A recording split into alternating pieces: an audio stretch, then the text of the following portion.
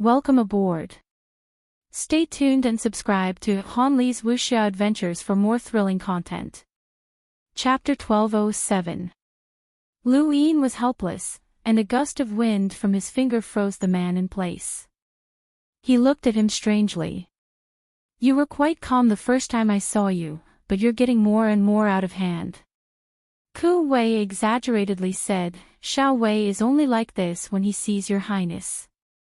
Your highness, you must uphold justice for me. Little Lu, this guy is really disgusting. Xiao Bai appeared and looked at Ku Wei with disgust. Ku Wei's eyes widened. How dare you speak to his highness like that? Hurry up and apologize to his highness. Xiao Bai mocked, lackey. There's no point in praising me. I only serve your highness, Ku Wei said proudly. Lu Yin was speechless. Xiao Bai was also speechless. Ku Wei was becoming more and more like a lackey. His only thought now was to cling on to Lu Yin's thigh and never let go. Even the Neo-Human Alliance could not do anything to Lu Yin, and with the power behind him and Ku Wei's own status, this thigh was just too thick. Ku Wei had already completely lost the glory of being a disciple of the Seven Courts Ku family. Rather than looking for trouble in the Ku family, he might as well come out and enjoy life. High Sage Shenwei had brought him here, and High Sage Shenwei had also brought him out of the Neoverse. Half a month later, Lu Yin arrived at the Innerverse First Flow Zone. This was the Sword Sect's territory. High Sage Shenwei returned to the Neoverse, and Lu Yin took out the Radiant-grade collapsible spacecraft. This spacecraft had been obtained from Hai Chi-Chi, and it had been stored in his cosmic ring all this time. He hadn't used the black hole-grade collapsible spacecraft that had been awarded to him by the Society. That was a personal spacecraft, and its range was even smaller, unlike this Radiant-grade spacecraft. Although it was also a personal spacecraft, it could fit 2 people. Your Highness, this is the Sword Sect's First Flow Zone. Back in the day, Your Highness defeated the 13 Swords multiple times. It's truly shocking, Ku Wei exclaimed, as he had completely immersed himself in his role. First Flow Zone, Sword Sect. Lu Yin's heart skipped a beat. Do you know where the Sword Sect is?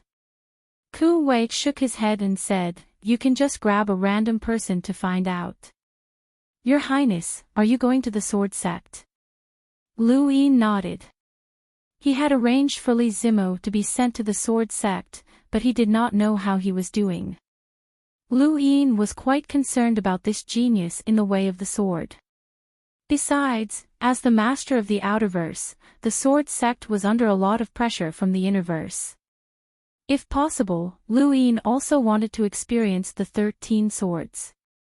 Suddenly, Ku Wei cried out in alarm, Your Highness, news about the Starry Sky Supreme competition has appeared. The screen was turned on, and everything was dark. Then, a tall mountain appeared in front of everyone's eyes. Numerous black figures appeared on the mountain, fighting with each other. Although it was just a projection, it made people's blood boil. Numerous black figures, numerous battle techniques, and endless attacks. All of them had only one goal, which was to reach the top. Finally, a figure reached the top. He raised his hand and pressed down. His hand covered the entire mountain. There were no words, only very simple video transmissions. Coupled with the music and the unfamiliar yet familiar battle techniques, Lu Yin was excited. He saw each and every one of those figures as Shangqing, as Ascension Mavis, as Lu Tianmu, as Wen Sansi, as each and every one of those invincible experts that stood tall in the starry sky. Everyone's attention was focused on the peak. This was the Starry Sky Supreme competition. Although the top 10 was enough, there was only one peak in each mountain, there was no second place. There were only 2 spots in the entire human domain, and the fact that the Heavenly Master had dared to recommend Lu Yin showed that he had a high opinion of him. Back when the Mountain and Sea Realm had competed for the 5 astral children, it had been equivalent to gathering the strongest powerhouses of the entire human domain's younger generation: Shangqing, Lei Nu, Yusab, Yuhua Mavis, Qiu Shi, Xia Jiuyo, Wen Sansi, Obscurer, and so on. These people were all enlighters, but aside from Shangqing, no one could be certain that they would be the next past master. Lu Yin was not certain that he would be chosen, but it did not matter. Whether or not he was the past master, he was confident that he would eventually become one of the top 10 powerhouses. "Your Highness, there's a spacecraft coming from the distance," Ku Wei said. Lu Yin looked up and saw that there were not many rune lines, and the strongest person on board was only a hunter. Of course, it would be different if they were hiding their strength. "Ask for directions." Ku Wei immediately left the spacecraft and stood in front of Lu Yin as a sword-shaped spacecraft drew closer and closer. Lu Yin was flabbergasted. Sword-shaped spacecraft? Didn't that belong to the sword sect? What a coincidence. The sword-shaped spacecraft acted as if it did not see Ku Wei, and it directly crashed into him. Ku Wei was unhappy, and he raised a hand to attack. Although he was a cruiser, he was strong enough to challenge a hunter, and a single attack was enough to destroy the spacecraft. Inside the spacecraft was a man. This chapter is not finished. Please turn the page. The man bellowed and charged forward, his sword piercing through the void. This was a hunter. Ku Wei snorted. He was humble in front of Lu Yin, but he was very arrogant in front of outsiders, and he had always referred to himself as Brother Wei. When he saw his opponent's sword stab towards him, Ku Wei raised a hand and tapped out with a finger. Finger tap. Finger tap was accompanied by the Ku family's Wither Zen technique, and it was enough to make an enemy's attack disappear. With a single strike, even the sword's edge was destroyed. Ku Wei's finger tap struck the tip of the sword, breaking it in half and sending it flying into the distance. The sword-wielding hunter finally regained his senses, and he looked at Ku Wei in shock. "Who are you?" As a cultivator of the sword sect, he had been challenged by someone who was a realm breaker, and he had almost lost his grip on his sword. This was a great humiliation, but he did not continue to attack. If he could cultivate to the hunter realm, then his vision was naturally not simple. Ku Wei's finger tap had made him apprehensive, as this battle technique was definitely not ordinary. "Judging from your posture, you're from the sword sect?" Ku Wei asked. The man stared at Ku Wei warily, and then he looked at Lu Yin's spacecraft. His expression changed once again, as he recognized the collapsible spacecraft and also saw the Sea King's dome insignia. "You're from the Sea King's dome. Why are you stopping my sword sect from carrying out a mission?" Ku Wei lazily replied, "Brother Wei isn't stopping you. I just want to ask for directions. Where's the sword sect?" The man looked at Ku Wei in bewilderment. "Who are you? Why are you asking me where the sword sect is?" Ku Wei grew impatient. "I told you to speak, so speak. Why are you spouting so much nonsense?" The man narrowed his eyes and stealthily tapped his gadget.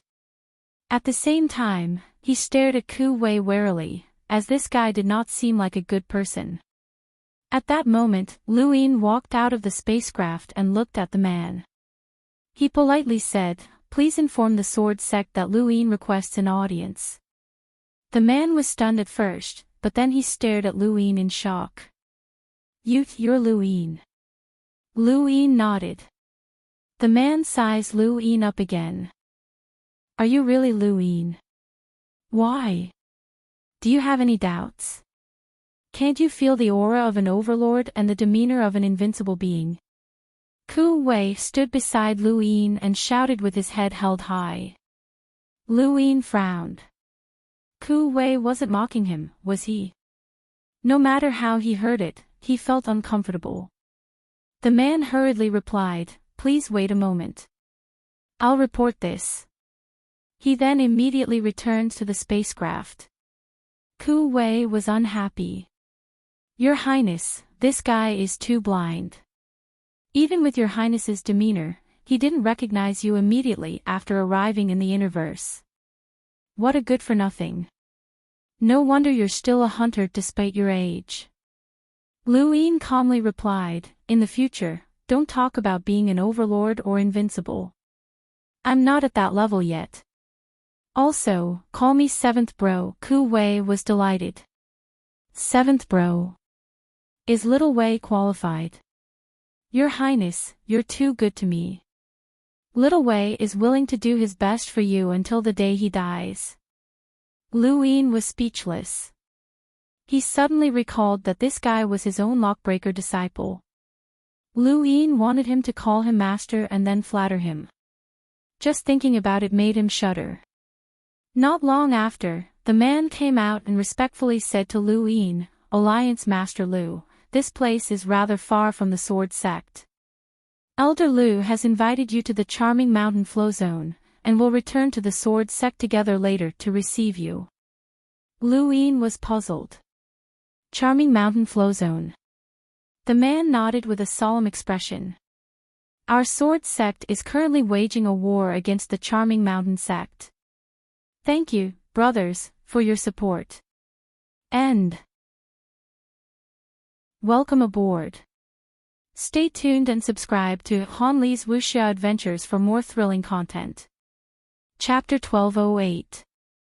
The Charming Mountain Flow Zone was located between the first flow zone and the day-night flow zone. It was a small flow zone, but that was only because it was about the same size as the Northline flow zone when compared to the first flow zone and the day-night flow zone. There was only one dominant power in the entire flow zone, and it was called the Charming Mountain Sect. The Charming Mountain flow zone's name also originated from the Charming Mountain Sect. The reason why the Charming Mountain flow zone had been destroyed was because it was located between the two major flow zones and produced a resource called Charming Mountain Grass, which had been fought over by the two major flow zones. Before this, the first flow zone had failed to seize control of the first flow zone, and the Charming Mountain flow zone had been given to the day-night flow zone. However, after the day-night flow zone had almost been destroyed by Luin, the first flow zone had forcefully occupied the Charming Mountain flow zone. Luin had never expected that he would be the source of this war. The day-night flow zone was the first flow zone, and it was one of the Interverse's 8 great flow zones. It covered a wide area and had great influence. Luin had borrowed the power of Leon's armada and the entire Outerverse to almost destroy the day-night flow zone, which had caused an unimaginable shock to the Interverse power structure. The day-night flow zone was tyrannical, and it had taken over many of the Interverse resources. The various great powers were furious, but they did not dare to speak up. Now that they had been overthrown, the consequences would naturally be severe. The Charming Mountain flow zone was just one of the many that Luin had not seen. This war was not fought between two sides, but rather the power structure. The Interverse was different from the Outerverse, it was crueler and more unreasonable. Luin remained calm as he watched the battle in the distance. The Charming Mountain sect was much stronger than the Outerverse powers. Although they were not on the same level as the Taimao Temple, they still had several enlighters. Sword chi filled the sky and tore through the universe. Over 10,000 disciples from the Sword Sect attacked, and the sharp glints of their attacks caused others to shiver. 10,000 swords attacked together, and an enlighter from the Charming Mountain sect was torn apart. Ku Wei was speechless.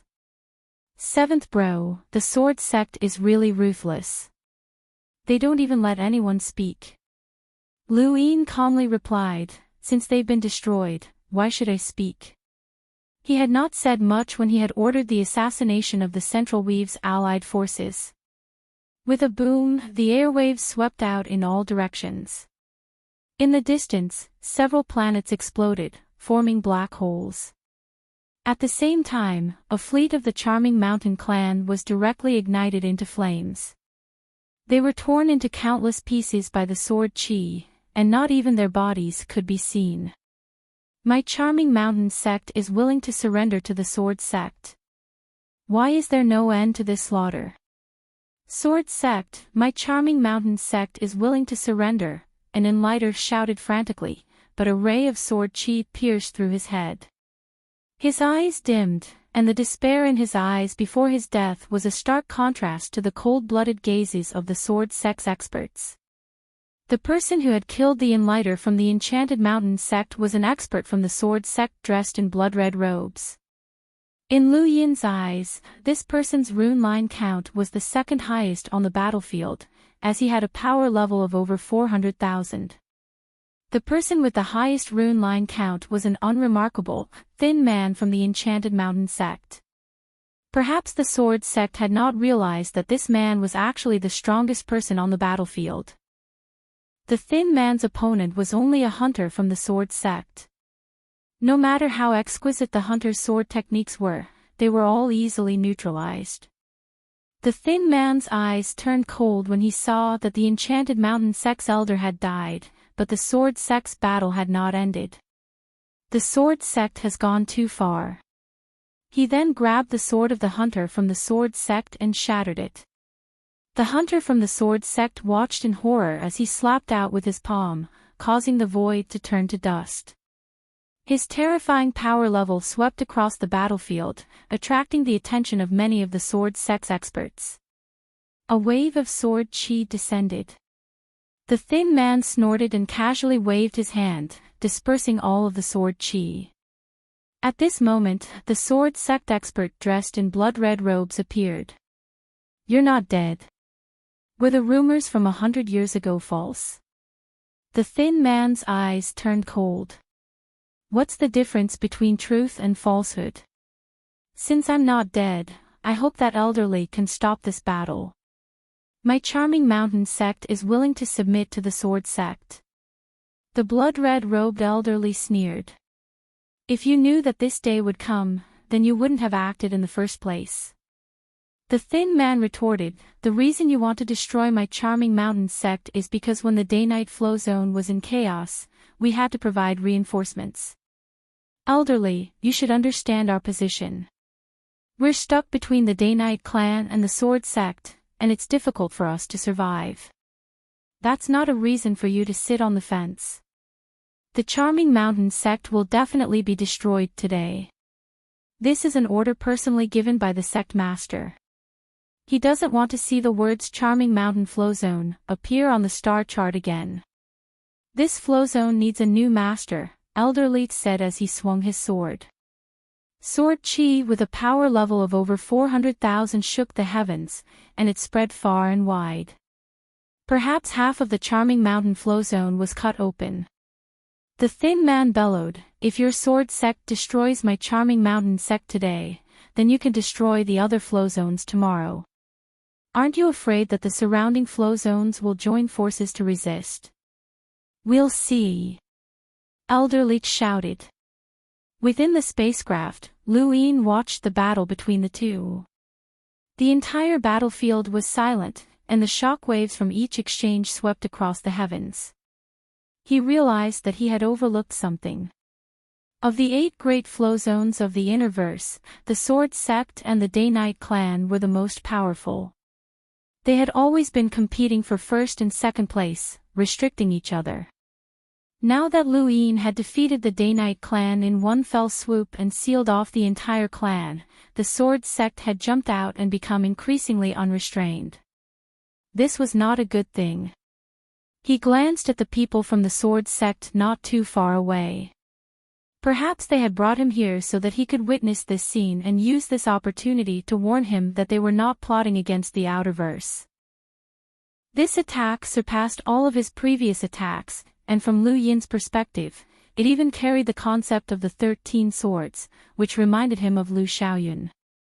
Although she hadn't inherited the 13 swords, she had used various methods to get close to it. The man from the Mei Mountain sect spat out a mouthful of blood after being struck by Lu Yin's full strength. Lu Yin's current strength was enough to fight against a third transformation corpse king, and even 400,000 enlighters would not be able to compete with him in terms of strength. That palm strike had not been light, and the man was unable to dodge Elder Li's sword and was instantly killed. As he watched the man's corpse float in the air, Lu Yin was reminded of Northgate Ticeway. Back then, he had felt the terror of a powerhouse with a power level of 400,000. Now, he could already pose a threat to such a person. Time passed so quickly. More than half of the 10 arbiters hadn't passed the age limit for the younger generation to reach 40, but they were probably very close to it.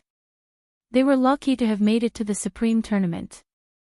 The death of the Charming Mountain sect's strongest powerhouse had led to the sect's destruction. Lu Yin had seen such scenes many times, and he didn't feel much sympathy for the Charming Mountain sect. If not for the Sword sect, the Charming Mountain sect would definitely have supported the Day-Night clan, which would have caused trouble for his plans. It could only be said that this was their fate. He had experienced such desperate situations many times before, and this was the cruelty of the universe. "You're Lu Yin." Elderly looked at Lu Yin, his eyes filled with killing intent. He was a bloodthirsty person. Lu Yin nodded and deactivated his universal armor. Junior Lu Yin greets Senior. Elderly looked at Lu Yin, and then his gaze landed on his right hand. "You're very strong. Even I can't compare to you." Lu Yin smiled. "Elder's advantage lies in your swordsmanship. I only have a bit of strength, so how can I compare to Elder?" "You're the strongest when you reach the pinnacle," Elderly said before turning to leave.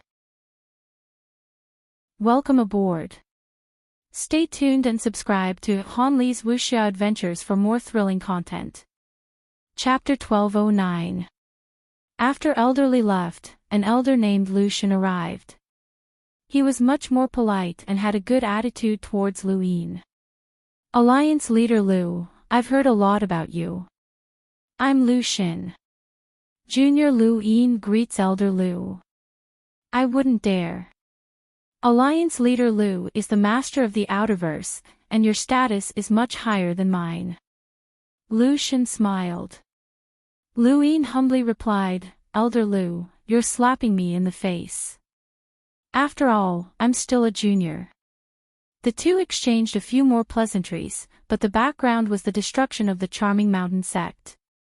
To them, the destruction of a sect and the deaths of countless people were all too normal.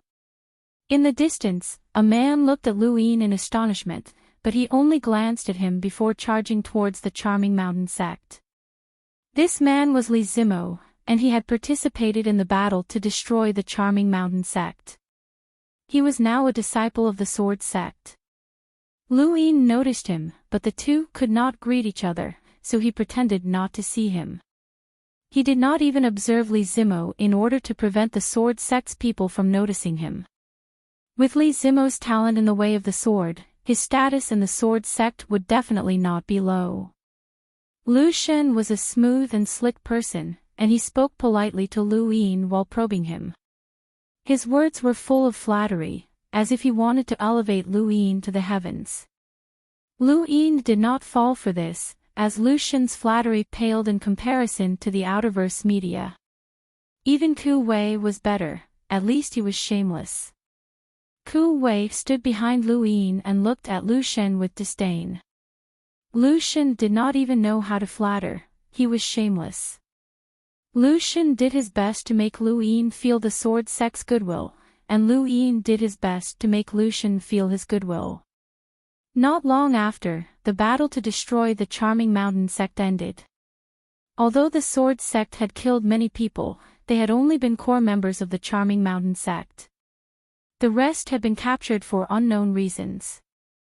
Lucian, Elderly, and the others took Lu Yin to the Sword sect. On the Sword sect spacecraft, Lu Yin saw a familiar face, Long Yun. Back on planet Pyrolite, Lu Yin had used Long Yun to break through to six-line battle force. This person had left a deep impression on Lu Yin. He was someone who was very good at hiding his strength.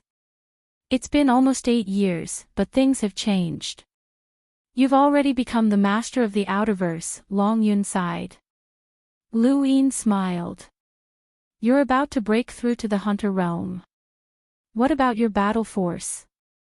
He should have broken through to the 8th vein by now. Long Yun laughed. Isn't it a bit embarrassing to mention battle cheat in front of you? Back then, you used me to raise your battle force to 6-line battle force, while I had 7-line battle force. What about now? You're at the 9th vein level, but I'm only at the 8th vein level. I went from being 1 step ahead of you to being 1 step behind you. Lu Yin smiled. I heard that you've been titled the Cloud Marquis. Long Yun nodded. The 6th mainland invaded, and I almost died. Me too, Lu Yin replied. Long Yun looked at Lu Yin. But you've also gotten your revenge. Night King Jinwu was someone who stood above our generation, but you still managed to kill him. To be honest, I didn't quite believe it when I first heard the news, but I had no choice but to believe it. Lu Yin understood how important the 10 arbiters were to Long Yun and the others, as they were the 10 truly unrivaled individuals. Defeating Lan Si had shaken the innerverse and outerverse, and defeating Night King Jinwu had caused an even greater commotion. Suddenly, he really wanted to know what kind of expression Lu Tianmu, Long Yun, Lu Xiaoqiu, and the others would have if he defeated them. Would Lu Shen still be able to smile? I'm looking forward to it. Who's the next 10 arbiters that you have to defeat? Right, you're already one of the 10 arbiters, so there's no need to go against them anymore. If you want to go against them, you should go against those from the Neoverse and those from the Supreme Tournament, Long Yun said. Lu Yin's eyes flashed. Speaking of the Supreme Tournament, how many people from the Sword Sect are participating? Long Yun shook his head. I don't know. There's no limit to the number of participants, so there should be quite a few. What about you? Will you participate? Lu Yin asked. Long Yun was helpless. I didn't want to at first, as it's impossible for me to reach the top 10. But those old fogies from the sect forced me to participate, so I had no choice. Lu Yin silently calculated. The Sword Sect had Lu Tianmu, Lu Xiaoqiu, and Long Yun participating, and Lu Xiaoyun should be participating as well. This didn't even include the others, so he assumed that there would be 10 participants. The Sword Sect had 10 participants, and there would be quite a few other powers as well. The Neoverse would have even more participants, and those on the Sirius Sect's rankings would probably want to participate. There were also the 7 courts, and this was just the human domain. There would be many participants in the Supreme Tournament. I don't know why the Hall of Honor is holding this tournament. So many people are participating, and I heard that they'll think of ways to eliminate most of the participants. Since that's the case, why not just let the 10 arbiters and the Neoverse participate? Why drag everyone else into this? Long Yun grumbled, as he was someone who was very afraid of trouble. Lu Yin knew some inside information, but he could not tell Long Yun. A commotion could be heard in the distance, and Lu Yin and Long Yun looked over. Ku Wei had arrived, and he was gloating. 7th bro, there's an internal conflict in the Sword Sect. Lu Yin was curious, and he walked over. The Sword Sect was controlled by the Lu family, and all of the previous sect masters had the surname Lu. Thus, the Lu family was superior to the rest of the Sword Sect. Even though the surname Lu was a primeval surname, the Lu family was publicly recognized as the strongest primeval surname in the entire human domain. The Lu family controlled the Sword Sect, and they had naturally nurtured a group of Lu family members who were superior to the rest. They controlled a large amount of resources within the Sword Sect and bullied the ordinary disciples. Many of the Sword Sect's disciples were already used to this, but the newcomers were not. On the spacecraft, the Lu family members and some of the Sword Sect's disciples who relied on the Lu family members were together. Opposite them were the new disciples who had just joined the Sword Sect. Those who could join the Sword Sect all had extraordinary innate gifts and stood out from many other regions. Many of them had extraordinary backgrounds, and they were not afraid of the Lu family. You're Lu Xiaoqiu's sister? I'm his cousin. Lu Yin, I want to challenge you. The girl shouted. Shut up and step back. You're embarrassing yourself. Lu Shen barked. The girl stared at Lu Yin indignantly. Ku Wei smiled. Little girl, how about Brother Wei play with you? Lu Yin barked back, shut up and step back. Ku Wei hurriedly stepped back. Lu Yin, accept my challenge if you dare. The girl shouted. Lu Yin was amused. This girl was just an explorer, but she wanted to challenge him. He glanced at the new disciples and pointed at them. Your opponent is over there. The girl was disdainful. This group is too weak. Lu Shen wanted to continue berating her. Lu Yin said, why don't I find you an opponent? If you can defeat him, then you can challenge me. The girl was delighted. Really? Who is it? That wretched guy behind you. Ku Wei was unhappy, and he glared at the girl. Lu Yin was amused, and he pointed at Li Zimo. Him. Everyone looked at Li Zimo. Li Zimo's expression was calm as he looked at Lu Yin. Lu Yin was smiling, but no one could tell what he was thinking.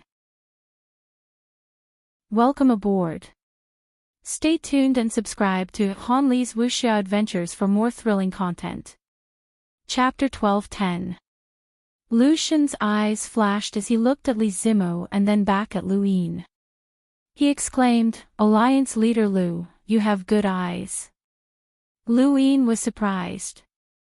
What do you mean? Lu Shen smiled. This disciple is called Li Zimo. During the Sword Sect's disciple recruitment test, he ranked first. At the same time, Elder Lianxin took him in as a disciple and personally taught him the Calm Heart Sword. He's ranked at the very top of the Sword Sect's 10 million disciples. Lu Yin suddenly understood. Looks like my luck is pretty good. The girl from the Lu family frowned when she saw that Lu Yin had chosen Li Zimo. Li Zimo was quite famous in the Sword Sect, and Elder Lianxin only had one disciple. When she had taken him in, he had caused a huge commotion in the Sword Sect. Li Zimo was very strong, and it was rumored that he had even created his own sword technique. She was not confident in her chances, but since she had already spoken, she could only accept the challenge. Come, Li Zimo. The girl from the Lu family gripped her sword and stared at Li Zimo. Li Zimo did not move. She pointed her sword at him. Li Zimo, attack. Li Zimo looked up. My sword isn't for show. Lu Shen lowered his voice. Li Zimo, since Alliance Leader Lu has spoken, you should spar with Lu Ling, don't go overboard. Li Zimo frowned, stood up, and opened his right hand. A long sword appeared, and he pointed it at Lu Ling. Everyone else retreated. Lu Ling narrowed her eyes. I've always wanted to see what exactly you learned from Elder Lianxin, as well as your so-called self-created silent sword. As she spoke, the edge of her sword swung out with countless sword shadows.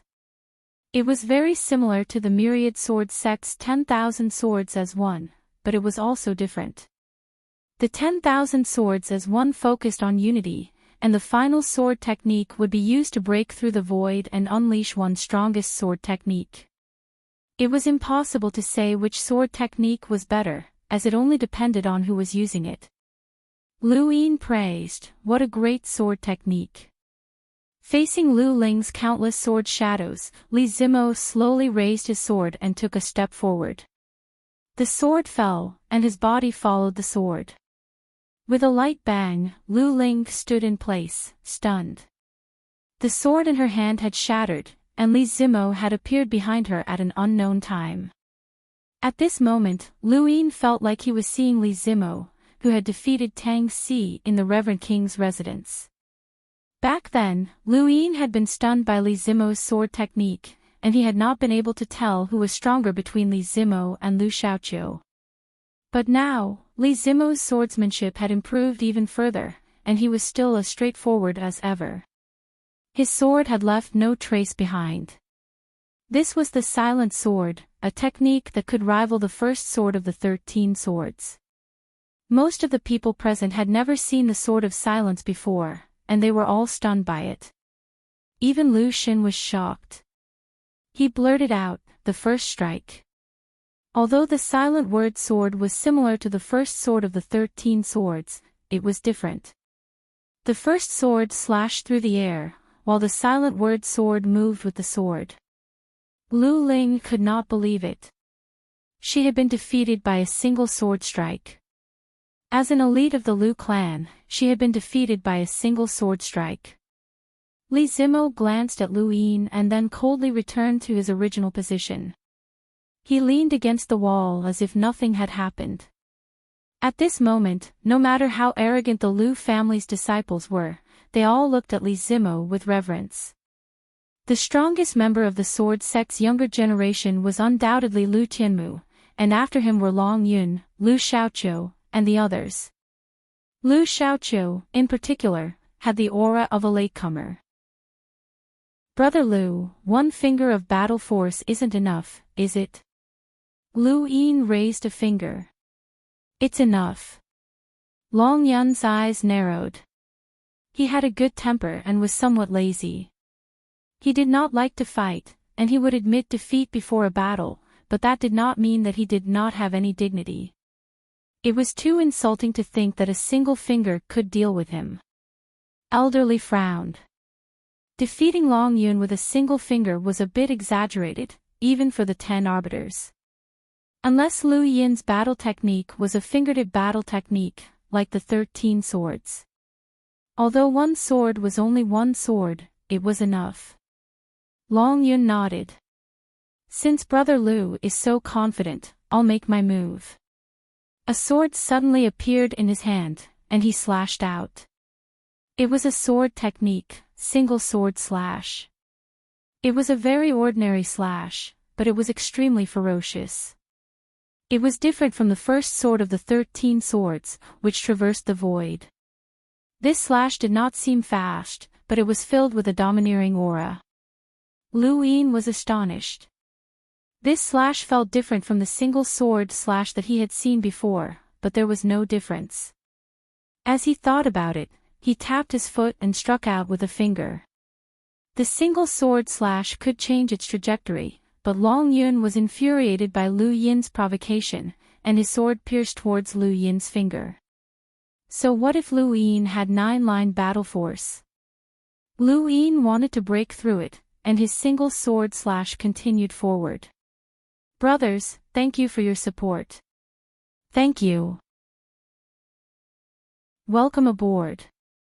Stay tuned and subscribe to Han Li's Wuxia Adventures for more thrilling content. Chapter 12:11. Peng. There was a loud sound, followed by several soft sounds. It was the sound of metal falling to the ground. Everyone stared blankly at the arena. Long Yun stood sluggishly in his original spot. The long sword in his hand had been shattered, and only the hilt remained. Fragments of the sword had fallen to the ground, and there were still remnants of his 8-line battle force that had yet to dissipate. In front of him, there was a finger that was only millimeters away from his neck. The red-striped 9-line battle force was glaring and shocking. Lu Yin had used a single finger to shatter the sword slash and 8-line battle force. He then descended in front of Long Yun.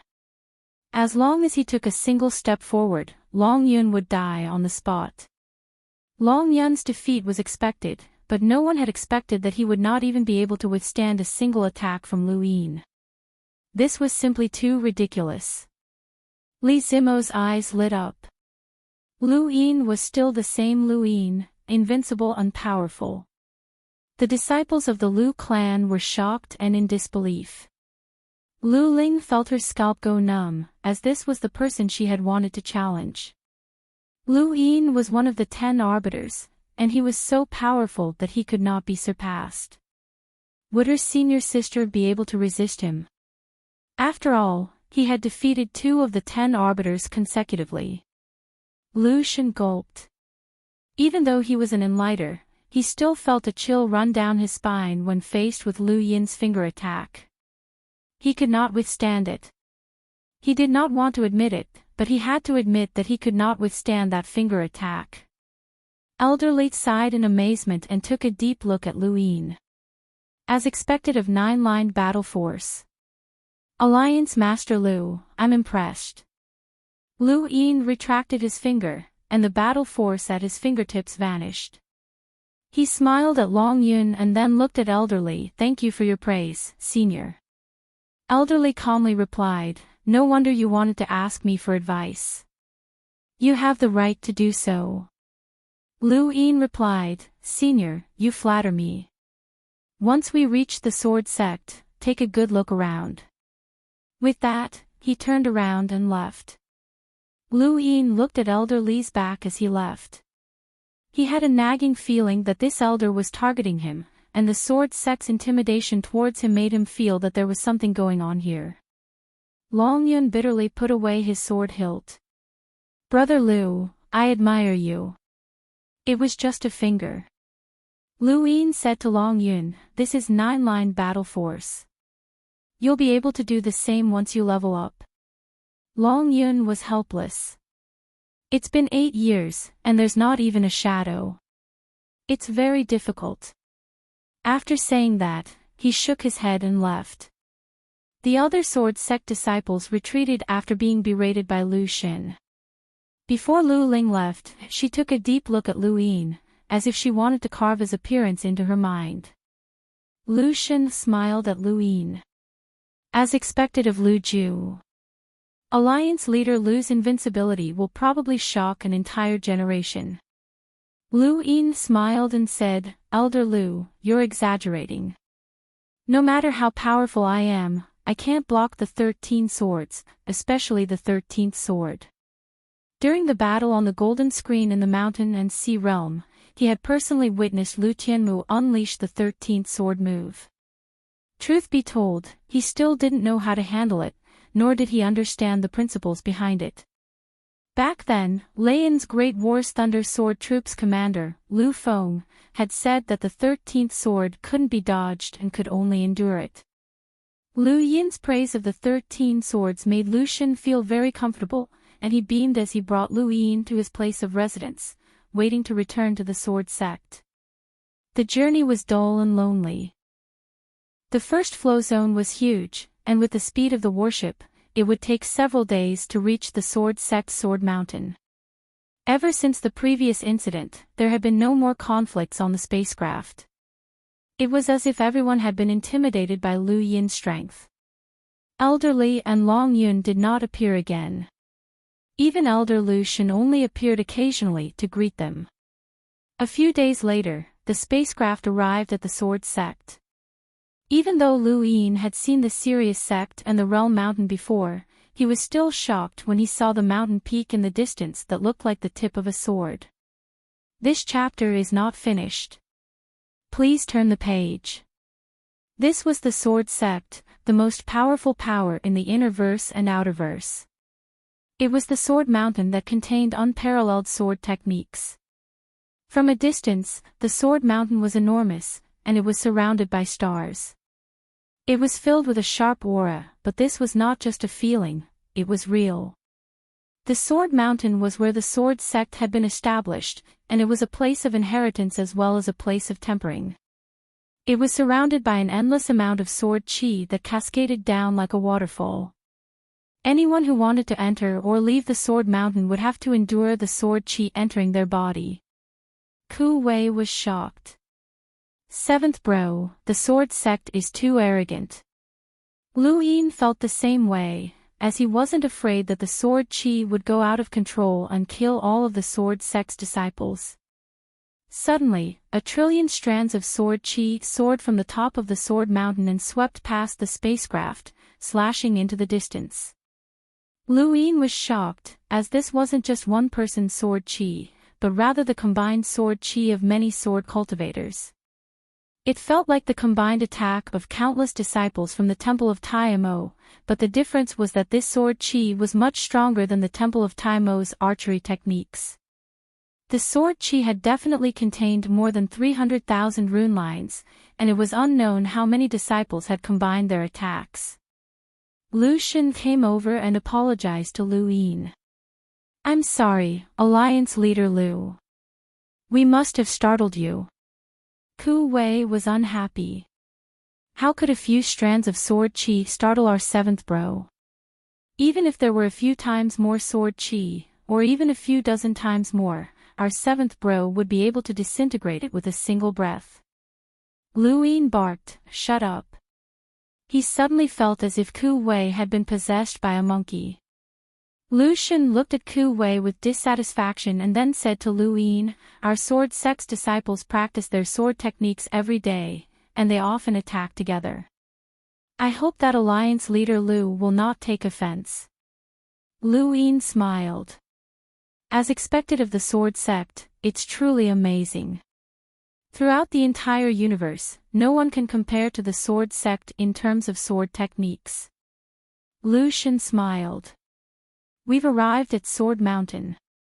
Alliance Leader Lu, please make your preparations. The amount of sword chi that descends is related to one's cultivation, and everyone experiences different amounts of sword chi." Suddenly, a large amount of sword chi was absorbed into his body, followed by even more. Many sword sect disciples were shocked. How is that possible? That's the amount of sword chi that only enlighters can attract. Lu Xun was shocked. He had never paid much attention to Ku Wei, but this person was actually so powerful. Even Lu Yin was shocked. Was Ku Wei really that powerful? He had surpassed an enlighter. What's there to be shocked about?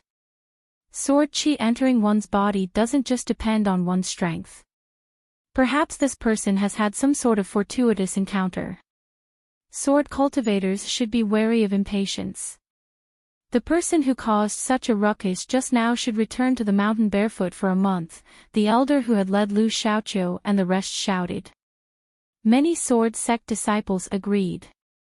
Lu Xun gestured for Lu Yin to enter again. Lu Yin could not refuse, and he leapt into the sword mountain at a moderate speed.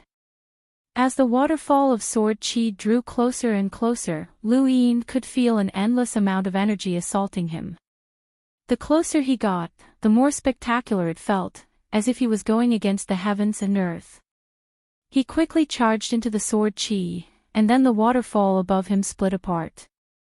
Countless strands of sword chi entered his body and pierced his nerves, but they did not cause him much harm. He then charged into the sword mountain. Lu Yin had entered, but he did not know how much shock he had caused in the outside world. The amount of sword chi that he had attracted had surpassed Elder Li's, and the waterfall had split apart. Just as Lu Xun had said, it had shaken the entire sword sect and even the entire sword mountain. Lu Xun, Lu Xiaoqiu, Long Yun, and the rest gasped as they stared in disbelief at the slowly closing waterfall of sword chi. "Thank you.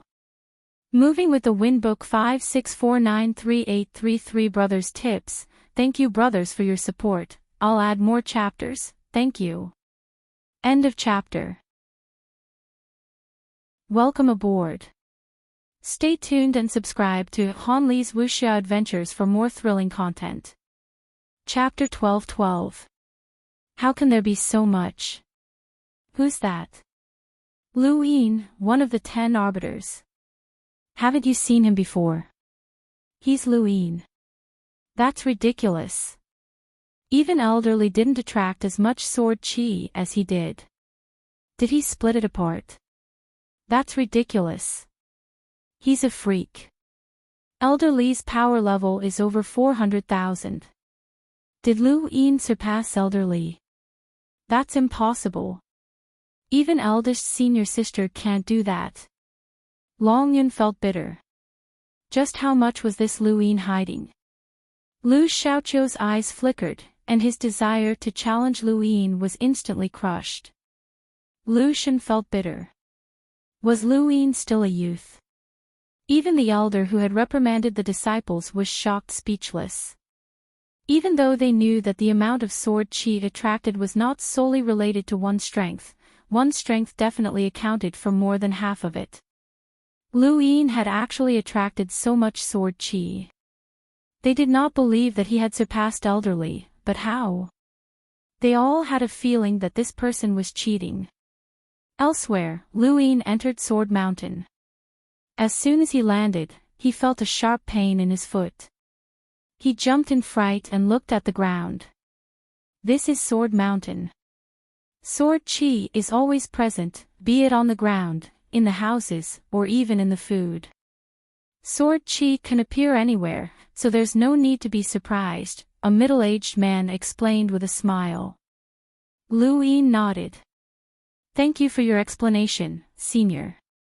The middle-aged man hurriedly replied, Alliance leader Lu is too polite. I'm just here to receive the mountain, so there's no need for you to be so courteous. Senior is too humble, Lu Yin replied. This middle-aged man was an enlighter. Ku Wei walked over to Lu Yin's side and complained, Seventh bro, this place isn't suitable for people to stay in. Sword qi can appear anywhere. Ku Wei had a strange expression on his face as he moved closer. Do you think that sword qi will appear when they're doing that? Lu Yin glared at him. Don't be rude. The middle-aged man only smiled and did not reprimand Ku Wei. Soon, Lu Shen and the rest entered Sword Mountain. Their eyes were still filled with shock, but they did not say anything. Alliance leader Lu, I'll bring you to meet the sect leader. He's been waiting for some time, Lu Shen said. Lu Yin nodded with a solemn expression.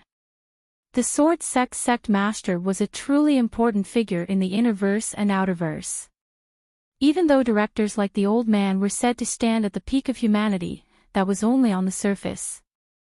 Those people still needed to have someone supporting them from behind. For example, Night King Jing was backed by the Day-Night clan. Of the 9 directors, one of them was from the Sword Sect, and that director had to take orders from the Sword Sect Master. Of the 9 directors of the Hall of Honor, 2 were from the Innerverse, the Sword Sect and the Day-Night clan. This was one of the reasons why these 2 powers were the most powerful in the Innerverse. The Sword Sect Master was one of the existences that stood at the pinnacle of humanity. Of course, it wasn't just cultivation, but also status. The current Sword Sect Master's name was Lu Qinjue. Not only was he the current Sword Sect Master, but he was also the Sword Sect Master from 2 generations ago. He was an existence whose battle prowess could not be estimated. The Lu Qiuyu that Lu Yin had seen in Iron Blood Weave was the previous sect master of the Sword Sect. He was a transitional figure and was also known as the disgrace of the Sword Sect's Lu family. It could be said that the recent history of the Sword Sect was inseparable from the sect master, Lu Qinjue. He was the one who had single-handedly controlled the Sword Sect. On the way to the Sword Sect, Lu Yin began to imagine what would happen. This chapter is not finished. Please turn the page. This pond connects to all of the mountains and rivers in the first flow zone. I like to fish. Lu Yin was amazed. Fishing the entire flow zone was quite bold, and it also showed the Sword Sect's control over the first flow zone. This was a deterrent. How did you do it, senior? I like to fish as well. When I go back, I can build a pond that connects to the entire outerverse. Lu Qinjue looked at Lu Yin with a strange glint in his eyes. Those people should be punished severely. Lu Yin was puzzled. I saw your battle with Xiaoqiu during the Astral Combat Tournament. At that time, I ordered my subordinates to try and recruit you, but unfortunately, they failed. Lu Yin suddenly recalled that after the Astral Combat Tournament, Old Kai had told him that the Sword Sect had tried to recruit him. This chapter is not finished. Please turn the page. However, the Sword Sect had offered him the status of the sect leader's personal disciple, which would have given him the same status as Lu Xiaoqiu. At that time, Lu Yin had rejected the Sword Sect's offer, as with his abilities, he would not have been able to develop well even if he had joined the sword sect. There were countless geniuses in the innerverse and outerverse, and Lu Yin did not walk the path of the sword. It was not worth it for him to join the sword sect for the sake of status. Furthermore, he had been confident that the sword sect would try to recruit him again in the future, but too many things had happened after that, and he had forgotten all about it. He no longer had the same enthusiasm for the sword sect, but he had never expected that the sect leader would still remember him. The sect leader's direct disciple was Lu Qianjue, the disciple of this old man in front of him.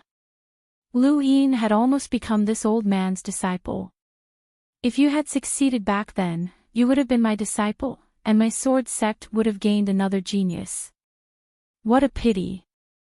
Lu Qianjue sighed, as he truly felt that it was a pity. Even though the sword sect specialized in swordsmanship, there were also experts who cultivated other battle techniques. Lu Yin smiled bitterly. It's my bad luck. Actually, with Lu Yin's current strength, Lu Qianjue still had the qualifications to recruit him as a direct disciple. However, Lu Qianjue did not do so. Lu Yin's glory was known throughout the universe, and he had even gone to the Neoverse. Alliance Master Lu, what do you think of my sword sect?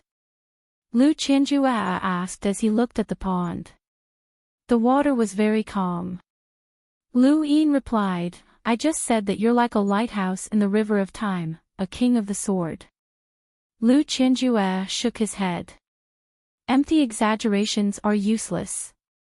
My sword sect indeed has some achievements in the way of the sword, and we also control the first flow zone. In the innerverse and outerverse, aside from the Day-Night clan, we were invincible.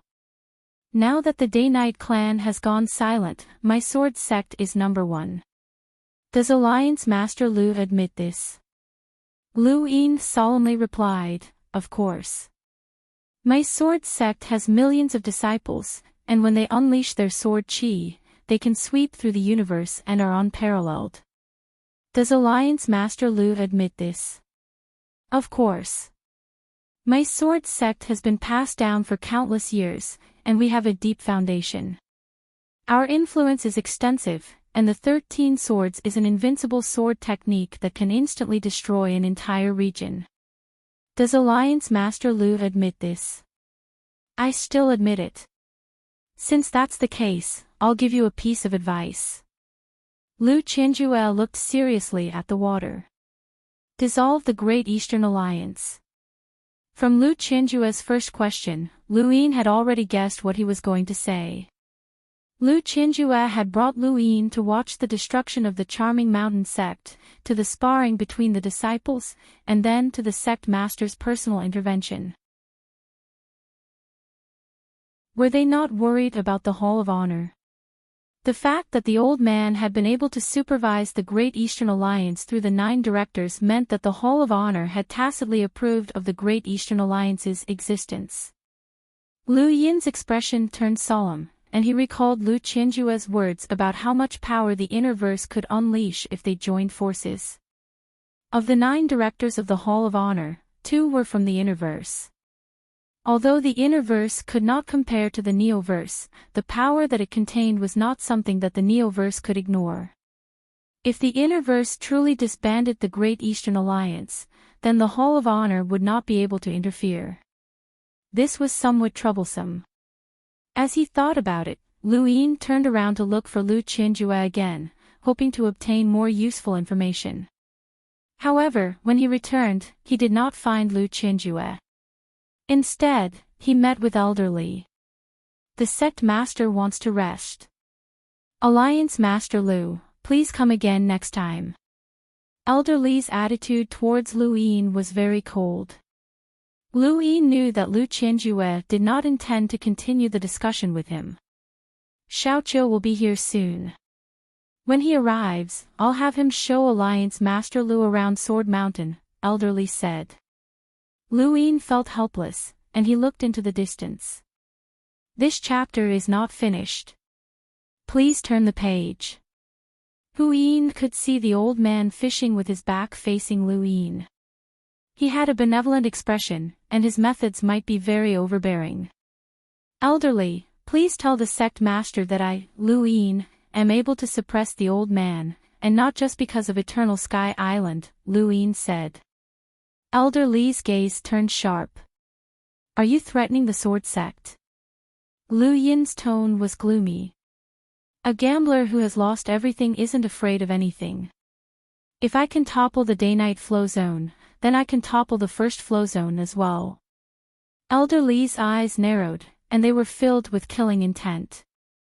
Lu Yin was not afraid. As compared to the Day-Night clan, the sword sect was more rational. Furthermore, Night King Jinwu's hatred for Lu Yin ran too deep. No matter what kind of background Lu Yin had, the only outcome would be a fight to the death. However, the sword sect was different. They would not offend Master Yuan and Eternal Sky Island just to kill Lu Yin. Besides, Lu Yin was not that easy to deal with. Elder Li's position in the sword sect was special. Although he did not manage the sect's affairs, he was in charge of war. When the sword sect was at war, Elder Li was the #1 killer. Elder Li's thoughts were very simple: anyone who threatened the sword sect would be killed without mercy. He really wanted to destroy Lu Yin here and now. Lu Yin met the elder's gaze without fear. Elder Li's expression suddenly changed, as if he had heard something. The killing intent in his eyes vanished. "Alliance Master Lu, you should be aware that the various great powers of the Innerverse have their own interests in the Outerverse, especially the 8 great flow zones. For example, the Day-Night clan controls no less than 10 weaves, and those 10 weaves can only exchange benefits with the Day-Night clan. For example, the Blaze Realm exchanges benefits with places like the Dark Mist Weave." Lu Yin was puzzled, as he did not know why Elder Li was bringing this up. The Innerverse and Outerverse have been separated, and they had no choice but to join the Great Eastern Alliance. The Innerverse cannot say anything about that, but since the Innerverse and Outerverse are connected, these people are still in the Great Eastern Alliance. To the Innerverse, this is considered a betrayal. They are our doorway to the Outerverse, and since they've betrayed us, we need to clean them up. Lu Yin's eyes went wide. The Innerverse wants to kill the upper echelons of the Great Eastern Alliance. The upper echelons who are unwilling to leave the Great Eastern Alliance and are unwilling to work with the Innerverse again. The name list has already been confirmed, and it's 409 people. Lu Yin clenched his fists. This was a threat, and it was an obvious one. 409 people were the upper echelons of the various weaves of the Outerverse. These people were all willing to stay in the Great Eastern Alliance, and the number of upper echelons in the Great Eastern Alliance far exceeded this number. This meant that the rest of them had already reached an agreement with the Innerverse. "I'm only telling Alliance Master Lu this because I want to clarify a problem. The Great Eastern Alliance's collapse is inevitable. Forget the Great Eastern Alliance, even the Hall of Honor can't stop it. We can even hand over the list of names to Alliance Master Lu." "Alliance Master Lu, do you have that many experts protecting you? Even if you do, what about the rest? They all want to leave the Great Eastern Alliance, so can you force them to abdicate?" Elder Li asked calmly. The executors of the Great Eastern Alliance's plan are the entire Innerverse, mainly the 8 great flow zones. How many people can you deal with? The plan has already begun, and there are only a few days left until the execution date. How can you stop it? Why are you telling me this now? Lu Yin asked. Elder Li replied, "The sword sect does not wish to become mortal enemies with Alliance Master Lu. So we're only informing you of the Innerverse bottom line. You've violated this bottom line. Of course, the name list does not include the Great Yu Empire or the people you value. Thus, to Alliance Master Lu, aside from the collapse of the Great Eastern Alliance, there are no other losses. This is the sword sect's goodwill." Lu Yin found this funny. It was clearly a threat, but it was also goodwill. End of chapter. Welcome aboard. Stay tuned and subscribe to Han Li's Wuxia Adventures for more thrilling content. Chapter 12-14. Lu Yin had long since known that the Interverse would not allow the Great Eastern Alliance to continue existing, but he had not made a move all this time because he had been confirming the list of names. His thoughts were in a mess. 409 people represented the strength of the Interverse, and the assassins were all experts.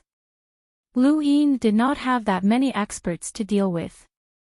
Even if he added in Leon's armada, the Sea King's Dome, the Lan family, and the Day-Night clan's Day-King bloodline, he would not be able to gather enough people to protect 409 people. Even if he did, it would be useless. If the Interverse could assassinate someone once, then they could assassinate someone twice. The portal plan was not a top-secret plan, and it was an open threat. Compared to the assassination, it brought more fear to the people who were targeted. They were afraid that they would change sides and choose to withdraw from the Great Eastern Alliance, which he could not stop. No one wanted to live under a butcher's knife. This portal plan could easily disintegrate the Great Eastern Alliance. It was no wonder why Lu Qinjue had said that it would be useless even if the Headless Elder took over the Great Eastern Alliance. Unless the Hall of Honor intervened and suppressed the Interverse. How dare you threaten Alliance Master Lu like this? Are you tired of living in the sword sect? Your broken swords are rusty, aren't they? Do you know that even the 7 courts would have to bow before our Alliance Master Lu, let alone a mere sword sect? Do you know? Ku Wei threatened without restraint. Elderly completely ignored him, and similarly ignored Lu Yin. He had only been ordered to inform Lu Yin of the portal plan. This was the sword sect's goodwill. They were apprehensive about the power behind Lu Yin, and they did not want to have a falling out with him. Alliance Master Lu, the sect head wants me to tell you that if you wish, you can become friends with the sword sect at any time. If you need any help, you can contact the sword sect directly. You should know that the sword sect is fated with you, Elderly said. Lu Yin looked into the distance. Fated. This should be referring to Madame Nalan. Her name was Lu Fuxue, and she was from the sword sect's Lu family. She had helped Lu Yin a lot. In 12 years, Lu Yin had gone from an ant-like cultivator to where he was today. Even the sword sect's sect head had taken the initiative to show goodwill. It had only taken him 12 years, which was something to be proud of. However, Lu Yin could not feel happy, as he was still being threatened. Ku Wei spouted lotus flowers beside Lu Yin as he brazenly threatened Elderly. At this moment, Lu Xiaoqiu arrived and gave Ku Wei a strange look. Brother Lu, the sect master asked me to show you around Sword Mountain. Lu Yin nodded and did not say anything else to Elderly. He then left with Ku Wei and Lu Xiaoqiu. Elderly's gaze turned cold as he watched Lu Yin's departing figure. Based on his personality, he would have directly killed this brat. Even though the Great Yu Empire had not been affected by the sect master's plan, this brat would still have resentment in his heart, which would be detrimental to the sword sect in the future. However, the sect leader had his own concerns. The leader of the sword sect, Lu Qinjue, was fishing calmly, but he felt uncomfortable in his heart. It had been many years since he had experienced this feeling. How could he describe it? For fear of breaking the vases. That's right, for fear of breaking the vases. He was actually afraid of a child. Lu Qinjue smiled and sighed. The times have really changed. The appearance of the 10 arbiters represented the future, but this child is already ahead of the 10 arbiters and represents the current situation. Children these days are incredible. There, sword chi soared into the sky, filled with a sharp intent. Each sword chi resonated with the others, forming a strange battle technique. Lu Yin had seen similar battle techniques before. This was a combination battle technique, and it could also be called a battle techniques array. This should be a sword array. The combination battle technique formed a sword array that doubled the power of the array.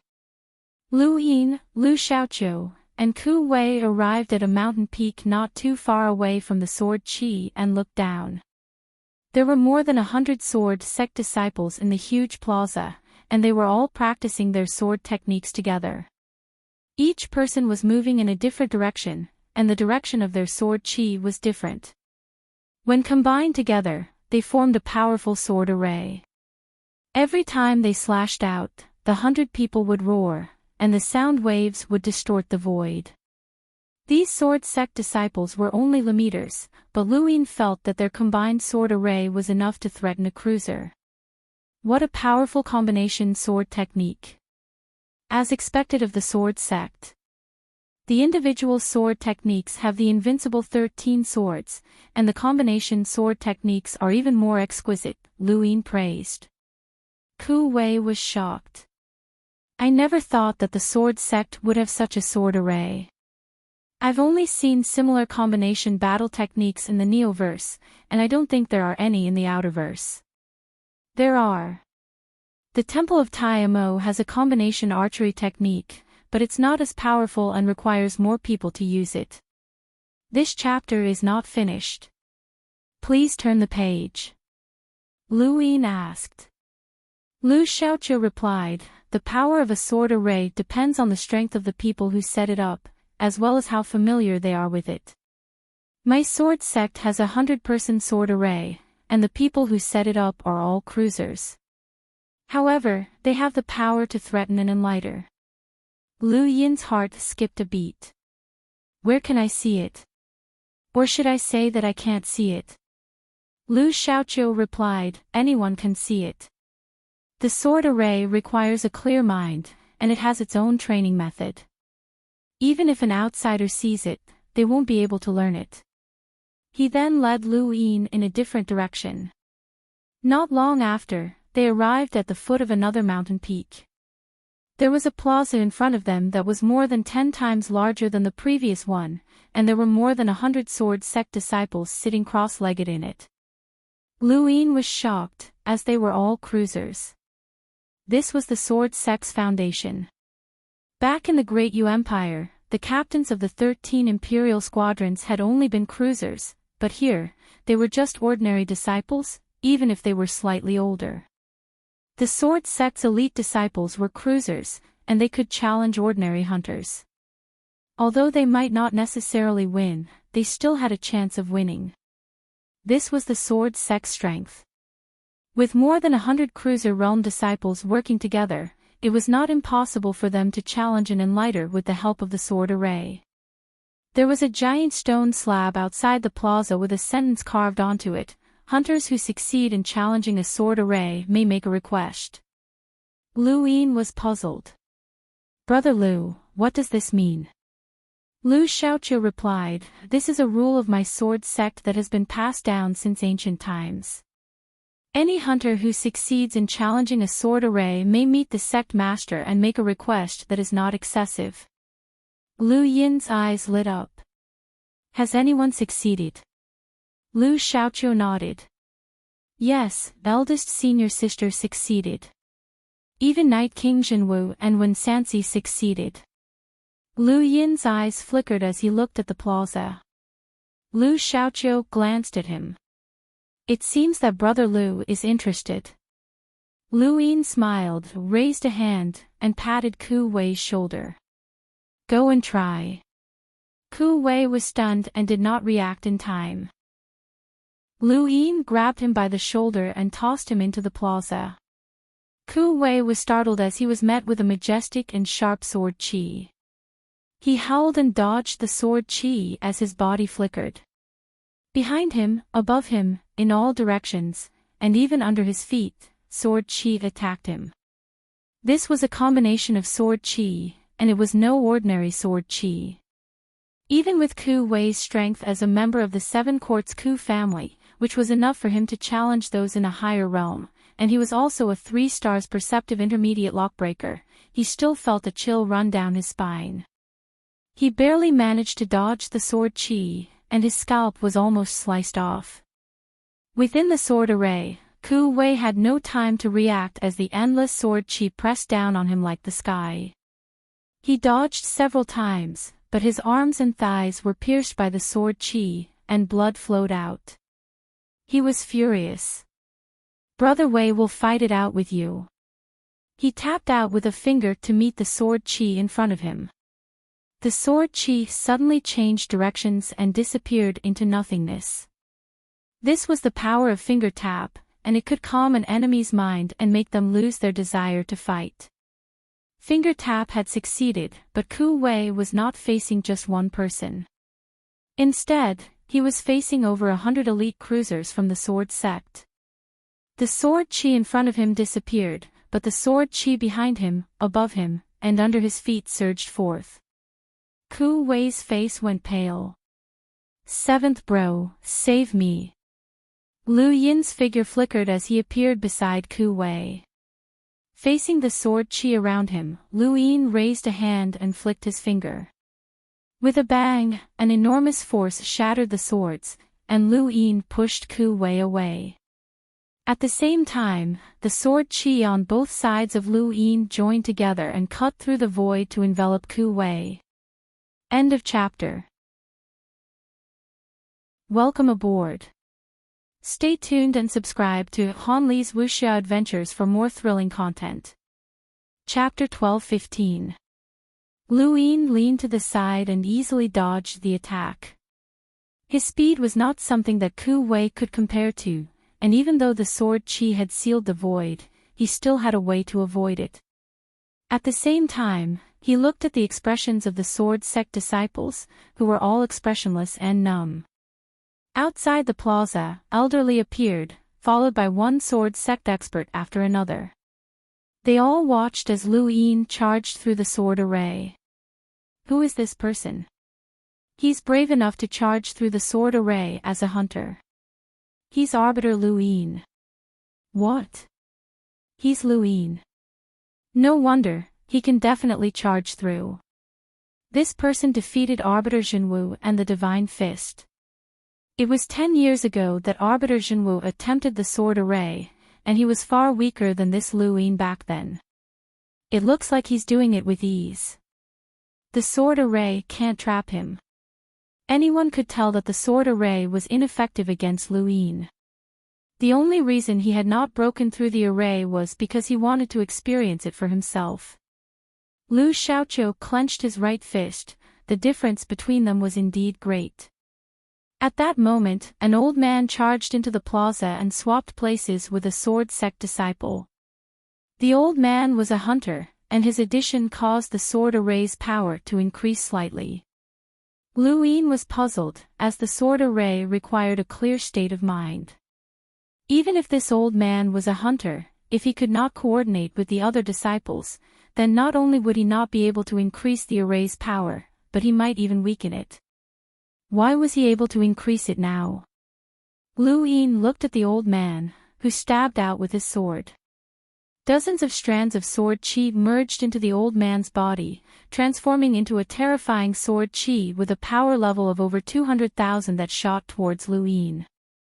Lu Yin smiled and raised his hand as well. He flicked his finger, and this single move easily dispelled the sword chi.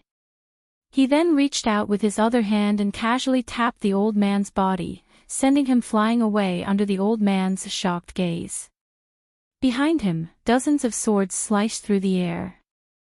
Lu Yin disappeared and soared into the air. He waved his right hand, and a powerful gale transformed into an unparalleled force that forced the dozens of disciples back, causing them to cough up blood. Lu Yin's current power level could not be measured by a measly power level of 200,000. Even an enlighter with a power level of 300,000 would not be his opponent. Xia Jiuyu, Yu Hua, Qiu Shi, and the others were all enlighters, but they could not defeat a single corpse ghost. Lu Yin, on the other hand, could face it head-on. This was the difference between them. The sword formation posed no threat to him. Another hunter from the sword sect replaced a disciple and joined the sword array. Soon after, the hunters were replaced one after another, but the result remained the same. Lu Yin had not used any battle techniques, battle force, spiritual force, or domains. He had relied solely on his physical strength and speed to render the sword array helpless. Ku Wei cheered, "Seventh brother is mighty. Seventh brother is invincible." The sword array was an important part of the sword sect. Someone challenging the sword array was enough to attract the attention of countless sword sect disciples. More and more sword faction disciples came to watch, and there were more than 10,000 of them. Lu Shen, Lu Ling, Yan Hua, Long Yun, Li Zimo, and the others were all present. Even the sword sect master, Lu Qianjue, who was fishing, was looking at the pond. The scene of Lu Yin's fierce battle with the sword formation was playing on the surface of the pond. With a bang, another sword shattered. In the distance, Elder Li glanced at Lu Shen. Lu Shen nodded. He rushed into the sword formation and took the place of a disciple. Lu Shen was always smiling, but from Lu Yin's point of view, he was hiding a dagger behind his smile. However, this person's strength was not weak, as he was an enlighter. Now that a true enlighter had joined the sword array, the entire formation immediately changed. The many spectating sword sect disciples fell silent. Lu Yin was only a hunter, and sending an enlighter to deal with him was already considered bullying. Now, Lu Yin had actually joined the sword array. Even if Lu Yin won, it would still be considered a loss. Ku Wei was furious. "Your sword sect is too shameless. Seventh brother, let's not fight anymore. Let's expose them and get people to curse them to death." Lu Xiaoqiu helplessly shook his head, but he did not say anything. In front of Lu Yin, Lu Shen stabbed out with his sword, which was also accompanied by dozens of strands of sword qi. This was a sword array, and his attack was not something that someone with a power level of 200,000 could deal with. It definitely surpassed 300,000. Lu Yin's gaze turned cold. "Elder Lu, you've gone too far. Forgive me, Alliance Master Lu." Lu Shen smiled, but his movements were not slow. His sword slashed through the void. Lu Yin's eyes narrowed. "Forgive me as well." He did not seem to move at all, but Lu Shen's sword was shattered. Lu Shen's entire body, along with the dozens of sword sect disciples around him, was sent flying while coughing up blood. Lu Yin lightly tapped his feet, and more than 700 stars revolved around his body. There was a loud explosion as the stars exploded. Serious palm. Over 100 people from the sword array coughed up blood and collapsed to the ground, as they could not withstand a single serious palm. Only Lu Yin remained standing in the plaza, looking down at the crowd. All of the sword sect disciples around him were silent as they stared blankly. Victory and defeat had been decided in the blink of an eye. This was Serious Palm. The Serious sect had been able to stand tall in the Neoverse and become a true behemoth for a reason. Serious Art's range was the bane of sword arrays. Not only did it ignore speed, but it could also attack in a large area. Lu Shen's sword had shattered, and there was blood at the corner of his mouth. He stared at Lu Yin in shock, as he had just felt an incomparably ferocious and invisible attack. Could it have been Arbiter Lan Si's Emptiness Palm? This person had fought against Night King Jinwu, and he had relied on the Emptiness Palm to completely suppress his opponent. This was the Emptiness Palm, and its power was unparalleled. Elder Li's eyes were filled with dread, and he suddenly recalled that Lu Yin had wanted to ask him for guidance on something. This kid was unfathomable. No one understood the strength of sword arrays better than the sword sect disciples. Naturally, the shock that Lu Yin had caused was something that they would never forget. Lu Ling stared at Lu Yin in disbelief as he stood alone in the plaza. That invincible aura of his caused her entire body to tremble. Lu Yin stood beside Lu Qianjue as a screen of light rose up in front of them, revealing a ball of flames. Following that, a man walked out of the flames. Even though it was just an image, Lu Yin could still feel the scorching heat of the flames. "Senior Lu, may I know why you're looking for me?" The man had a coarse appearance and well-built muscles. His skin was red and had flame-like stripes. His gaze was sharp, and even his pupils seemed to be burning with flames. A single glance from him seemed to be able to burn the heavens. He was the master of the Blaze Realm, Lord Red. "We'll talk about it when everyone's here," Lu Qinjue replied. Although the Blaze Realm was split into 3 parts of the blazing mist flow zone and could be considered a powerful force in the innerverse and outerverse, they were still lacking in comparison to Lu Qinjue. If not for the Blaze Realm's geographical location, Lu Qinjue would not have spoken to Lord Red at all. He knew where he stood, and he did not dare to be disrespectful to Lu Qinjue. At this moment, he saw Lu Yin, and he was puzzled at first before being shocked. His confused gaze turned cold as he stared at Lu Yin. Lu Yin knew that Lord Red had recognized him, and he clasped his hands behind his back. Welcome aboard. Stay tuned and subscribe to Han Li's Wuxia Adventures for more thrilling content. Chapter 12-16. Master Red's eyes narrowed as he glanced at Lu Qinjue. He was a little bewildered, as he did not know what Lu Yin's relationship with the Sword Sect was. Wait, could the Sword Sect be behind him? Master Red immediately rejected this ridiculous idea. If Lu Yin had the Sword Sect behind him, then his path would be much smoother. Furthermore, the Sword Sect would not agree to the portal plan since he had been the one to come up with it. Another screen rose up, revealing a long-haired woman in white armor. Her face was hidden, but she had a heroic aura about her. Lu Yin knew who she was when he saw her attire. She was definitely from the Lingling clan. "Senior Lu, are you looking for me?" the woman asked, her gentle voice tinged with a hint of coldness. She was Ling Qiu, the leader of the Lingling clan. Lu Qinjue calmly replied, "Wait a moment." Ling Qiu frowned. If Master Red respected and revered Lu Qinjue, then she only respected and did not fear him. The Lingling clan was not the Blaze Realm. Lu Yin." Ling Qiu cried out in surprise. Lu Yin was not surprised that she had recognized him, and he calmly replied, "This junior is indeed Lu Yin. You must be the leader of the Lingling clan." Ling Qiu was stunned. "Why are you in the Sword Sect?" She then looked at Lu Qinjue. "What's your relationship?" Lu Qinjue replied, "We'll talk about it when everyone is here." Ling Qiu was dissatisfied, but she did not say anything else. She then looked at Master Red. Master Red smiled and nodded. Ling Qiu did not care about him. In her eyes, this Master Red was not even as valuable as Lu Yin. He looked like a burly man, but he only knew how to play petty tricks. Master Red's gaze turned cold, but he did not speak. The next person to appear was a skinny old man.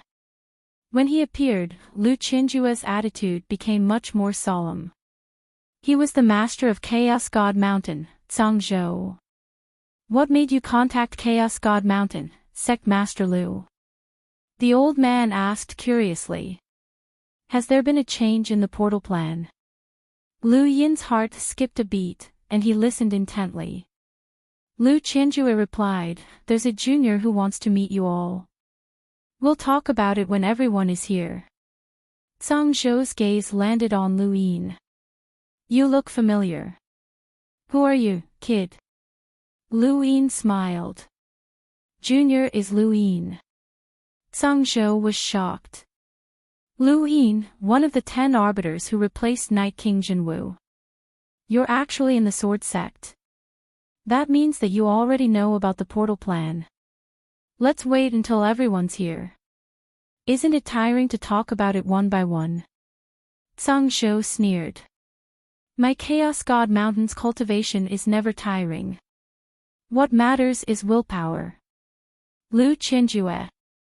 Zhang Zhou looked at Lu Yin. "What are you doing in the Sword Sect, kid?" Could it be that you convinced Sect Master Lu to help your Great Eastern Alliance? And what benefits did you give them? Lu Yin replied, "Please wait a moment, senior." Zhang Zhou snorted. This old man doesn't like waiting. Ling Qiu indifferently replied, "My status as an Outerverse master is more than enough to make you wait." Zhang Zhou glanced at Ling Qiu in dissatisfaction.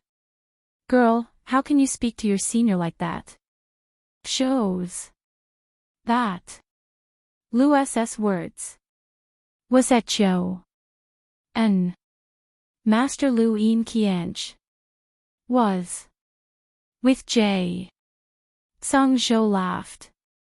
"Your Lingling clan doesn't have the ability to kill that old man." At that moment, another screen appeared. This time, it was not a person, but rather a mountain. This chapter is not finished. Please turn the page. Lu Yin was stunned. A mountain. He could use a gadget. How lively. "Everyone's here," the mountain spoke up. Lu Yin was stunned. Yes, the mountain had spoken. The mountain could speak as well. What the hell?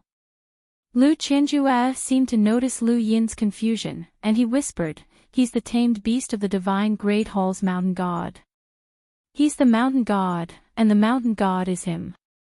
There was such a thing. Lu Yin was confused. "Senior Lu, why are you looking for me?" the mountain spoke up. On the other side, Zhang Zhou was still arguing with Ling Qiu. Ling Qiu could not out-talk him, so she could only say, "Old rascal." Zhang Zhou laughed proudly, as if he had won. However, with his strength, Ling Qiu was definitely not his match, and the gap between them was not even one generation. Lu Qianjue was not satisfied. "All right, stop arguing. We're just missing the Wen family." He then turned to the mountain.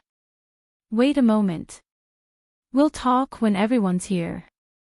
The mountain looked very simple and did not say anything. Zhang Zhou was the most aggressive, but it was obvious that his seniority was the same as Lu Qianjue's.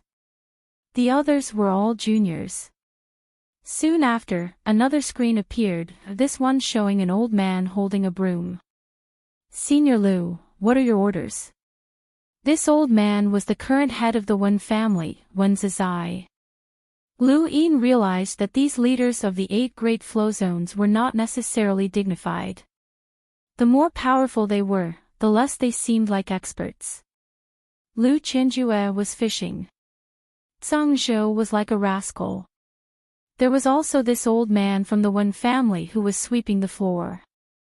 It seemed that Mistress Hong and Ling Qiu were more like experts. Of course, the mountain god was too dignified and did not seem human at all. "Everyone's here." Lu Qianjue looked at Lu Yin. "If you have something to say, say it." Zhang Zhou spoke up. "Is everyone here? What about Dijiang? And the young emperor isn't here." Lu Qianjue replied, "The Day-Night clan is close to the Ceiling clan, so they're not participating in the Gateway project. The Gu Flow Zone has no connections with the outside world, so they're not participating as well."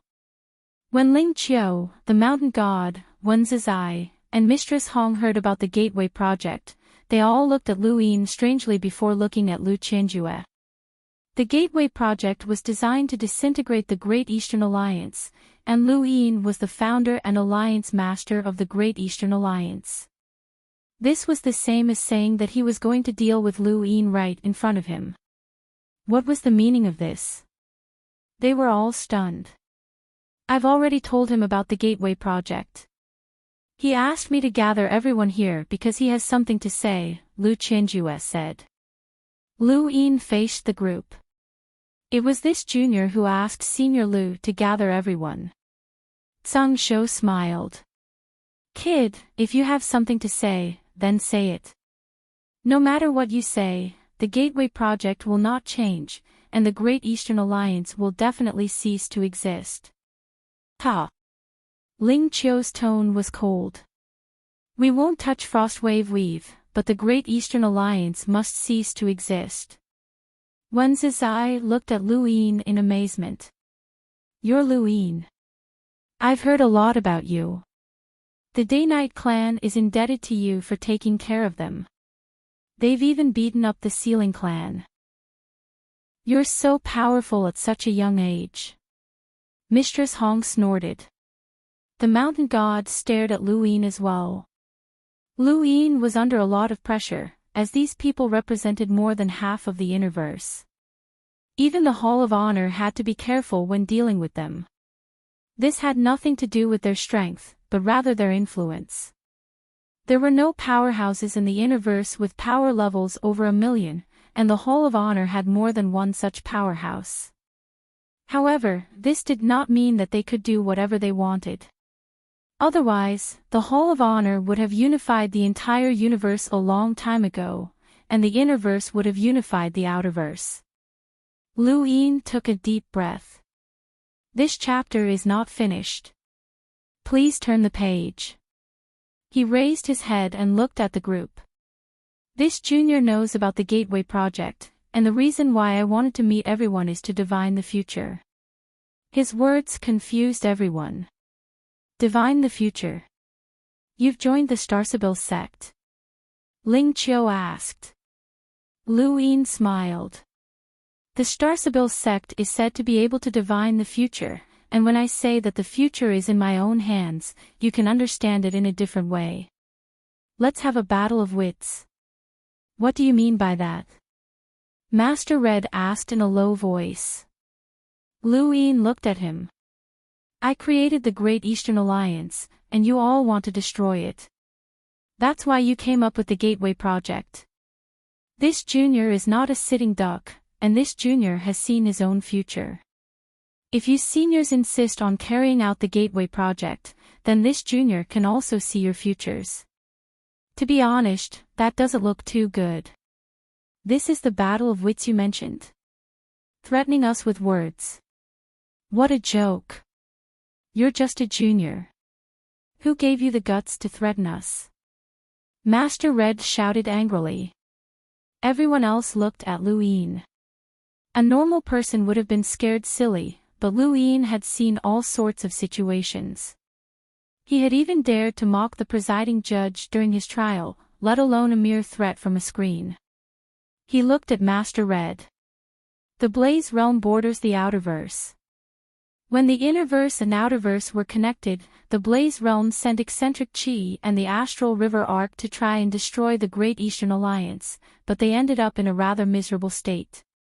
Senior Master Red, do you think that you are comparable to the Day-Night clan, or do you think that the Blaze Realm surpasses the Day-Night clan? Impudence. Master Red was enraged, and flames danced behind him as they swept into outer space, causing a planet in the distance to crack open. The planet that he was on to explode with lava that filled the sky. Lu Yin ignored him and instead looked at the others. Seniors, what do you think? Zhang Zhou laughed, and so did the mountain god. Soon after, Wen Zizai and Lu Qianjue laughed as well. A battle of wits. Interesting. No junior has ever dared to challenge and threaten all of us at the same time. Times have really changed. The mountain god's voice was loud, but his tone was low. Sure, try threatening us, Wen Zizai said with a smile. Lu Qianjue calmly sat down and continued fishing. He didn't seem to care about Lu Yin at all. The plan is simple, but it's impossible for me to solve. Even though I have Leon's Armada as my backer, and I can also borrow the strength of Master Yuan, Everlasting Island, the Lan family, and the Sea King's Dome, I still can't gather enough manpower to protect these 409 people. The assassins will definitely be experts from the Innerverse's great powers, and I won't be able to protect them. Once the plan is implemented, it will definitely succeed. Even if I can get Leon's Armada and Everlasting Island to help, I still can't deal with the entire Innerverse at the same time. Master Red sneered. Wen Zizai calmly looked at him. Nobody said anything. the universe had its own rules. The disciples of Everlasting Island had the power to directly threaten the Interverse, but that didn't mean that they could actually threaten the Interverse. These were the rules of the universe, and once the balance was broken, even the Hall of Honor wouldn't be able to withstand the repercussions. Lu Yin's eyes narrowed. I have to say that the person who came up with this plan is very smart. I also believe that even if we gather enough manpower to protect these 409 people, it will still be useless. These people won't be able to protect them forever. There's a saying that we can catch thieves for 1,000 days, but there's no such thing as guarding against thieves for 1,000 days. This plan can succeed at any time. But seniors have forgotten something. At this point, Lu Yin's eyes suddenly turned cold and filled with killing intent. This killing intent caused the surface of the nearby pond to boil and the air to freeze. End of chapter. The pirates that Lu Yin was referring to were quite large in scale. Junior, are you threatening us? The mountain god's tone was unpleasant. Lu Yin smiled. I've said from the start that this will be a battle of words. Wen Zizai spoke up. In the end, the pirates weren't able to make a name for themselves.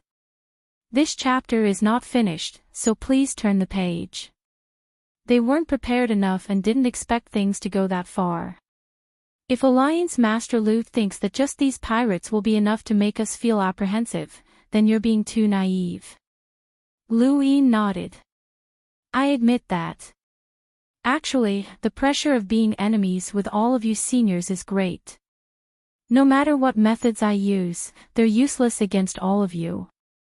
There are only 6 of you, but you represent the entire Interverse. The Interverse influence is something that even a director of the Hall of Honor can't stop, let alone this junior. What I said earlier was just for the sake of the seniors' entertainment. If you don't take it to heart and still insist on starting the Gateway project, then this junior will be forced into a corner by you seniors. Then, don't blame me for doing certain things, such as... Lu Yin's eyes narrowed as he looked at Ling Qiu. Visiting each of your peers and challenging them. Ling Qiu's expression changed. Wen Zizai and Lu Qianjue's expressions changed as well. I've always wanted to experience the Lingling clan's innate gift, the Wen family's literary prison, and the sword sect's 13 swords. Of course, I'm also curious about Chaos God Mountain's close combat abilities, as well as the Beast Tamer's Flow Zone's various tamed beasts. All of these fascinate me, and I've decided to challenge each of you one by one before the Supreme Astral Tournament. I'll do my best to prevent your most outstanding descendants from entering the tournament. Lu Yin's voice was loud and filled with confidence. His words silenced everyone, and their expressions changed. If the Supreme Astral Tournament was just a normal tournament, they wouldn't have cared about it.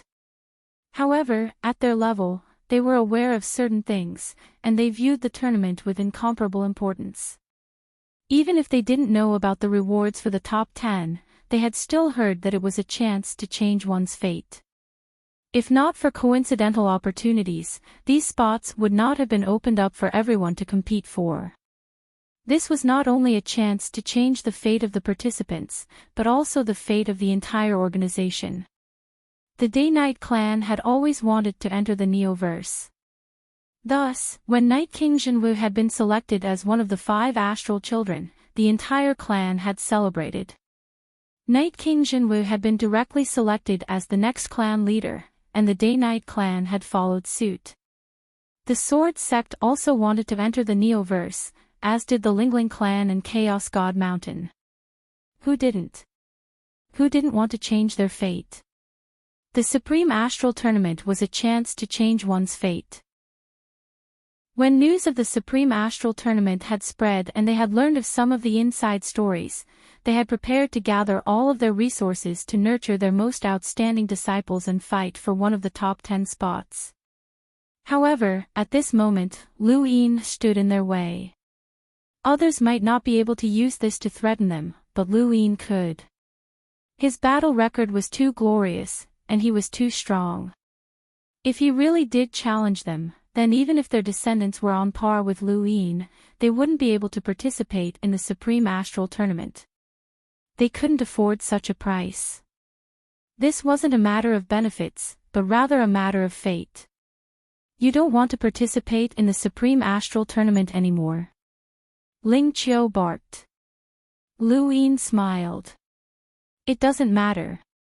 I'm already very satisfied with cultivating from an ordinary person to where I am today, and I value the Great Eastern Alliance even more. Since you all want to destroy my Great Eastern Alliance, then I'll destroy what you all value. Lingling Sky Palace has amazed this junior, and it's time for me to challenge it. Is the Great Eastern Alliance really that important to you? Its existence doesn't affect you that much. In the eyes of the Neoverse, you can be replaced at any time, Wen Zizai said. Lu Yin replied, it's very important, and none of you would believe me even if I told you. This chapter is not finished, so please turn the page. By the way, I'll add one more thing. This junior has been nominated by Everlasting Sky Island's Elysian Celestial Master to be the Pass Lord of Mount Supreme. If any of you seniors don't know what a Pass Lord is, you can ask around. It's very useful information. You've been nominated as the Pass Lord. Zhang Zhou cried out. Lu Qianjue also turned to look at Lu Yin with a shocked expression. Lu Yin smiled. It seems that all of you seniors already know. Then, you should understand the consequences of this junior's challenge. Everyone looked at each other. As the masters of the Interverse's 8 great flow zones, they had received quite a bit of inside information after the news of the Supreme Tournament had spread. Naturally, this information included the Pass Lord. The so-called Pass Lord meant that one man could hold his own against 10,000 men.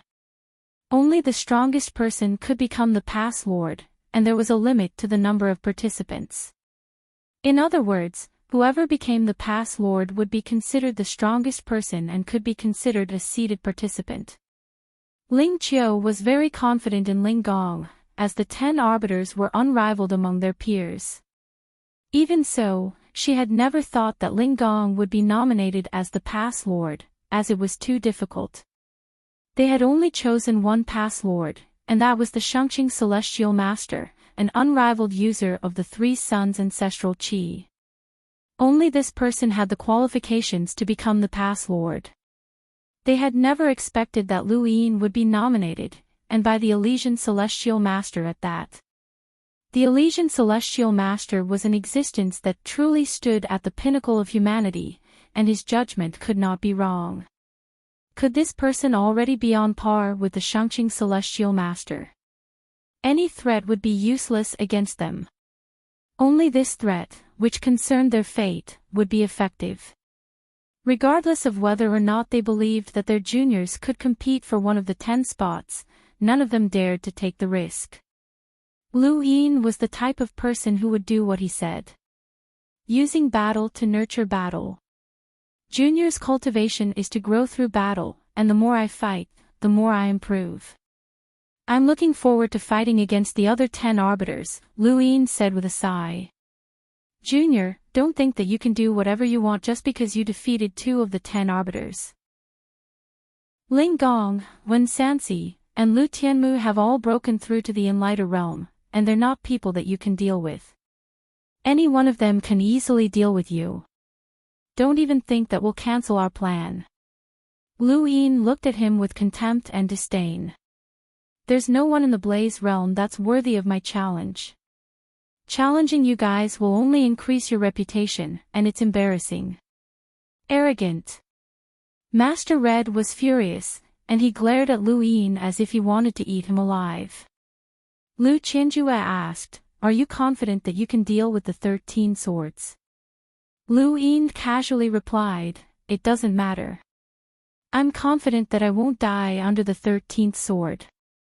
As long as I don't die, I'll be able to drag out the battle. Lu Qianjue fell silent.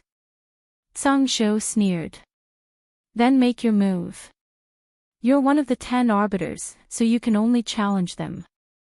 Lu Yin looked at him. Even if the 10 arbiters participate, your juniors will still have to face those from the Neoverse. Don't forget that the 5 signs of the stars are from the Neoverse, and the 10 arbiters might be able to help you if they join. Wen's eyes sighed.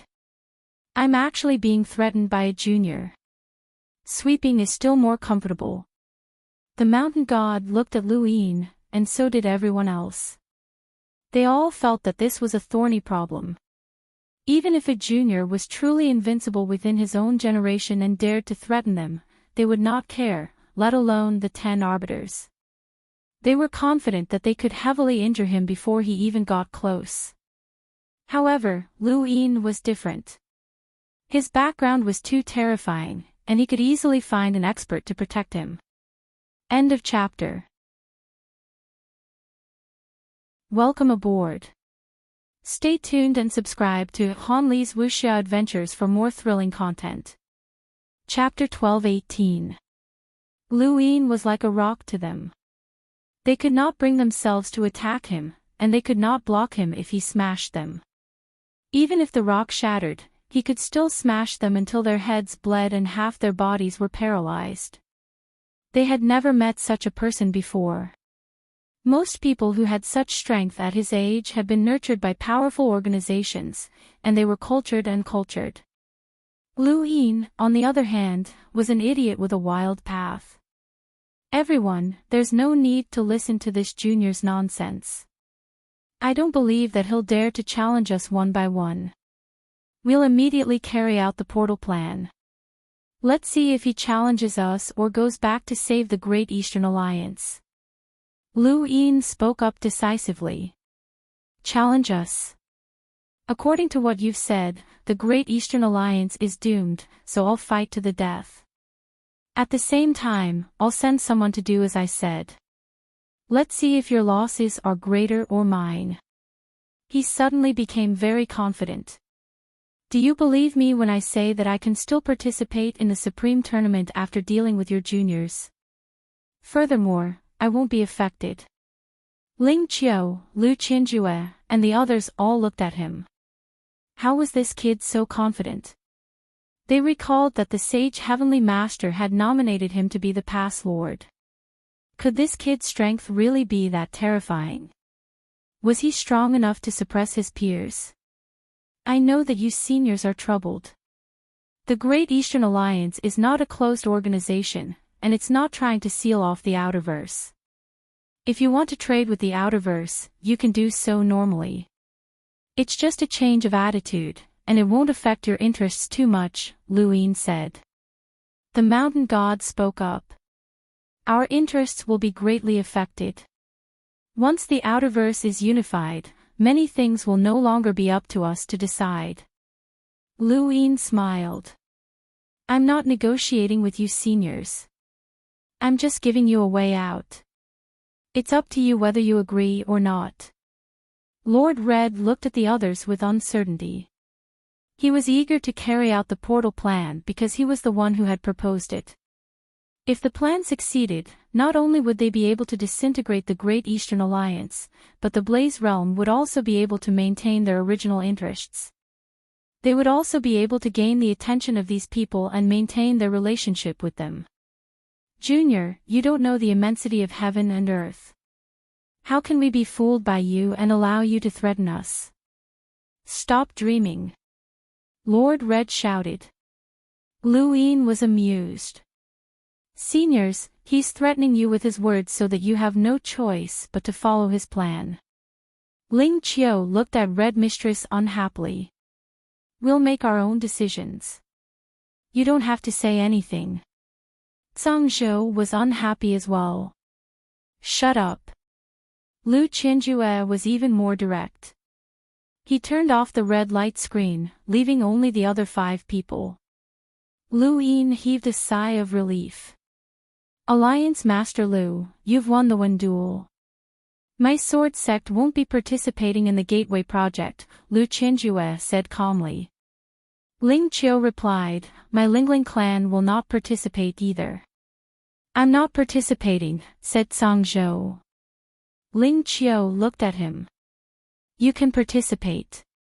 In any case, your Chaos God Mountain doesn't have any outstanding juniors. Song Zhou sneered. If my descendant can marry your descendant, doesn't that make him a descendant of Chaos God Mountain? Hooligan! Ling Qiu shouted angrily. She then turned off the screen. Song Zhou laughed complacently. Wen Zizai shook his head. The Wen family withdraws. He then turned off the screen. The mountain god didn't say a word and turned off the light screen. His attitude was obvious. Lu Yin calmly stood where he was, leaving only him and Lu Qianjue. Lu Qianjue turned back to continue fishing. Alliance leader Lu, you're so young, but you're already showing off your abilities. You seem to be jumping around, but you're actually taking every step carefully. I admire you. Lu Yin said helplessly, of course. This chapter is not finished, please turn the page, I'm just protecting myself. Please forgive me. Lu Qianjue smiled. It's my honor to meet a junior like you. If my sword sect's juniors are even half as outstanding as you, then I can die in peace. Mu Ju's 13 swords shook the universe, and I also admire you, Lu Yin said. Lu Qianjue shook his head helplessly.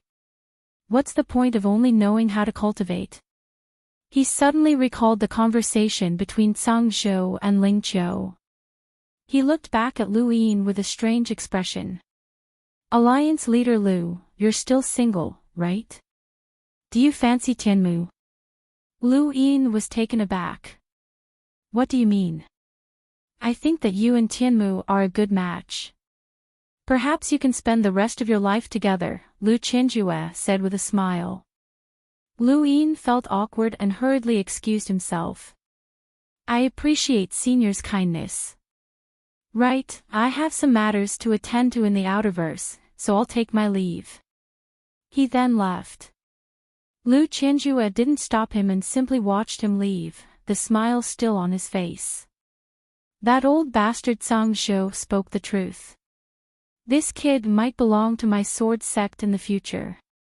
After leaving the pond, Lu Yin let out a long breath. He had managed to temporarily stop the portal project, but he wasn't arrogant. The only reason he had been able to stop the portal project was because of the threat of the Supreme Tournament. Once the tournament was over, he would no longer have any leverage to control the Innerverse, and the portal project would definitely continue. These Innerverse powerhouses were not to be trifled with, and since he had embarrassed them today, they would definitely seek revenge in the future. He didn't have much time left. Seventh bro, why were you in there for so long? The old man didn't make things difficult for you, did he? Do you want to join forces with Leon's armada to destroy the sword sect? Ku Wei asked eagerly. Elderly stared at Lu Yin with a murderous look. Lu Yin shouted for him to shut up and then nodded apologetically at Elderly. Let's go back to the outerverse. You're not going to tour Sword Mountain anymore. Ku Wei was stunned. Lu Yin replied, if there's a chance in the future. He then looked at Elderly, please tell Senior Sect Master that I'll be leaving. This trip to the Sword Sect has broadened my horizons, and I'll definitely have a chance to visit again in the future. Elderly nodded. Take care, Alliance Leader Lu. Lu Yin and Ku Wei boarded a spacecraft and headed towards the outerverse. Ku Wei was very curious about what Lu Yin and the Sword Sect Master had discussed, but Lu Yin did not say anything. Lu Yin had been thinking about how to completely deal with the portal plan, and there was no point in temporarily restraining it. He still had to discuss this with Wang Wen and Wei Rong when he returned. They passed through a astral river tributary and entered an unfamiliar small flow zone. They quickly passed through another small flow zone and appeared in another small flow zone. There were many small flow zones in the Innerverse that varied in size, and they were all separated by astral river tributaries. A few days later, Luin checked his position and discovered that the Gu flow zone was directly to the west. The Gu flow zone was not large, but it was very long. It spanned nearly a quarter of the universe, and it was filled with poisonous insects and beasts from outer space. It was a nearly completely sealed-off flow zone. Although it was one of the 8 great flow zones, it was the least well-known. Nobody dared to casually enter the Gu flow zone. Even when the 6th mainland had invaded, they had suffered heavy losses when they encountered the Gu flow zone. Luin was very curious about the Gu flow zone and the divine Gu dynasty. After passing through the current flow zone, the next one to enter was the Blazing Mist flow zone. In the entire Interverse, the Blazing Mist flow zone was the one that was most eager to deal with the Great Eastern Alliance. This chapter is not finished. Please turn the page. The Blazing Mist flow zone was the one who had made the decision, and it was very likely that the Blaze Realm had made the decision. Otherwise, Lu Qinjue would not have contacted Master Red. With the Blaze Realm scale, they did not have the qualifications to be contacted by Lu Qinjue alone. The Blaze Realm was the closest to the Outerverse, and if they wanted to deal with Luin, he wanted to deal with them as well. The spacecraft flew towards the Outerverse, and at this moment, they were in the Blazing Mist flow zone. This flow zone was filled with Lu Yin's enemies.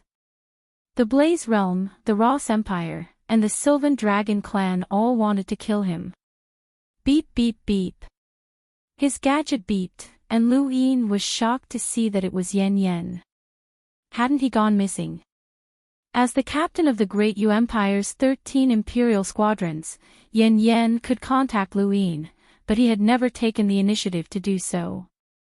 Wei Rong had mentioned some time ago that Yen Yen had gone missing, which Lu Yin found strange. This was something that he had to investigate once he returned to the Outerverse. After all, Yen Yen was not weak, and it was impossible for him to disappear into thin air. Lu Yin connected to the gadget and heard Yen Yen's voice. "Your Highness, I've recovered my memories." Lu Yin's eyes flashed, and Ku Wei was curious. "So, did you leave the Great Yu Empire on your own accord?" "Yes." "My apologies, Your Highness, but I didn't inform you. Actually, my name is Xiao Yangshuan, and I'm the Chief Battle Officer of the Royal Frost Continent's Everlasting Ice City." Ever since he had destroyed Fire's Melt planet, Lu Yin had known that Yen Yen, no, Xiao Yangshuan, was from the Royal Frost Continent, and it was Shuashan Anna who had recognized him. However, he had not known that Xiao Yangshuan's identity was so extraordinary. "Since you've recovered your memories, what do you want?" "Leave the Great Yu Empire." "You've already left?" Lu Yin asked. Yen Yen was silent for a long time. "Please save the Royal Frost Continent, Your Highness." Lu Yin was puzzled. "I left the Royal Frost Continent to seek help." Xiao Yangshuan slowly explained the situation on the Royal Frost Continent to Lu Yin. Lu Yin slowly understood that the Royal Frost Continent was just a continent that was covered in glaciers. It was not as large as the Blaze Realm, and there was only one city on the entire continent, which was called Everlasting Ice City. I don't know when it started, but the Royal Frost Continent's climate suddenly plummeted. Even those of us who were born on glaciers and are adept at using ice battle techniques could not withstand the low temperatures.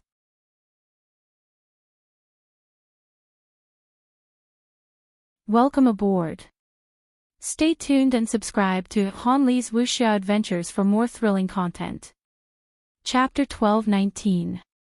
Lu Yin was shocked by Xiao Yangshuan's words. A lockbreaker. The City Lord's original words were that only powerful lockbreakers can help the Royal Frost Continent, and they have to be lockbreakers who have comprehended sourcebox arrays. Your Highness is a lockbreaker yourself, so you must know more powerful lockbreakers. Thus, I would like to request that Your Highness find a powerful lockbreaker to enter the Royal Frost Continent and save Everlasting Ice City. Lu Yin shook his head. I don't know any powerful lockbreakers who can help the emissaries. Even if I did, they wouldn't agree to go to an unfamiliar place, especially one that even the emissaries can't protect. Do you understand? Xiao Yangshuan anxiously replied, Your Highness, you can do it. You saved the Outerverse Lockbreaker Society, and you can ask President Jeffrey to help. You can report this to the Lockbreaker Society. Alright, that's enough. I can only help you find a place to stay in Everlasting Ice City. I can guarantee that you'll be safe, but I can't help you with anything else. Lu Yin refused. Xiao Yangshuan had not said anything else and had only asked for Lu Yin's help. This was something that even the emissaries could not solve, so Lu Yin would not be so impulsive as to become a firefighter. Xiao Yangshuan was his subordinate, not his superior, and Lu Yin did not owe him anything. Just as Lu Yin was about to hang up, Xiao Yangshuan said, I'm sorry. Lu Yin was puzzled. Lu Yin felt that something was strange. Suddenly, his expression changed. Not good, and he immediately hung up, but it was too late. The entire region of space had turned white. It was not sunlight, but ice. The outside of the spacecraft had frozen over, and Lu Yin and Ku Wei had completely disappeared from this region of space without even being able to retaliate. Not long after, the layer of ice in space melted away, leaving behind nothing but cold air. A snowstorm blew across the land and spread across the ice. It blew across the mountains and finally over the city. This was a very simple city, and the architectural style leaned towards the Savage era. There were even thatched cottages in many places. The city had been frozen by the cold wind, and outside of the city was a visible screen with a thick layer of solid ice piled up beneath it. This was Extreme Ice City, and it was located at the center of the Royal Frost Continent.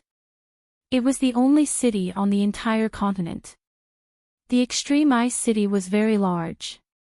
Even though the buildings were not stacked, and many places were just simple houses, there were still hundreds of millions of people living in it. However, under the extreme cold weather, those people rarely came out to walk. In the middle of the city, there was a building with a slightly modern style. It had a beautiful design and was completely different from the other buildings. This was the City Master's Mansion. The strongest person of the Royal Ice Continent's Extreme Ice City lived there, the Ice Emperor. The City Lord's mansion covered a wide area, including mountains and plains, and all of these areas had turned white under the cold wind. Inside the City Lord's mansion, a spaceship was quietly parked. There were many curious onlookers outside the spaceship. One of them had a complicated look as he looked at the spaceship apologetically. He was Xiao Yangshuan, also known as Yen Yen. Beside Xiao Yangshuan stood an ordinary-looking middle-aged man. His attire was only slightly more exquisite than the others, but he still gave off a savage vibe. You didn't do anything wrong.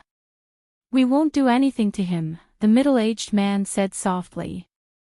Xiao Yangshuan asked in a low voice, when will he wake up? The middle-aged man smiled. He woke up a long time ago and is probably thinking of a way to deal with us. Xiao Yangshuan was surprised. On the contrary, I can give you anything you want. I just hope that you can help the Royal Frost Continent. What if I say no? Lu Yin asked coldly. The Ice Emperor was helpless. I can send you away. Lu Yin's eyes flashed, and he sneered. You spent so much effort to capture me, but you're going to let me leave. Are you acting? The Ice Emperor looked deeply at Lu Yin. I captured you so that you can listen to the story of the Royal Frost Continent. Perhaps you'll change your mind. Only here will the story be meaningful. Lu Yin frowned. Across from him, Xiao Yangshuan maintained his bowing posture. Around them, many people from the Royal Frost Continent had complicated expressions, and some of them trembled from the cold. After thinking for a moment, Lu Yin sighed. Help the person in the spaceship settle down. The Ice Emperor was delighted. Don't worry, please. Lu Yin walked past Xiao Yangshuan and followed the Ice Emperor into the city lord's mansion. This chapter is not finished. Please turn the page. Xiao Yangshuan stood up and heaved a sigh of relief. Thank you, Your Highness. Following the Ice Emperor into the city lord's mansion, Lu Yin was rather curious.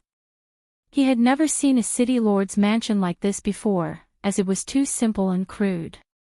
Any building on a bustling planet in the outside world far surpassed this one. Even an antique building would be exquisite, let alone a skyscraper. If the crudeness of this city lord's mansion could be considered an art, then the Ice Emperor had done a very good job.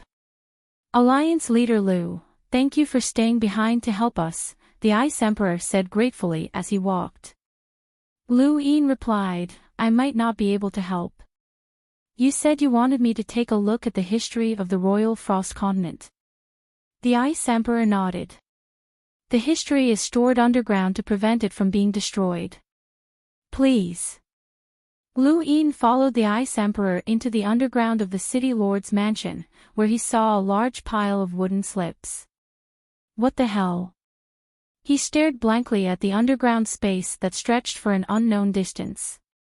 There were endless wooden shelves with countless wooden slips stacked on top of them. This is the history. The Ice Emperor sighed. The history of the Royal Frost Continent is here. Alliance leader Lu can take a look at it at any time. Lu Yin pursed his lips and picked up a wooden slip beside him. On it was written, 12th Generation Ice Emperor, Year 1826, 35th day. The temperature was very low, and 235 houses were frozen. The cost of repairing them, Lu Yin put down the slip and looked at another one. 12th Generation Ice Emperor, Year 1826, 36th day. The ground cracked. The army of Extreme Ice City repaired it and helped Heir Zhu Zi's family move the house 13 meters away. The house was old. Lu Yin frowned and walked further away before looking at another slip. 11th Generation Ice Emperor, Year 925, 208 day. The city lord gave birth to a son. Extreme Ice City celebrates. Below is a list of the resources needed for the celebration, including food, accommodation, street cleaning. Lu Yin put down the slip and looked at the Ice Emperor strangely. The Ice Emperor smiled. Lu Yin retracted his gaze and walked further away. He picked up a wooden slip and put it down, then picked it up again and put it down again. He then looked towards a corner and picked up a dusty wooden slip. After looking through it, he gently put it down and looked at the Ice Emperor. Your daily lives must be quite boring. The Ice Emperor was puzzled. What do you mean? Lu Yin replied, these wooden slips only record small things like cleaning the streets, helping to move houses, and even forecasting the weather. Are these what you usually do? The Ice Emperor smiled. Extreme Ice City is just a city. Although there are hundreds of millions of people living here, there has never been a war.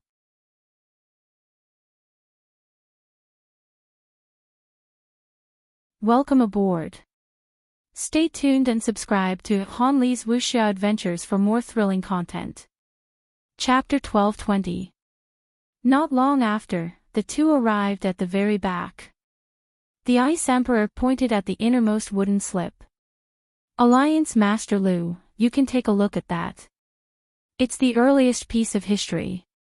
Lu Yin was curious and immediately picked it up. When he opened it, he discovered that the words had long since disappeared. He picked up the second slip, but it was the same. He looked at the Ice Emperor. The Ice Emperor sighed. Words can be preserved for too long. If it weren't for the unique materials used to make these slips, they would have disappeared long ago. Take a look at the front, many of the slips have been weathered. My Royal Frost Continent lacks a lot of history. But Xiao Yangshuan's attitude when he spoke to me was somewhat ambiguous. I told him that he could relocate the continent, but he wasn't willing and said that he couldn't. Ice Emperor, you must know the reason, Lu Yin said coldly. I'll help you as much as I can, but if you're hiding something, then I'll take my leave. The Ice Emperor smiled. I'm not hiding anything. I'm just telling you that my royal frost continent lacks a lot of history. Some of it isn't recorded, but it's passed down through word of mouth. Even if I don't know the reason, it's still passed down. Lu Yin was curious. The Ice Emperor pointed underground. Beneath Extreme Ice City, at the center of the royal frost continent, there's a sourcebox array. That's a seal. A seal? What's sealed? Lu Yin was shocked. He was curious about anything related to sourcebox arrays, as not just anyone could set up a sourcebox array, especially one that covered such a large area. Only an origin array master could set it up, and there were very few lockbreakers in history who had reached that level. The Ice Emperor shook his head and solemnly said, the ancestor didn't mention the specifics of the seal. He only made the younger generation swear that they would never abandon the royal frost continent and that they would never open the seal. They would protect the seal and not allow anyone to open it. Even if hundreds of millions of people in Extreme Ice City died, even if the Ice Emperor's bloodline was cut off, they would never allow the seal to be opened. Lu Yin raised his brows. It seems like the ancestor cares a lot about the seal. The Ice Emperor solemnly replied, not a lot, but a lot. It's more important than his life. Then forgive this junior for being powerless. I'll take my leave now. With that, he turned to leave. The Ice Emperor said, Alliance Master Lu, not saying anything isn't the right attitude to ask for help. I can only promise you that as long as you help me, you can take whatever you want on the Royal Frost Continent. Even if it's my city lord's mansion, just say the word, and I, the Ice Emperor, will immediately move away. Also, he said solemnly, I, the Ice Emperor, swear that I don't know what's under the seal. If I hide anything, I will be destroyed by the heavens and the earth. Lu Yin hurriedly stopped her. Senior Ice Empress, there's no need for that. I trust you. The Ice Empress nodded. Thank you, Alliance Master Lu. I also thank you on behalf of the hundreds of millions of people in the Royal Frost Continent. At this point, it would be difficult for Lu Yin to leave even if he wanted to. He truly believed in the Ice Empress' words, cultivators could not simply make random oaths. This was not because they believed in the judgment of the gods, but rather because it was a form of deception that could easily affect one's mental state. The stronger a cultivator was, the less likely they would make random oaths. Furthermore, if what was under the seal was really that important, then it would be normal for them to not tell their juniors. Lu Yin looked down, and he was very curious as to what exactly was being sealed.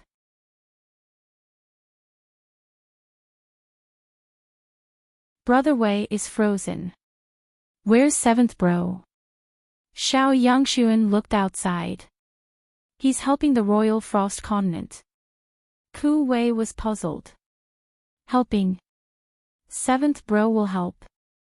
Xiao Yangshuan replied, since you're awake, then go out for a walk. This is Zenith Ice City, so don't cause trouble. You're the one causing trouble. Brother Wei is the kindest. I'm going to look for seventh bro. Xiao Yangshuan stopped him. Wait. His Highness will naturally return when he's done. Ku Wei stared at Xiao Yangshuan. You guys didn't do anything to seventh bro, did you? I'm warning you, seventh bro has a great background. Even the Sword Sect and the Hall of Honor's 9 directors wouldn't dare to do anything to him, let alone you guys. Xiao Yangshuan arrogantly replied, if you did anything to His Highness, then why would we keep you around? Do you think that you're worth more than His Highness? Yen Yen, are you itching for a beating? Ku Wei gritted his teeth. Xiao Yangshuan looked at Ku Wei. You can't beat me. I've recovered my memories, and my power level has also recovered. It's over 300,000. Ku Wei was stunned. You have a power level of over 300,000. Xiao Yangshuan placed a hand on Ku Wei's shoulder and forcefully pushed him back. Either rest or walk. Don't cause trouble. He then walked out. Welcome aboard. Stay tuned and subscribe to Han Li's Wuxia Adventures for more thrilling content. Chapter 1221. Ku Wei was bewildered, and he rubbed his shoulder. He hadn't been able to resist just now, which meant that Lu Yin's power level was over 300,000. This bastard was also a captain of the 13 Imperial squadrons, but he dared to treat him this way. When 7th Bro returns, I'll definitely teach you a lesson. He walked out and was greeted by a gust of cold wind. He looked up and saw that the sky was white and snowy. What the hell is this place? South of Extreme Ice City, Lu Yin had been studying the sourcebox's seal for 10 days with the help of Gu Yu's notes. He had made some progress, but it was only in a small area. However, it was worth a try. After a few days of observation, he was certain that he couldn't break the seal with his current strength. Since he couldn't break it, he could try. Who knew, he might even be able to fix it. He was a daring person, and he could make a move if he wanted to. The Ice Emperor watched Lu Yin approach the hole in the sourcebox's array, and he grew flustered. Alliance Master Lu, are you confident? Lu Yin nodded. 90%. The Ice Emperor relaxed, but he was still worried. Lu Yin pursed his lips. He meant that he wasn't confident, but it didn't matter even if he failed since it wouldn't affect him much. Not long after, Lu Yin soared into the sky and looked down at the hole where the cold wind was howling. More than 700 stars revolved around his body as he charged down. The Ice Emperor was nervous and stared into the distance. Not long after, the cold wind stopped. The Ice Emperor was delighted. He had made the right choice by kidnapping this brat. But the next moment, an even more berserk cold wind swept towards the sky. Lu Yin turned into a block of ice and smashed into the distance before shattering. Ice Emperor, block the cold wind. There was no need for him to say anything, as the Ice Emperor had already acted the moment the cold wind started to wreak havoc. This cold wind was far stronger than the previous ones, and if it continued to wreak havoc in Extreme Ice City, the barrier would not be able to stop it. The Ice Emperor glared at Lu Yin. Didn't you say that you would succeed? Lu Yin was helpless. I didn't say that it would be 100%. The Ice Emperor was furious, and he wanted to teach Lu Yin a lesson. However, he forcefully restrained himself and waved a hand to stop the cold wind. He then stood in the sky. Think of a way to fix the sourcebox array. Lu Yin anxiously asked, Senior, can you block all of the cold wind? The Ice Empress glared at Lu Yin. You want me to be the core of a sourcebox array? Lu Yin was helpless. There's no other way. Senior, please hold them off for a while. I'll contact a powerful origin formation master. The Ice Empress panicked. Hurry up, the wind is getting colder and colder. Even if I can block it, the extreme cold that's spilling out is enough to freeze the entire Extreme Ice City. Lu Yin activated his gadget, but he suddenly remembered that he was on the Royal Frost continent, and there was no signal coverage here. Suddenly, an idea flashed through his mind, and he looked up at the Ice Empress. Senior, open a spatial crack that leads to the Blazing Mist flow zone. This junior will contact a powerful lockbreaker right away. Hurry up, said the Ice Empress. As she spoke, she raised her hand. Cold chi distorted the void and tore it apart. Senior, are you unable to guide the cold to the Blazing Mist flow zone? The Ice Empress replied, It's possible, but countless people within the Blazing Mist flow zone will also be frozen to death. That wouldn't do. What about the other folded spaces? The Ice Empress said angrily, "Do you think it's so easy to open a folded space? If you're not an emissary, you'll easily suffer a backlash if you try to tear open a folded space. Even an emissary would be in danger." Lu Yin thought about it and realized that she was right. Shinmu continent's folded space had been torn open by Guyu first, which was why the later generations had been able to reach the Enlighter realm. This chapter is not finished. Please turn the page. He opened the spatial crack again and thought about it. But even if you ask a powerful lockbreaker, it'll still take time. How long can you last? The Ice Empress gritted her teeth. 1 month at most. After that, the cold will be enough to break through Extreme Ice City's defenses. At that time, the billions of people in the city will be frozen. The spatial crack that led to the blazing mist flow zone opened, and a portion of the cold was absorbed by the crack. Lu Yin also successfully contacted Saul through his gadget. On planet Hydrodink, Saul had been in a bad mood recently because of Jeffrey's return. Lu Yin had thought that Jeffrey would seek him out for what had happened on Source Peak Planet, but the old man seemed to be very happy, as if he had hit the jackpot. Not only did he not care about Source Peak Planet's collapse or the box that had been stolen from the secret room, but the old man even hugged Lu Yin's shoulder as if they were close friends. He even asked Lu Yin to drink with him every day. Saul was a very serious person, but he was also a very idealistic person. However, at this moment, Jeffrey had made him lose his temper. There was a thump as Jeffrey smashed the wine barrel onto the ground, giving Saul a fright. "Come on, old Saul. Drink up. Ha ha ha ha." Jeffrey was a withered old man, and aside from being ugly, there was nothing special about him. Regardless of whether it was his tone or his demeanor, he was just like a scoundrel. At least, that was what Saul thought. "President, I don't want to drink," Saul said coldly. Jeffrey patted Saul's shoulder. "Don't be like that, old Saul. You've been holding it in for so many years, and now you're finally free." Ha ha ha ha. Saul's forehead twitched. If anyone else heard this, they would misunderstand. "Didn't you want true insight? Tell me, and I'll give it to you. If you don't tell me, how will I know what you want? It's been so many years, and I still thought that you wanted something else, so I kept an eye on you." "Sorry, ha ha ha ha." Jeffrey laughed. The corners of Saul's eyes twitched. "President, you drank too much."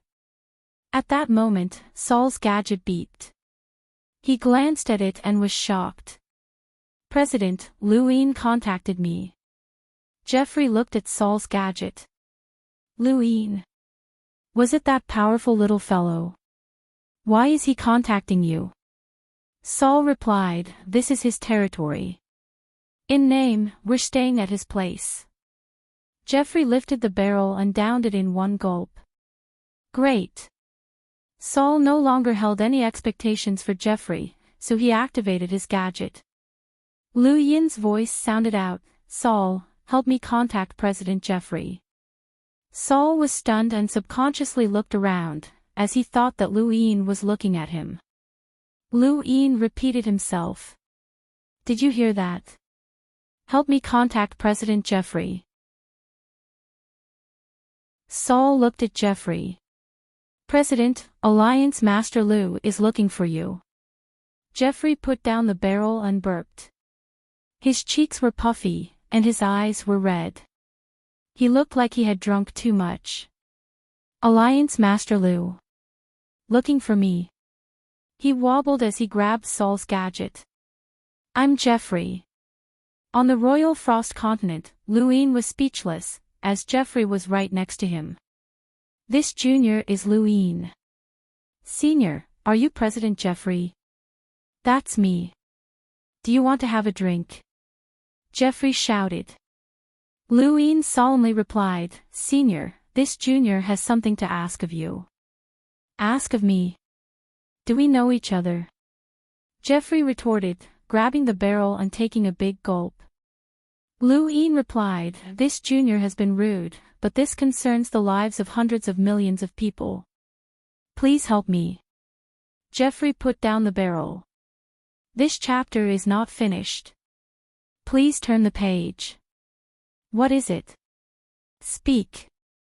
Lu Yin replied, "I'm currently on the Royal Frost continent, and there's a source box array seal beneath the continent.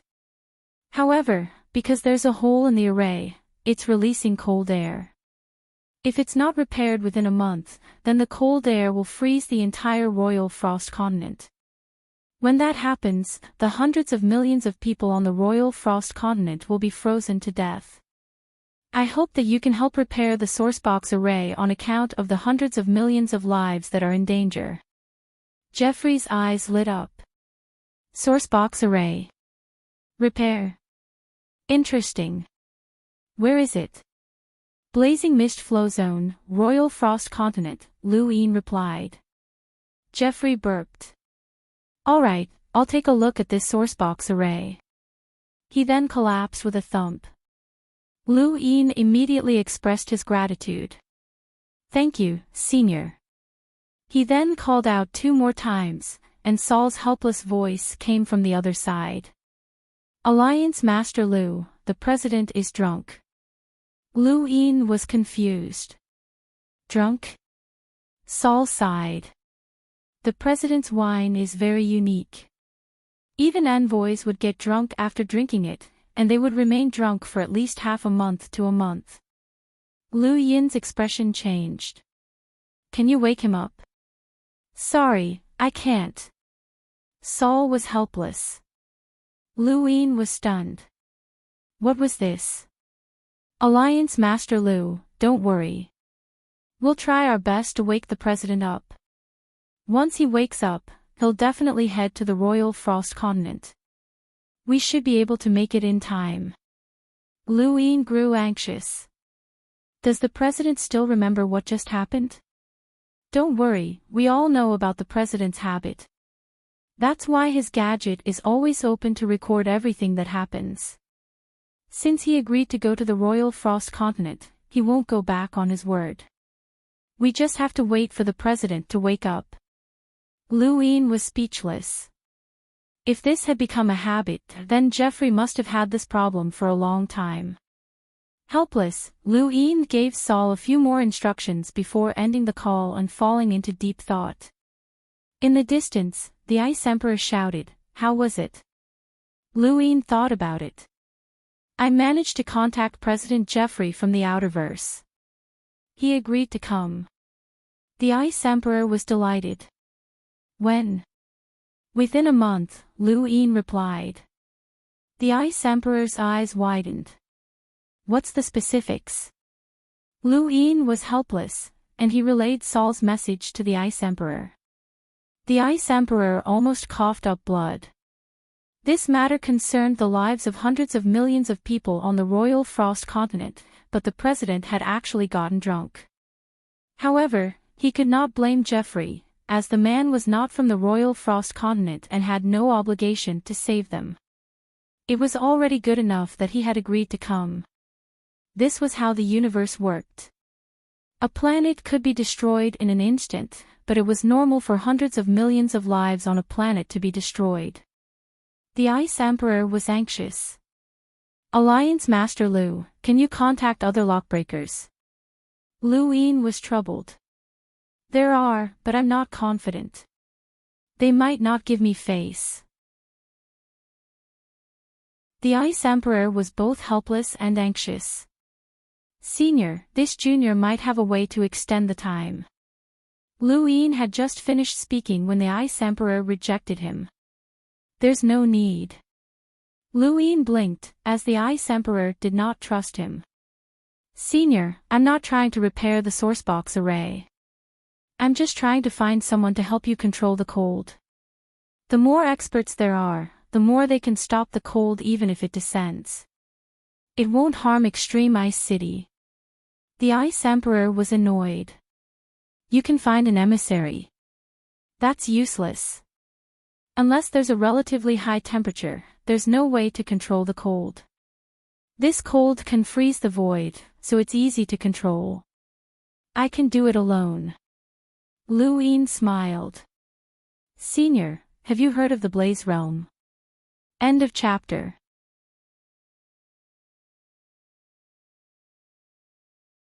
Welcome aboard. Stay tuned and subscribe to Han Li's Wuxia Adventures for more thrilling content. Chapter 1222. The blazing mist flow zone was very large, and it was one of the 8 flow zones closest to the outerverse. Many of the innerverse transactions came from the blazing mist flow zone. Outer space was vast and boundless, and no matter how many people there were, it was very difficult to spot a spacecraft in many of the regions. The chances of 2 spacecraft meeting were not high, but in the blazing mist flow zone, the chances of that happening were many times higher. On this day, a spaceship met with another spaceship. Then, a battle broke out. The spacecraft that was attacked was from the Blaze Realm. No one in the blazing mist flow zone dared to attack a spacecraft from the Blaze Realm, as the attacker was from the Tinder Alliance. The battle quickly ended, and there was only one person left alive in the Blaze Realm spacecraft. Both of his arms had been severed, and he lay on the ground, staring in despair at the dozens of cultivators from the Tinder Alliance who had surrounded him. You just wait. The Blaze Realm won't let you off, the Blaze Realm cultivator on the ground roared. His sinister appearance was terrifying. At that moment, a man walked over with a cruel smile on his face. Do you still remember me? Senior brother. The Blaze Realm cultivator lying on the ground looked at the man and was shocked. Third bro, how are you still alive? The man laughed heartily and looked down at the Blaze Realm cultivator. How am I still alive? Are you surprised? That's right, I survived. Back then, we agreed to split the resources equally, but you killed second bro and fourth bro and threw me into outer space. How can a Lemmeter survive in outer space? Fortunately, I was saved by the Tinder Alliance. The Blaze Realm cultivator stared at the man in a daze and then laughed bitterly. So that's how it is. No wonder you attacked me. Was it all because of you? The man squatted down and stared at the Blaze Realm cultivator. That's right. I've been watching you for a long time. The Blaze Realm cultivator closed his eyes. Kill me, but don't forget that you're also from the Blaze Realm and know how terrifying they are. You rats from the Tinder Alliance can't hide from us. Even if you escape to the outerverse, you won't be able to survive. The man laughed maniacally and slapped the Blaze Realm cultivator's face, leaving a red and swollen mark. Under the Blaze Realm cultivator's sinister gaze, the man proudly said, "The Blaze Realm won't be arrogant for long. Let me tell you something that you won't be able to rest in peace." He paused and then lowered his voice. The Tinder Alliance has found the entrance to the Royal Frost Continent, and it's on planet. The city lord is already dead, and there isn't a single enlighter with their power of the world. The Blaze Realm cultivator's eyes. The Blaze Realm, the man, don't you know that the Royal Ice Continent has a secret technique? The Blaze Realm cultivator's eyes narrowed. What did you say? The man smiled cruelly. The Royal Frost Continent has a secret technique that the natives don't even know about. Our Tinder Alliance accidentally wandered into the continent and saw it. That's the secret technique.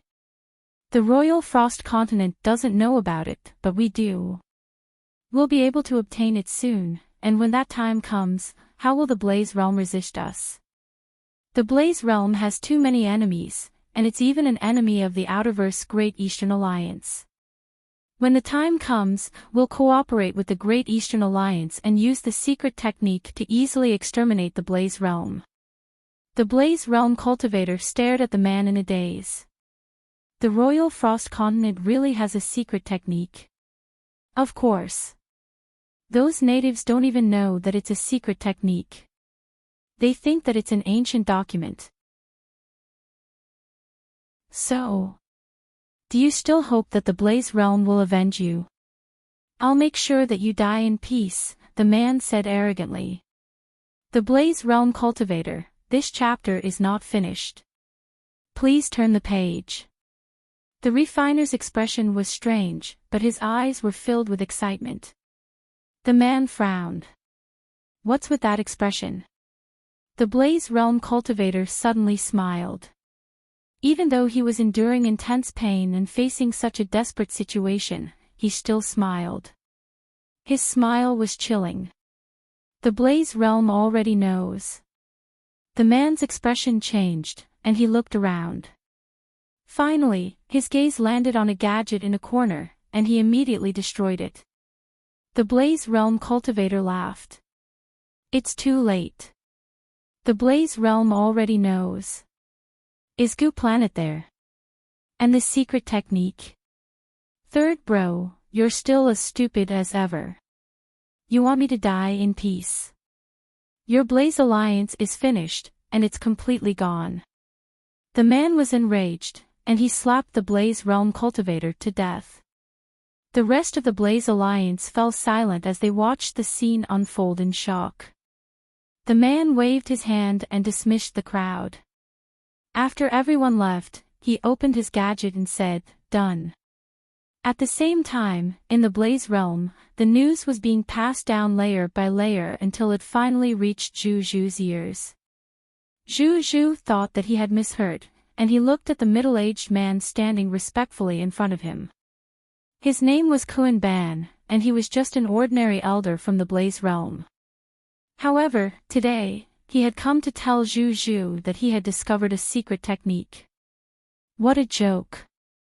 I'll give you one more chance. If you lie to me, you know the consequences.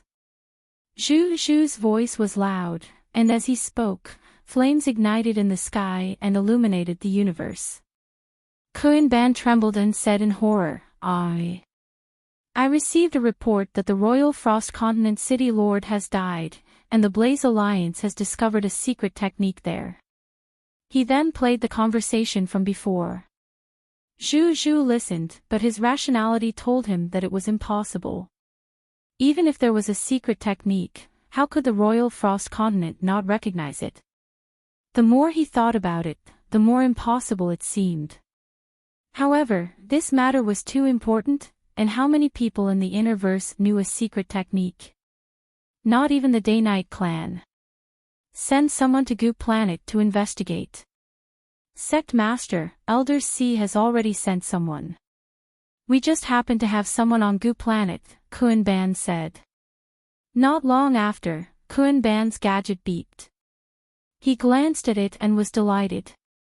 Sect Master, remnants of the Blaze Alliance have been discovered on Goo Planet. They've also discovered a frozen planet nearby.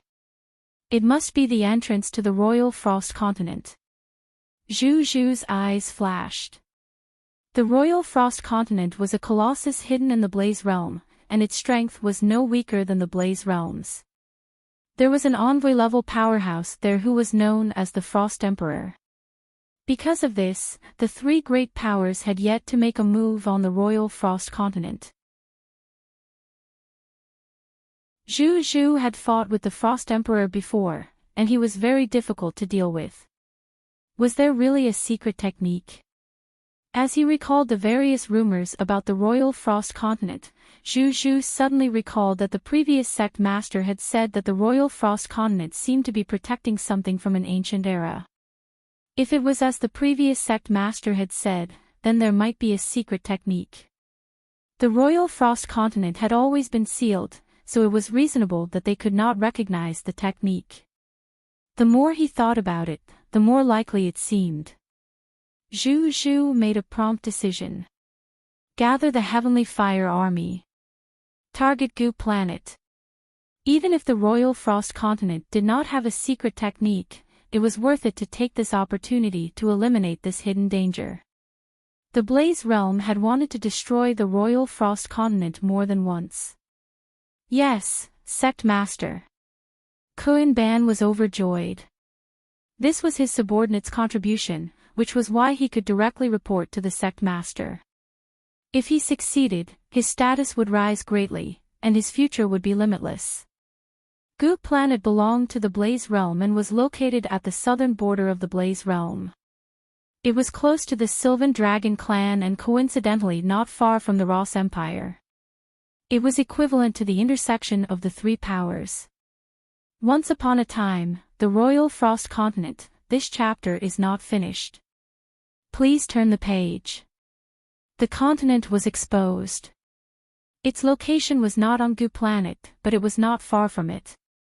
Of course, only the Blaze Realm, the Ross Empire, and the Sylvan Dragon clan's higher-ups knew of this information. This was also the basis for Zhu Zhu to confirm the authenticity of the information. The lower-level people would not know the location of the Royal Frost Continent. Cold air spread from the void crack. Gu Planet, including the surrounding space, was frozen white. The starry sky was like a frozen river of stars that spread far and wide. Outside the river of stars, spacecraft from the Blaze Realm descended and surrounded the area. Zhu Zhu had already appeared outside the frozen river of stars and was looking at the void crack with his hands clasped behind his back. He was a cautious person, and the Royal Frost Continent's existence had not been exposed for so many years. Whether it was because of the City Lord's death or for some other reason, even if he was certain that he was invincible, he would not rashly enter the Royal Frost Continent. With that thought in mind, he ordered, "Burn the Royal Frost Continent." The Blaze Realm was most proficient in flames, and following Zhu Zhu's orders, endless flames spread out. They first melted the frozen starry sky and then burned the surrounding planets, causing many of them to collapse, including Gu Planet. Fortunately, no one lived on the surrounding planets, and they were not suitable for human habitation. The Blaze Realm was led by Zhu Zhu. Eccentric Qi, Elder Si, Kun Ban, and the other experts arrived.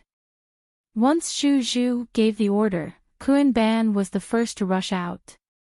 The rest, including more than 10 hunters, all rushed out together. Together with 100 cruisers and over 1,000 explorers, they attacked with all their might. All sorts of fire battle techniques were used, and they spread into the void crack. On the Royal Frost Continent, the Ice Emperor saw the flames spreading in the outer space. He was delighted and retreated. Very quickly, the flames surged in and swept towards the Royal Frost Continent. However, the moment the flames reached the continent, they were frozen by the frigid air and transformed into flames that fell down and disappeared. The Ice Emperor said, "These flames aren't enough to resist the frigid air." Lu Yin saw this. "Don't worry, Senior. The Blaze Realm isn't this weak." The Ice Emperor replied, "I know. I've fought with them before." Lu Yin was astonished, as it seemed that the Ice Emperor did not spend much time on the Royal Frost Continent. In outer space, the flames were frozen the moment they entered the Royal Frost Continent. The Blaze Realm's cultivators all saw this, and they all increased the power of their flames. However, once they entered the Royal Frost Continent, they were all frozen as expected. Zhu Zhu looked at Elder Si. Elder Si's name was Si Penghai, and he was an enlighter whose power level had reached 290,000. There were only 3 enlighters in the entire Blaze Realm, and Si Penghai had surpassed Hua Haoyi and was second only to eccentric Qi. Zhu Zhu looked over and walked out. The flames around his body transformed into a giant bird that charged into the Royal Frost Continent. Along the way, it not only burned and distorted the void, but it also turned Kun Ban and the others' flames into nothingness. Flames burned flames, and this was an extreme suppression of power. Everyone watched as the flaming bird ferociously charged into the Royal Frost Continent before being frozen and disappearing without any signs of life. Si Penghai's face changed, and he gritted his teeth. He increased the power of his flames and took out a power vessel at the same time, causing the flaming bird to grow even larger. It charged into the Royal Frost Continent, but it was still frozen. Zhu Zhu frowned and looked at eccentric Qi. "This is going to be troublesome." Eccentric Qi was not Si Penghai, and he had a unique position in the Blaze realm. He was an elder with a power level of over 400,000, and even Zhu Zhu had to respect him. Thank you for your support, brothers. End of chapter.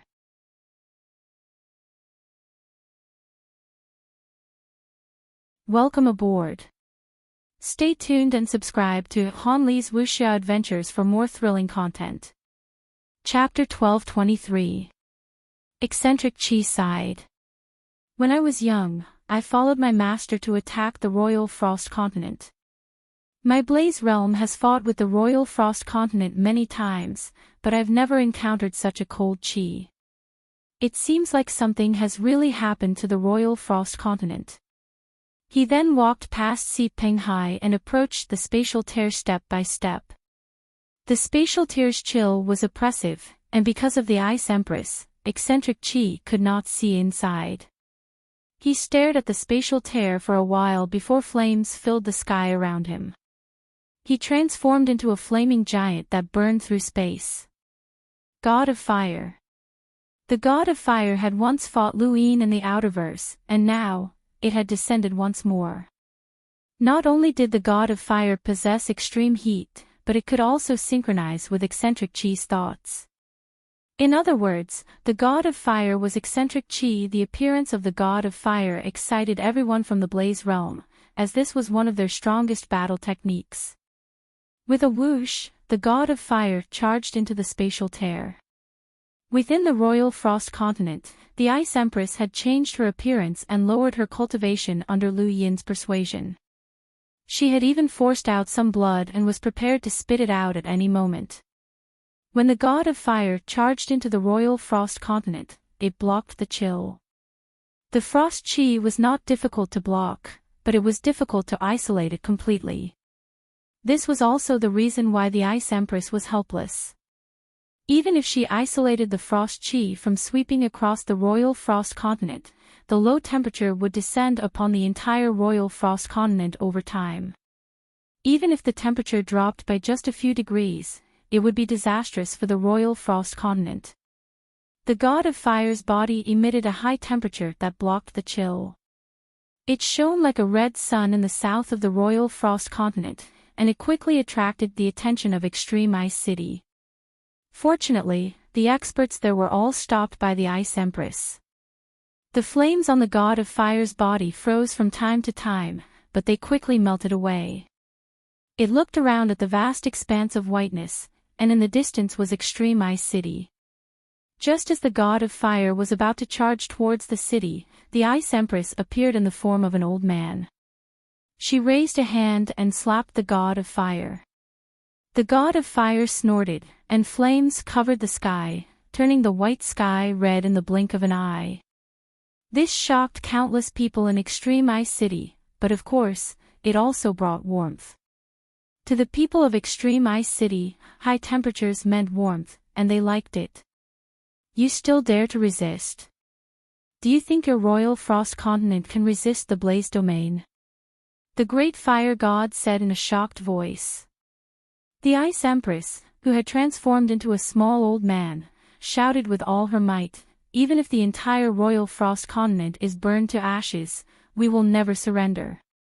With that, her clothes began to burn, and her skin began to crack. She spat out a mouthful of blood, "Die."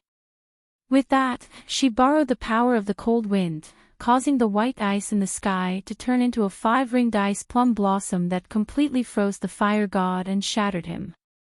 Lu Yin stared blankly at the screen. Inside the Extreme Ice City, countless people were shocked. Although the high temperature of the flames brought warmth, the two words, "fire region," made them panic. Humans were fearful of the unknown. Most of the people in the Extreme Ice City had no idea what was going on in the outside world. Many people thought that they were the only ones in the universe. Xiao Yangshuan looked towards the south and frowned. How did the Fire Domain find the Royal Frost Continent? Their attacks had failed several times, so why were they here again? He wanted to go and take a look, but the city lord's voice stopped him and the experts in the Extreme Ice City. What was the city lord doing? And what role did His Highness play in all of this? Ku Wei stood not too far away from Xiao Yangshuan and was at a loss. However, he had a feeling that this had something to do with Seventh Bro. In outer space, as the fire god was frozen and cracked open, Eccentric Chi's face paled and he panted heavily as he glared at the spatial crack. This chapter is not finished. Please turn the page. He walked over to Master Red. Sect Master, there's no one in the Royal Frost Continent who can resist us. That emissary city lord should really be dead. I can't sense his aura, and there's only an old man with a power level of more than 300,000 blocking us. Master Red's eyes lit up. Did you see any secret techniques? Eccentric Chi shook his head. No. What did the people from the Tinderflame Alliance say? Master Red replied, they said that it's in the city. Eccentric Chi replied, there is indeed a city. The Royal Frost Continent isn't that big, and with Sect Master's strength, you should be able to sweep through it. Master Red nodded. Let's take a look. Check it out a few more times. Eccentric Chi nodded. All right. Within the Royal Frost Continent, the flames swept out once more. This time, Eccentric Chi joined forces with the others, and the flames swept across the sky above the Royal Frost Continent. Not only did they suppress the cold, but they also brought an even greater amount of warmth to the extreme ice city. Even the sky had turned red. Lu Yin smiled. I've heard of Master Red before. He's a cautious person, and he definitely wants to observe for a few more days before entering. The Ice Empress replied, if Master Red were to enter, I would definitely step forward to stop him. At that time, he'll realize that he's been tricked, and this move of yours will be meaningless. Lu Yin replied, I didn't just reveal this to Master Red. The Sylvan Dragons and the Ross Empire also know about this. If Master Red knows that he's been tricked, then what about the Sylvan Dragons and the Ross Empire? The three powers are all suspicious, and Master Red can't be sure that there's no secret technique here. The only way is to destroy the Royal Frost Continent first. With Senior's strength, you should be able to block the experts from the three powers, and the high temperatures in the Blaze Realm can prevent the cold from spreading. This way, the Royal Frost Continent will have time to wait for President Jeffrey. The Ice Empress looked at Lu Yin with a meaningful gaze. Alliance Master Lu is indeed smart. You want to use my Royal Frost Continent to eliminate a strong opponent. Lu Yin shook his head. Senior, are you saying that this junior's idea isn't good? The Ice Empress turned to look at the spatial tear. Good, that's great. It's so good that it can help my Royal Frost Continent, and it can also help you eliminate a strong opponent. Lu Yin blinked. This junior doesn't understand. The Ice Empress sighed. The world is ever-changing, and not everything can be calculated. Alliance Master Lu, have you ever considered that your actions will make me suspect that you're intentionally destroying the seal and using my Royal Frost Continent as a wager for your great ambitions? Lu Yin was about to speak when the Ice Empress interrupted him. Of course, I'm not suspecting you. You don't have the ability to intentionally destroy the seal. Senior, you're overthinking things. The Ice Empress seriously replied, you could have gained my Royal Frost Continent's friendship. Lu Yin looked at the Ice Empress back. Using the Blaze Realm to contain the cold, and using the Ross Empire and the Sylvan Dragons to pressure the Blaze Realm is beneficial to the Royal Frost Continent. But if these three powers enter my Royal Frost Continent, they'll definitely suffer heavy losses. I've heard of Alliance Master Lu's experiences. The Outerverse has already been unified, and the next step will be the Innerverse. This idea will help Alliance Master Lu eliminate his enemies, right? Lu Yin's expression turned ugly. If we can kill two birds with one stone, why not? The Ice Empress wanted to retort that Lu Yin was using him, but after thinking about it, there was nothing worth retorting about. From Lu Yin's perspective, this idea was too good, and from the Ice Empress' perspective, he could not think of any other alternative. I've already helped Senior invite President Jeffrey to help stall for time. This is all based on the fact that Senior kidnapped me. If Senior feels that I'm in the wrong, then I'll leave immediately, Lu Yin said coldly. This chapter is not finished. Please turn the page. The Ice Empress' expression changed, and he looked at Lu Yin and forced a smile. I'm overthinking things. Please don't mind me, Alliance Master Lu. He had only been unhappy about being used, but he had already thought things through. Why would Lu Yin help him? Since Lu Yin had already helped him, then there was nothing wrong with helping him back. Lu Yin snorted. You're helping someone, yet you're still being cold. Senior's actions are a little disappointing. The Ice Empress' voice was hoarse. My tone just now wasn't very nice. Please don't mind me, Alliance Master Lu. How about this? Once this matter is over, you can ask for anything. As long as my Royal Frost Continent is able to do it, we will not refuse. Lu Yin pointed at the spatial tear. I want to enter the Royal Frost Continent's 3 main powers. None of them will be able to escape. The Ice Empress' expression changed, as Lu Yin was blatantly using him to deal with the blazing mist flow zone. He wanted to refuse, but when he saw Lu Yin's resolute gaze, he remembered that Lu Yin was the only one who could contact Jeffrey. Besides, if there were any problems with the seal in the future, he might need Lu Yin's help. Helpless, the Ice Empress said, I'll do my best, but Alliance Master Lu shouldn't have too much hope. The 3 powers are not to be trifled with, and blocking them is already the limit. Lu Yin did not intend to force the issue, as he was already very satisfied with this outcome. The Ice Empress was right, he wanted to use the Royal Frost Continent to deal with the blazing mist flow zone's main powers. He would not forget the Blaze Realm's enmity with the Great Eastern Alliance, nor would he forget the enmity between him and the Blaze Realm. He also would not forget the Ross Empire's invasion of the Great Yu Empire and the Sylvan Dragon's disdain for the Outerverse. These were all old grudges with the Blazing Mist Flow Zone. Even without these old grudges, the Blazing Mist Flow Zone was still a place that Lu Yin had to enter. This would be the Great Eastern Alliance's first stop when they entered the Innerverse. Of course, he had not intentionally destroyed the Royal Frost Continent's seal. He was not so cruel as to gamble with the lives of the entire continent's people. Several days passed by quickly, and the resistance between the flames and the cold caused the Royal Frost Continent to experience its first rain in many years.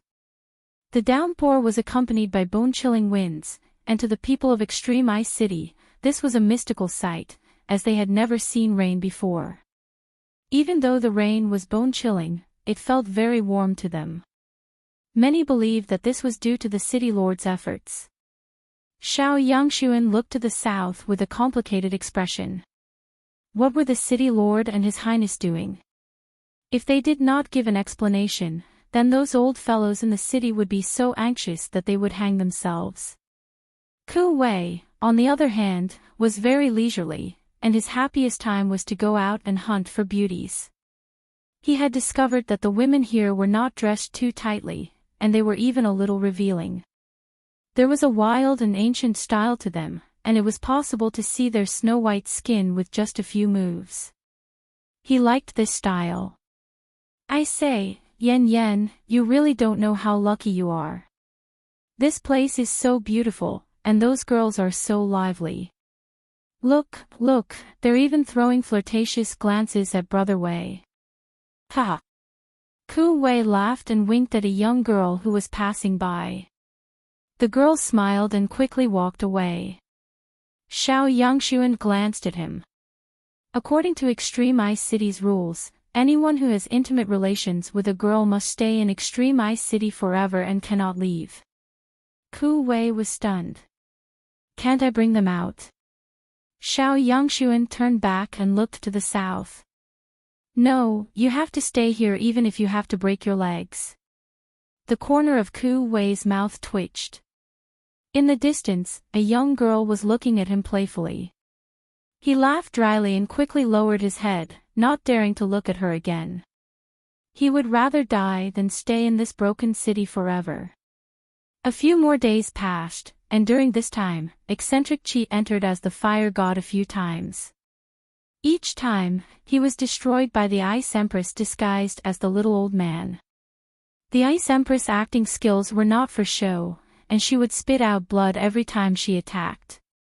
The next time she attacked, she would appear even weaker, but she was always able to defeat the fire god. End of Chapter 1.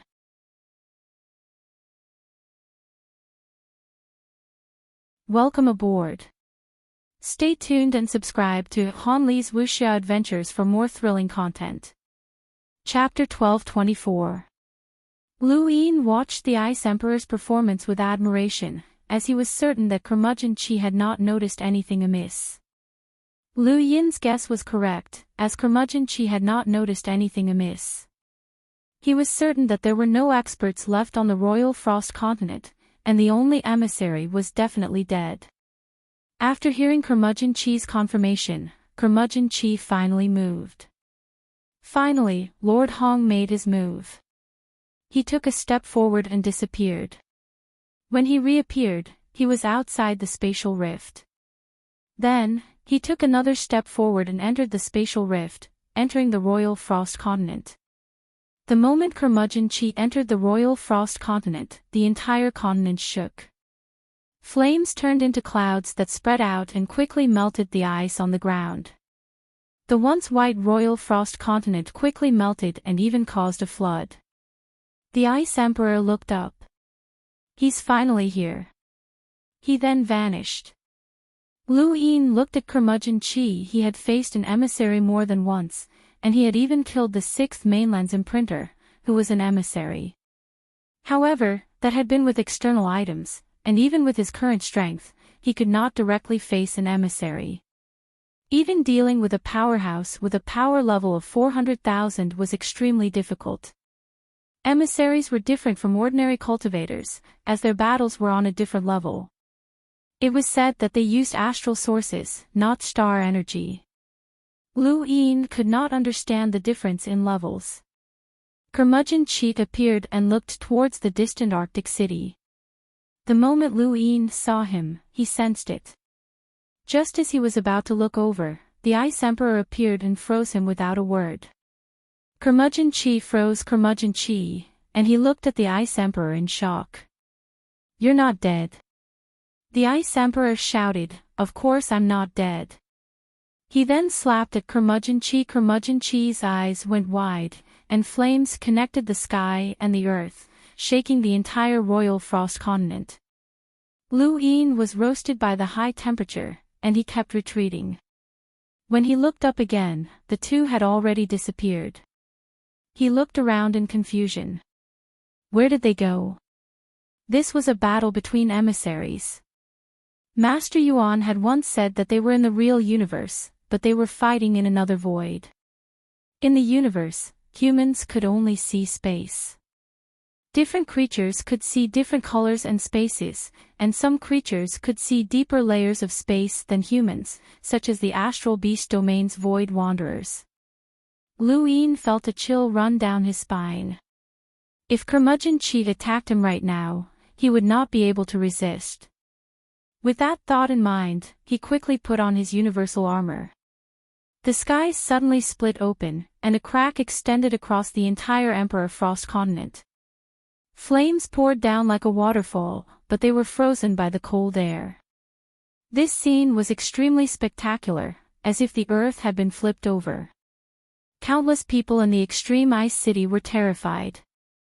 If those flames had been scattered, the entire royal ice continent would have been burned. A streak of red appeared in the sky and then disappeared. The Ice Empress appeared soon after, standing high in the sky as she stared at the spatial crack.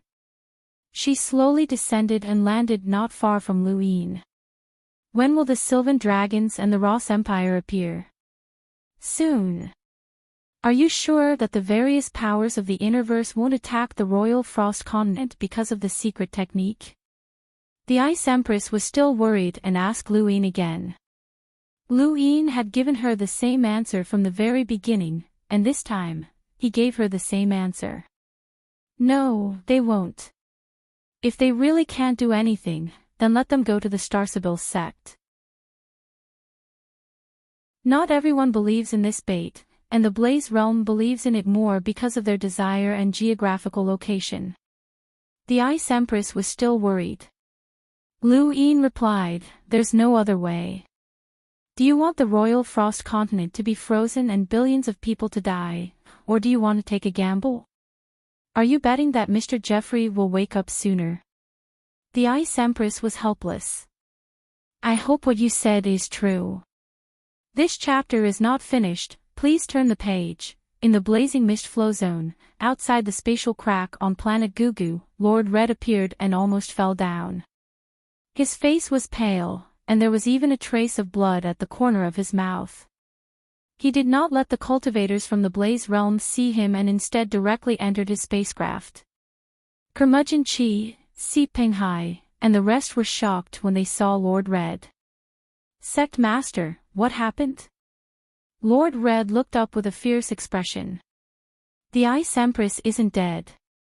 Everyone was stunned. Curmudgeon Chi was in disbelief. "How is that possible? I've gone in multiple times, but there's no trace of the Ice Empress." Lord Red gritted his teeth. "We've been tricked." Kuin Ban was terrified. As if he had been tricked, he would have been the first to suffer. He quickly said, "Sect Master, there's no reason for the Ice Empress to play dead. The Royal Frost Continent has always been hidden in a folded space, and it has no conflict of interest with the Blaze Realm. There's no reason for her to play dead to lure us out." "That's right, Sect Master. The Royal Frost Continent has lived peacefully in our blazing mist flow zone for so many years. There's no reason for her to do this now," Si Penghai said. Lord Red looked up. "What if she cooperates with the Tinder Alliance?" Curmudgeon Chi shook his head. "The Tinder Alliance is just a bunch of trash. They don't have the right to cooperate with the emissaries." Lord Red was irritated. "Let's retreat first and surround this place. I want to see what that old fogey is up to." "Yes, Sect Master." Suddenly, Lord Red stood up and looked to the east. His expression changed. "Sylvan Dragons." Everyone was puzzled, and Curmudgeon Chi frowned. "The Sylvan Dragons are here." In the distance, hundreds and thousands of Sylvan Dragons swam through space and approached planet Gu. Many cultivators from the Blaze Realm watched them warily. The spaceship appeared rather small in front of the Sylvan Dragons, and at the very front was a colossal Sylvan Dragon that was several times larger than the other Sylvan Dragons. Every time the meatball at its tail swung, it tore apart the starry sky. It was the patriarch of the Sylvan Dragons, the Dragon Lord who had attained the combat power of an emissary. When the Dragon Lord appeared, its large eyes swept across the crowd. The cultivators from the Blaze Realm were terrified, and none of them dared to make a sound. The Skyfire Corps was the Blaze Realm's most elite army, but they were still afraid of facing so many Sylvan Dragons. "My old friend, Lord Red, since you're here, why don't you come out and meet us?" The Dragon Lord's voice shook the sky. Many of the Blaze Realm spacecraft exploded, unable to withstand the Dragon Lord's pressure. Lord Red appeared in space, and his expression returned to normal. He calmly looked at the Dragon Lord. "This is the Blaze Realm's territory. Why have you brought so many descendants here, Dragon Lord? Are you trying to start a war with the Blaze Realm?" The Dragon Lord grinned. "Of course not. I heard that the Royal Frost Continent appeared, so I wanted to go in and take a look." Lord Red raised his eyebrows. "What Royal Frost Continent? Where did you hear that from? The Dragon Lord's large eyes turned to stare at Lord Red. You still want to hide it? The Blaze Realm can't be thinking of monopolizing the Royal Frost Continent's secret technique, right? Lord Red frowned. You've been tricked. The Royal Frost Continent doesn't have any secret techniques, and that old fogey is still alive. The Dragon Lord was shocked. The Ice Emperor is still alive. Didn't you say he was dead? That's why you've been tricked, Lord Red said. The Dragon Lord obviously didn't believe him. So be it. I still have to go in and take a look. It's good to greet the Ice Emperor since the Royal Frost Continent isn't weak. Lord Red stared at the Dragon Lord. He felt that he had been tricked, but just as Si Penghai and the others had said, what was the point of the Ice Emperor faking his death? There was no reason for them to do so, and the Alliance didn't have the ability to do so. This chapter is not finished. Please turn the page. Only a fool would believe that the Fire Realm would join forces and use the Royal Frost Continent to destroy the Blaze Realm and benefit the Alliance. Since there was no reason for the Ice Emperor to fake his death, then the Alliance's information might not have been false. However, the fact that the Ice Emperor wasn't dead was still suspicious.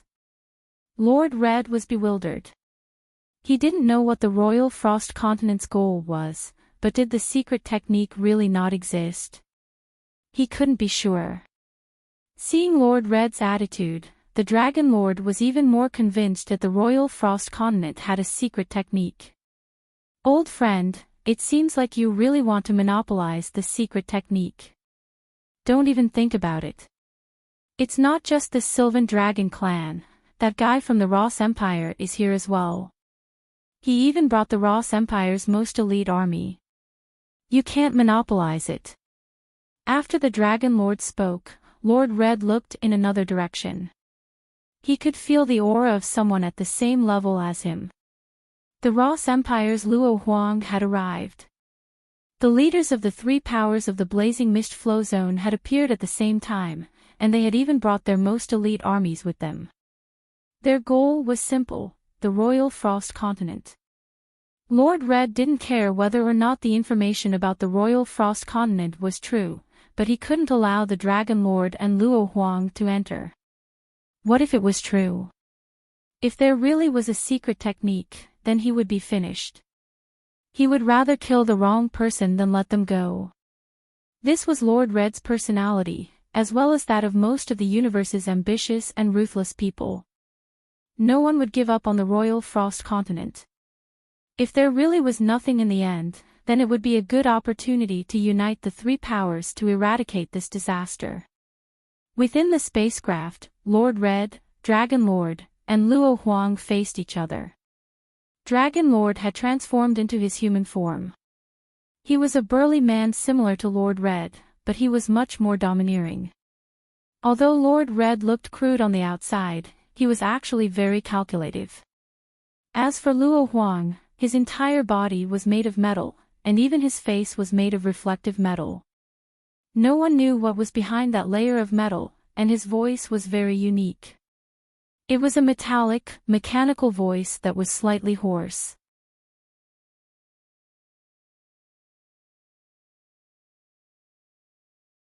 Welcome aboard.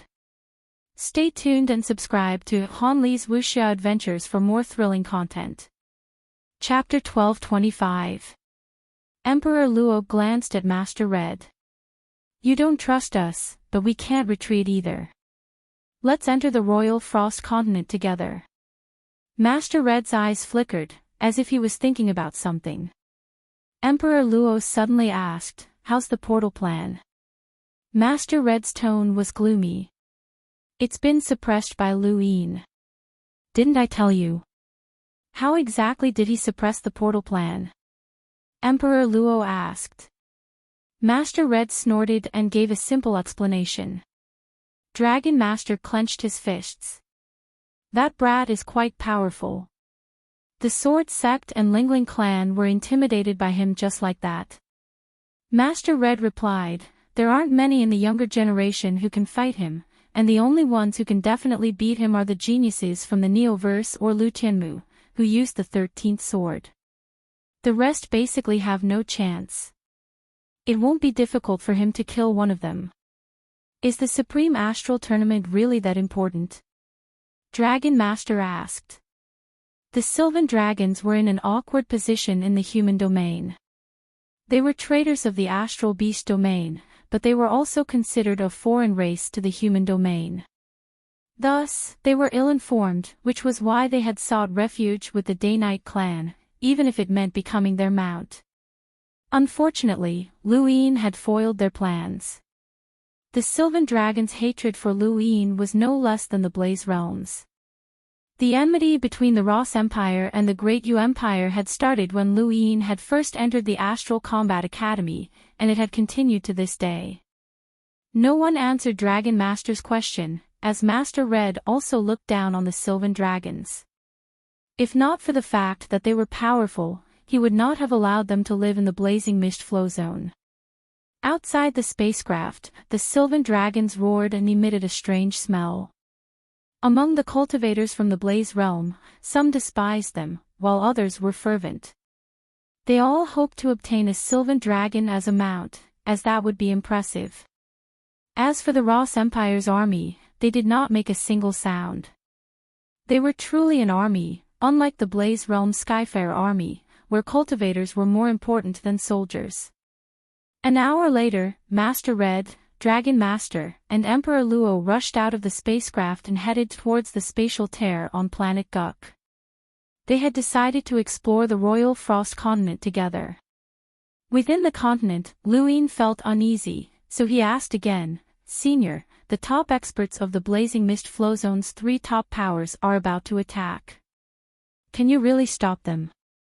From the very beginning, this plan had been based on the assumption that the Royal Frost Continent would be able to withstand the Blazing Mist Flow Zone's 3 great powers and that the Innerverse would not covet their secret technique. Lu Yin had a way to prevent the Royal Frost Continent from being coveted because of the secret technique, but he did not have any confidence in the Ice Emperor.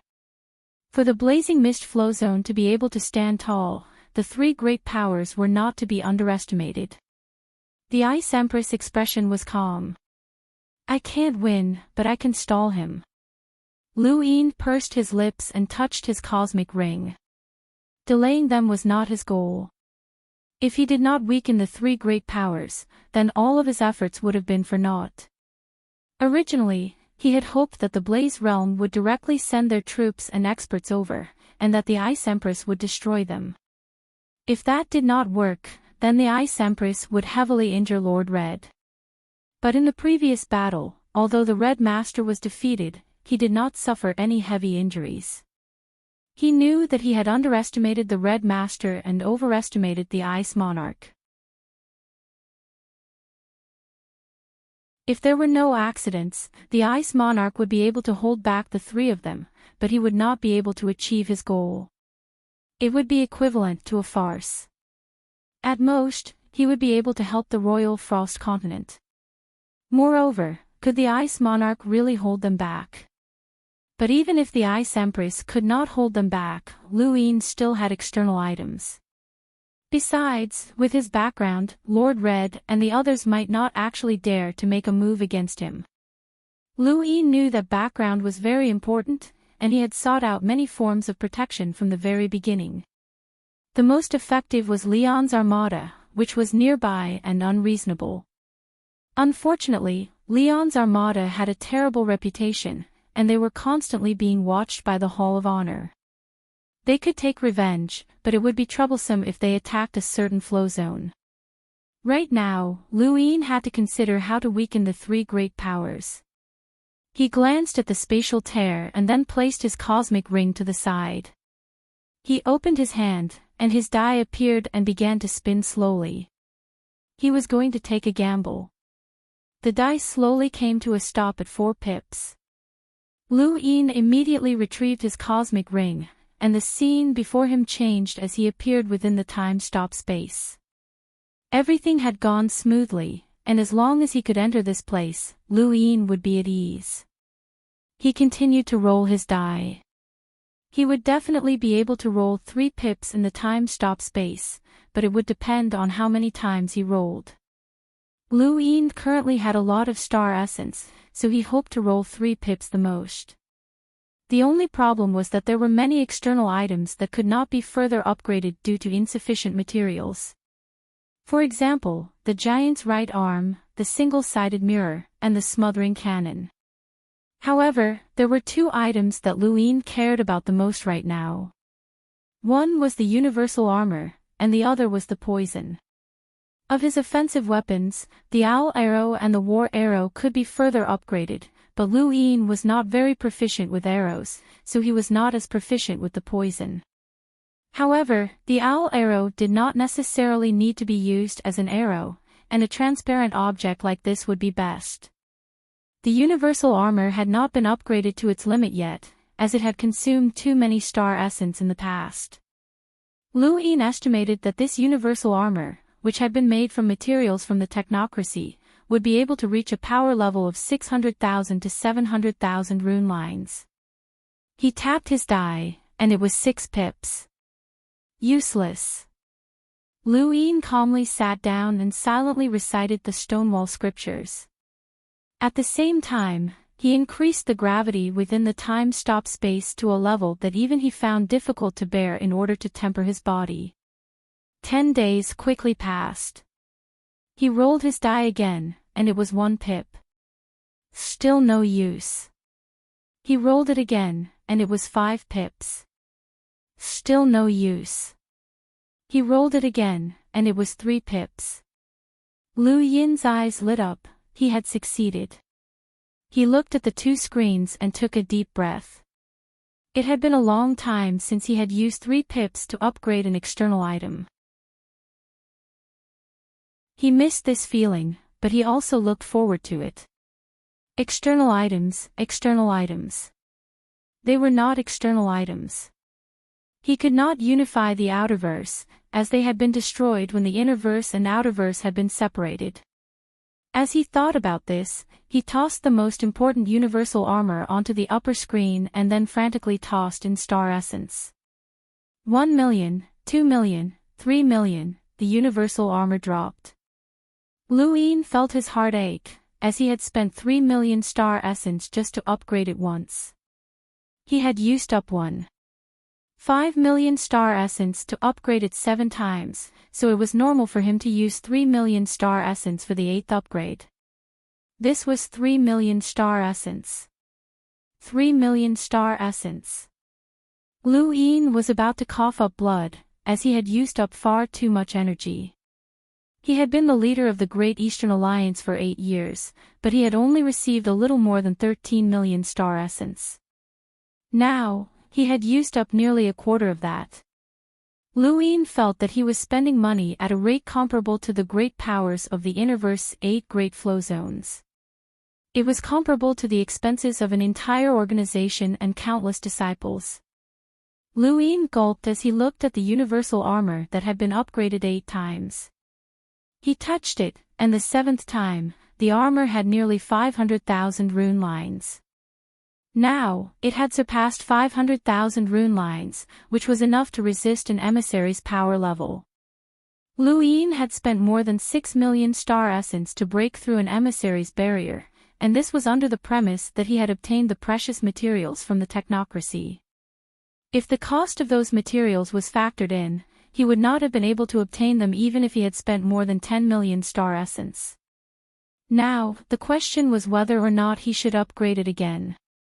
Lu Yin gulped as he looked at the universal armor. He decided to wait and upgrade his poisons first. He was a little flustered, as he was afraid that he would not have enough poisons to upgrade it again. Why was it that money was becoming less and less valuable as he upgraded it? Lu Yin was a little depressed. Lu Yin felt that poisons were rather mystical, as if they had no limit, or perhaps they had not reached their limit yet. These poisons had all come from Elder Wu, who was an enlighter who specialized in poisons. Elder Wu was the first and only enlighter that Lu Yin had encountered. The Neo-Human Alliance's Vitality poison did not count, as Lu Yin would not have dared to use such a poison even if he had been given one. There were still 7 bottles of Elder Wu's poisons left. They had been upgraded 8 times, and their limit had nearly reached 400,000 rune lines. Now, Lu Yin tossed one of the bottles onto the upper screen and continuously tossed in star essence. He tossed it 3 times and used up more than 3 million star essence, which should be close to 500,000 rune lines. This was because the 4th upgrade was very slow, and it also consumed a lot of star essence. 2 million star essence. Lu Yin had spent a total of 2 million star essence to upgrade this bottle of poison. He estimated that the rune lines now exceeded a power level of 500,000, which meant that this bottle of poison was enough to pose a threat to an emissary. It had not been easy, as a single bottle of poison had been upgraded 12 times and had consumed nearly 4 million star essence. Even though it was 1/3 less than the universal armor, it was still quite ridiculous. Lu Yin's heart ached once again, but he had no other choice. He had to upgrade what he needed, and 1 bottle was clearly not enough. As he thought about it, he upgraded another bottle. Lu Yin looked at his cosmic ring and closed his eyes. He still had more than 7 million star essence left, and he had used up nearly half of it in such a short period of time to upgrade 3 external items. It had not been easy for him to calm down, but he would have more in the future. Money could be earned again after spending it, and he would have more soon. Lu Yin comforted himself as he placed the universal armor on the upper screen and then tossed in star essence to upgrade it again. Otherwise, it would not be safe. 25 million star essence was the price to upgrade the universal armor for the 9th time. Lu Yin looked at the less than 1 million star essence left in his cosmic ring and sighed. Although he had lost his money, his life was now safe. It was worth it, worth it, worth it. There were still 2 months left in the time-stop space. Lu Yin sensed his fate's end and found that he had fused with another 2 grains. They had not grown much, but they were still unable to conceal the black and white fog. There were still 12 grains left. What exactly was this black and white fog? He could test it out in this place. The scene in front of him changed, and Lu Yin returned to the Royal Frost Continent. Even the Ice Emperor, an envoy-level powerhouse, did not know that Lu Yin had been in this space for several months. Time existed, but it was illusory and had nothing to do with one's strength. The only organization in the entire universe that dared to claim that they were sensitive to time was the Starsibyl sect. Of course, Lu Yin had always thought that they were bragging. Even so, he did not dare to enter the time-stop space in front of the Starsibyl sect. Your aura? The Ice Emperor asked as he looked at Lu Yin suspiciously. In that instant, he had felt that Lu Yin's aura had changed greatly. How should he describe it? It was a very strange feeling. Lu Yin asked, Senior Ice Emperor, if the leaders of the Blazing Mist Flow Zone's 3 powers split up and one person held you back while the other 2 charged towards Arctic City, what would you do?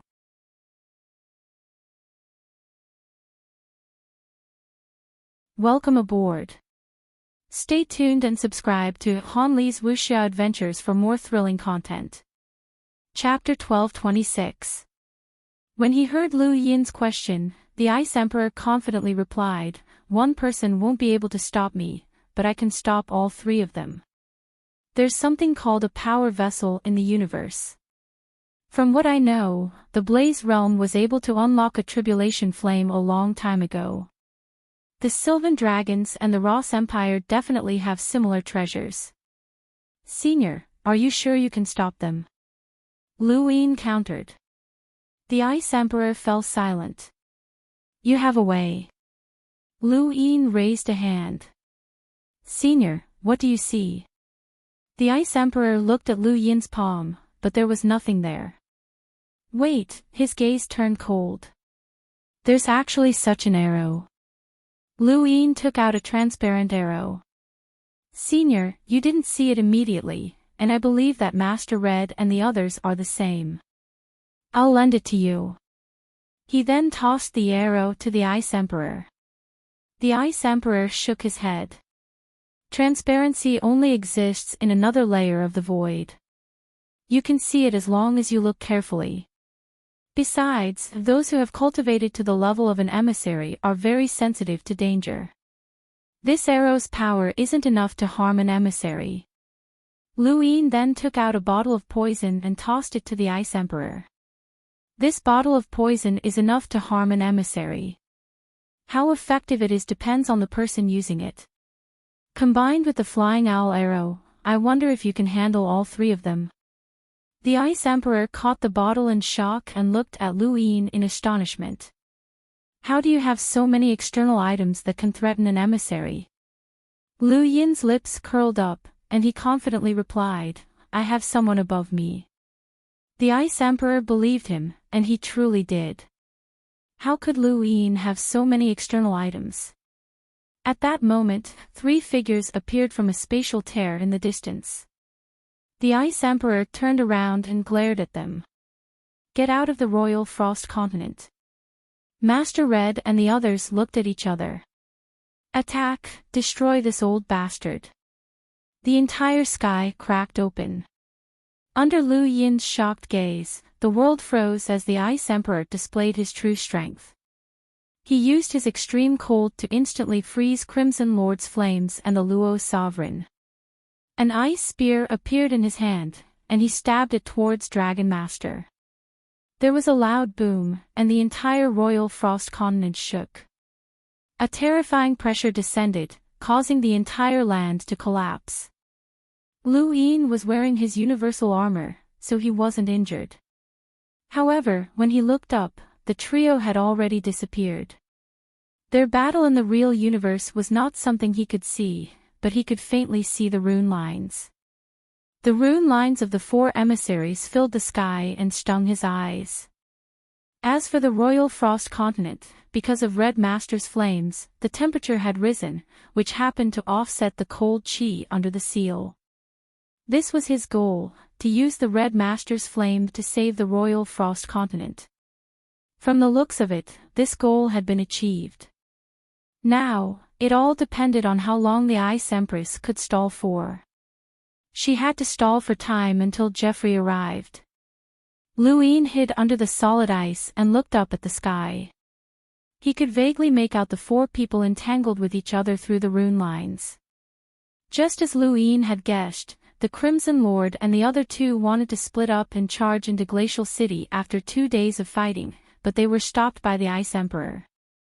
The Ice Emperor's frigid air covered a wide area, and the entire Royal Frost Continent was under his control.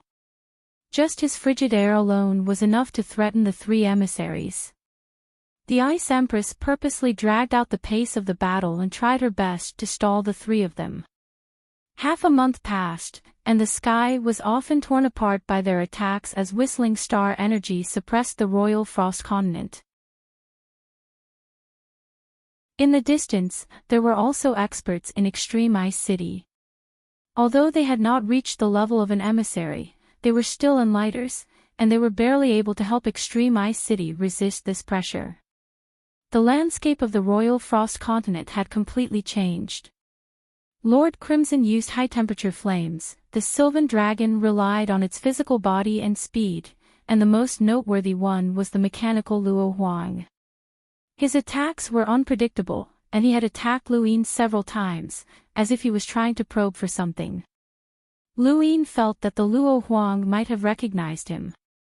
After being delayed by the Ice Emperor, the three emissaries could no longer endure and issued orders to the outside world.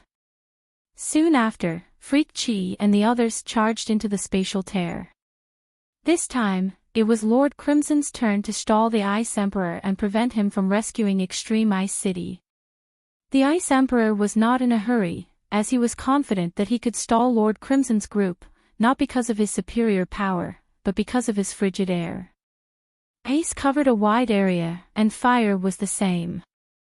If the Ice Emperor could use his frigid air to freeze Lord Crimson's group, then he could naturally extend his range to the spatial tear as well. When Freak Chi and the others first appeared, they were almost frozen, and they quickly retreated in fear. Lu Yin sighed in admiration. Although he could not understand the Ice Emperor's battle, he felt that the Ice Emperor was worthy of his title as an emperor, as his use of ice had reached perfection. An angry roar came from the sky, and the Sylvan Dragon suddenly appeared before disappearing once again. Next, flames dripped into the sky like magma flowing backwards, attempting to flood Extreme Ice City but being frozen by the frigid ice instead. Finally, the Luo Huang sent out dozens of beams that swept towards Extreme Ice City, but they were frozen halfway and fell to the ground. One of the beams landed less than a kilometer away from Lu Yin. Lu Yin approached and reached out to touch it. The solid ice cracked, and the beam forced him back a few meters. His hand hurt from the impact, and if not for his universal armor, his hand would have been gone. An emissary and an initiate were on completely different levels. In the sky, the Luo Huang appeared and looked down at Lu Yin. His eyes were mechanical, and it was unknown what he had seen, but he suddenly attacked Lu Yin. The beam swept through the void and tore through space, enveloping Lu Yin within. Lu Yin's scalp went numb, and he rushed into the distance, but he could not outrun the beam. The beam streaked past his back, smashing him into a layer of ice. His back felt like it was on fire, and he felt a burning pain. The Luo Huang was shocked. "You actually blocked my attack. What a strange technological armor. Hand it over." He then charged towards Lu Yin, but the frigid air froze him as he crashed into the solid ice. He looked up at the sky and saw the Ice Emperor thrusting down with his spear. "Get back here." The Luo Huang growled, "Who's that?" The Ice Emperor did not answer him, and a 5-ringed plum blossom appeared in the sky and imprinted itself into the void. It disappeared in an instant, but the next moment, it froze the world again. The Luo Huang, the Sylvan Dragon, and Red Lord were all frozen within. Lu Yin looked up and saw that the Luo Huang and the other two had been frozen. "Attack Red Lord!" he barked. His eyes turned into runes as he stared at Red Lord. In that instant, tears of blood streamed down from the corners of his eyes. He was trying his best to weaken Red Lord's rune lines. The Ice Emperor heard Lu Yin's words and subconsciously attacked Red Lord. Both sides had fought many times and were familiar with each other's strength. Red Lord could judge the strength of the Ice Emperor's attack. He shattered the solid ice, and the flames rippled in front of him. He knew that this should be enough to block the Ice Emperor's attack, as the Ice Emperor still had to guard against the Dragon Lord and the Luo Huang. Strangely, Red Lord felt that something was wrong. His strength had been weakened. The ice spear pierced through the flames and into Red Lord's shoulder, the frigid air entering his body through the wound. Red Lord's eyes widened as he grabbed the spear and snapped it in half. The Ice Emperor raised his right index finger, and Red Lord spat out a mouthful of blood as the frigid air wreaked havoc in his body. His face flushed red as an extremely high temperature appeared in front of him and blasted towards the Ice Emperor. The Ice Emperor had not expected to injure Red Lord so easily. He took out a flying owl arrow without hesitation and threw it at Red Lord. Lord Red didn't notice the existence of the flying owl arrow at first, but as an emissary, he had rich battle experience. Even if he didn't see it, his sense of danger made him retreat immediately. The flying owl arrow couldn't touch him at all. The Ice Emperor sighed. As expected, a sneak attack was useless, and he could not continue attacking. Behind him, the Dragon Lord and the Luo Huang appeared. Just as Red Lord thought that the Ice Emperor's attack had ended and he relaxed, the flying owl arrow suddenly disappeared. When it reappeared, it had pierced the wound that the Ice Emperor had left behind. Red Lord's eyes narrowed. A secret technique. He grabbed the flying owl arrow and pulled it out. He glanced at the Ice Emperor, but it was not this old man. Suddenly, he looked in Lu Yin's direction. It was that person. That secret technique.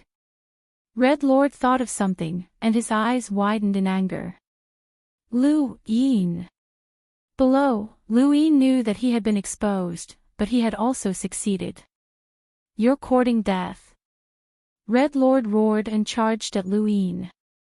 A sun appeared in the sky and pressed down, one that was powerful enough to roast the entire royal frost continent dry. The Ice Emperor hurriedly intervened. However, in the next moment, Red Lord's body twitched and he spat out a mouthful of black blood. He had been poisoned, and his face darkened. He gritted his teeth and looked down at his wound, only to see that it had turned pitch black.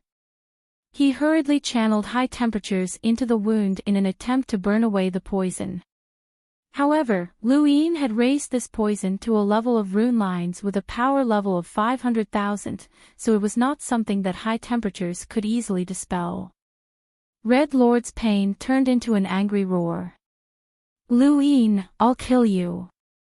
He waved his hand and sent flames towards Lu Yin. The ice on the ground was melted by the flames and evaporated. Lu Yin was struck by the flames and was sent flying. He coughed, and there was blood at the corner of his mouth, but he was not seriously injured. Red Lord fell to the ground after unleashing this attack. Red Lord, be careful. The Luo Huang shouted. Red Lord looked up and saw the Ice Emperor standing high in the sky, his 5 rings of plum blossoms freezing him. In the sky, the Dragon Lord sent the Ice Emperor flying with a claw, but it was too late. Red Lord had been frozen by the Ice Emperor's extreme chill. The Luo Huang landed beside Red Lord and used a beam of light to shatter the ice. Red Lord fell to the ground, his entire body white and his insides black. He had been poisoned, and most of his body's functions had been destroyed by the frost. This was a serious injury that could not be healed in a short period of time. The Luo Huang looked at the distant Lu Yin. Lu Yin stood up and raised a hand. His 9-lined battle force imprint exploded with full power as he unleashed his emptiness palm. The Luo Huang raised a hand, and a barrier of light appeared in front of him. The emptiness palm landed squarely on the barrier, causing ripples to spread out, and the enormous force forced the Luo Huang to retreat. The Luo Huang was shocked. Lu Yin was only a hunter, but he had actually been able to force him back. In the distance, a chill wreaked havoc as the Ice Emperor stabbed his spear towards the Luo Huang. The Dragon Lord fiercely charged forward, but the Ice Emperor suddenly threw his spear out. The spear swept past the Dragon Lord and pierced through the spatial tear. On the other side of the spatial crack, Strange Master Qi looked at the time. Master Hong had asked him to enter the Royal Ice Continent once every other day to distract the Ice Monarch. Time was up. Thinking about it, he led a group of fire domain experts, including Si Pinghai and the Sky Fire Army, and rushed towards the Royal Ice Continent. However, a long spear pierced through Strange Master Qi and the fire domain experts behind him. Thank you, brothers, for your continued support this month. Thank you.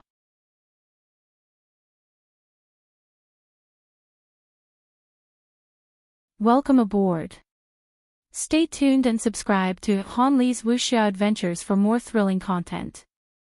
Chapter 1227. Everyone was instantly pierced by the spear's power and pushed into outer space. In the end, the spear exploded, and the chill spread out and froze Curmudgeon Qi and the others. The people from the Blaze Realm, the Sylvan Dragon Clan, and the Ross Empire all watched as Curmudgeon Qi and the others turned into ice statues. It was like a work of art, they had all died. Within the Royal Frost Continent, the Red Sovereign was half kneeling on the ground, his entire body cold. The poison's invasion was causing him unbearable pain, and he glared at Lu Yin with hatred. The dragon sovereign was also being corroded by the Ice Empress chill, and he hurriedly retreated. Let's retreat, Luo Huang. The Luo Huang grabbed the red sovereign and charged towards the spatial tear. This time, the Ice Empress did not chase after them, as she had also been injured. None of the four were doing well, but the red sovereign was the most miserable. Lu Yin half knelt on the ground and panted heavily. He put away his universal armor and sat on the ground as he stared at the spatial tear. There were still traces of blood at the corners of his eyes. The Ice Empress landed beside Lu Yin and looked at him in amazement. Alliance Master Lu, you were able to survive multiple attacks from the emissaries. How admirable. Lu Yin coughed twice. It would have been even better if Senior had been able to completely stall the three of them. The Ice Empress apologized. I was injured as well. Just as you said, they used a power vessel right from the start. If I didn't have one of my own, I might not have been able to block them. Fortunately, Alliance Master Lu's injuries weren't too severe, or else I wouldn't have been able to rest easy. Lu Yin raised 3 fingers. 3 attacks. I withstood 3 attacks. Senior, you have to remember that this is all for the Royal Frost Continent. The Ice Empress nodded. Don't worry.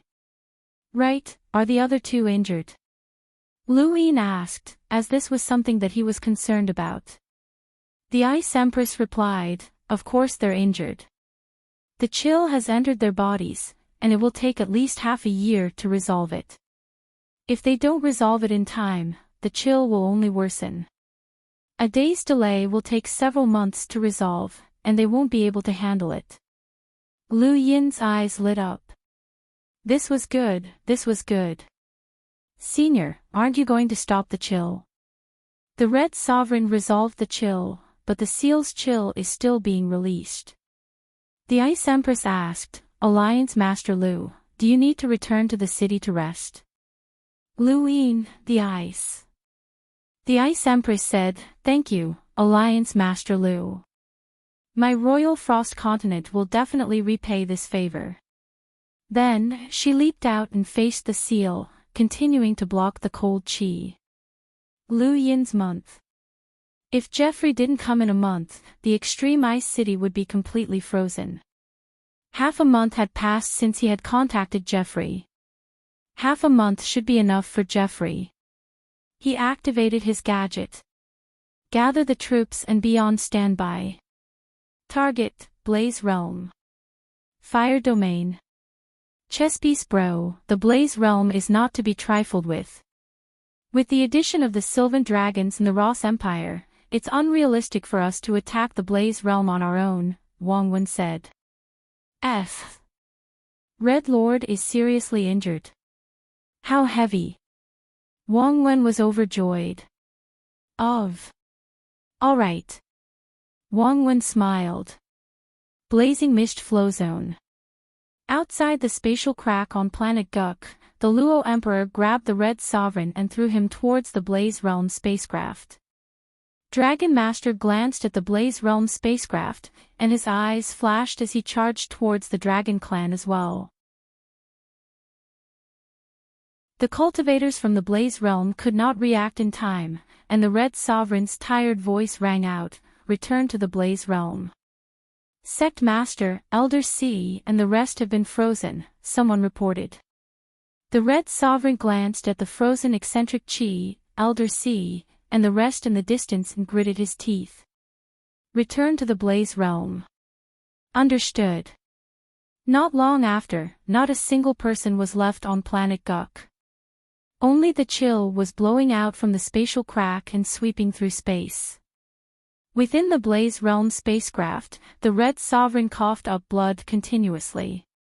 He had taken many antidotes and had finally managed to alleviate the poison, but the chill in his body was difficult to resolve.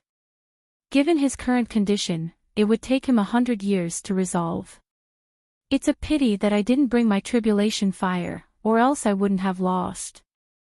Lu Yin, Ice Empress, I'll have my revenge sooner or later. The Red Sovereign gritted his teeth as a layer of chill froze his body. He coughed up blood again, but this time, the blood froze as soon as it left his body and fell to the ground. On the other side, Dragon Master had transformed into a giant Sylvan dragon and was flying through the stars. Behind him was a white, cold air. Around him, all the other Sylvan dragons stayed far away from him, not daring to get close. Just now, one of the Sylvan dragons had touched the cold air out of curiosity and was frozen. Within the Ross Empire's warship, the Luo Emperor's body was placed in a sealed machine that was constantly being dismantled. The machine would occasionally freeze, but it would quickly melt. The Ice Empress was stronger than the three of them, and her chill was not that easy to resolve. Lu Yin is actually on the Royal Frost Continent. It looks like he's allied with the Royal Frost Continent and used a secret technique as bait to lure the three of us over. He's already prepared for this. How vicious, the Luo Emperor's voice echoed, as if he was analyzing something. After a while, he ordered, spread the news of the Royal Frost Continent's location and their secret technique. Since they want to play, let's play big. At this moment, in the Outerverse, warship after warship was assembled, along with army after army. Although the scale of the gathering was huge, everyone was part of the plan, so the information had not been leaked. Wei Rong had not expected the plan to begin so soon. The Crimson Lord had been severely injured, and this was a rare opportunity. But even if he was heavily injured, an emissary was still an emissary. Could they deal with him? Besides, the Blaze Realm's many years of accumulation had not been for nothing. No one knew just how many tricks they had up their sleeves. Hold on, Wei Rong suddenly thought of someone, the old smoker. Ever since Lu Yin had banished young Master Tian, the old smoker had followed the plan and disappeared. This disappearance had been a direct order from Lu Yin, and Wei Rong had no idea where the old smoker had gone. In terms of familiarity with the Blaze Realm, if the old smoker claimed to be second, no one would dare claim to be first. Even the upper echelons of the Blaze Realm did not know as much as the old smoker, as he had attempted to assassinate the Crimson Lord more than once. Even during the battle that had toppled the Day-Night Flow Zone, he had assassinated the Crimson Lord once. The old smoker, Lily Rose, the Tinder Alliance, as well as the Hidden Powers and the Outerverse allied forces. Wei Rong knew that the Blaze Realm was in danger. Lu Yin was the type of person who would either not do anything or succeed if he did. The toppling of the Day-Night Flow Zone was an example. Although most of the credit went to Leon's armada, it had all been led by Lu Yin. This time, dealing with the Blaze Realm would not be as difficult as dealing with the Day-Night clan. When he thought about this, Wei Rong was filled with anticipation. News of what had happened in the Blazing Mist Flow Zone quickly spread, but they did not mention that the Crimson Lord and the others had been injured. They only revealed the secret technique and the location of the Royal Frost Continent, which shocked many Interverse powers. A few days after the commotion in the Blazing Mist Flow Zone, Jeffrey woke up on Frostwave Weave's planet Hydrodink. The first thing the skinny old man did after waking up was to drink, and he even dragged Saul to drink with him. Saul had no choice but to play the conversation he had with Lu Yin on his gadget for Jeffrey to hear. Jeffrey was confused at first, but then he slapped his head. How long was I asleep? More than half a month, Saul replied. Jeffrey sighed in relief. That's good, there's still time. He then stood up and was about to leave when he suddenly thought of something and patted Saul's shoulder. Do your best, and the next president will be yours. Saul's bones almost fell apart from the slap. Saul felt bitter as he watched Jeffrey leave. If he had known that things would end up like this, he would not have tried to use petty tricks to obtain true insight.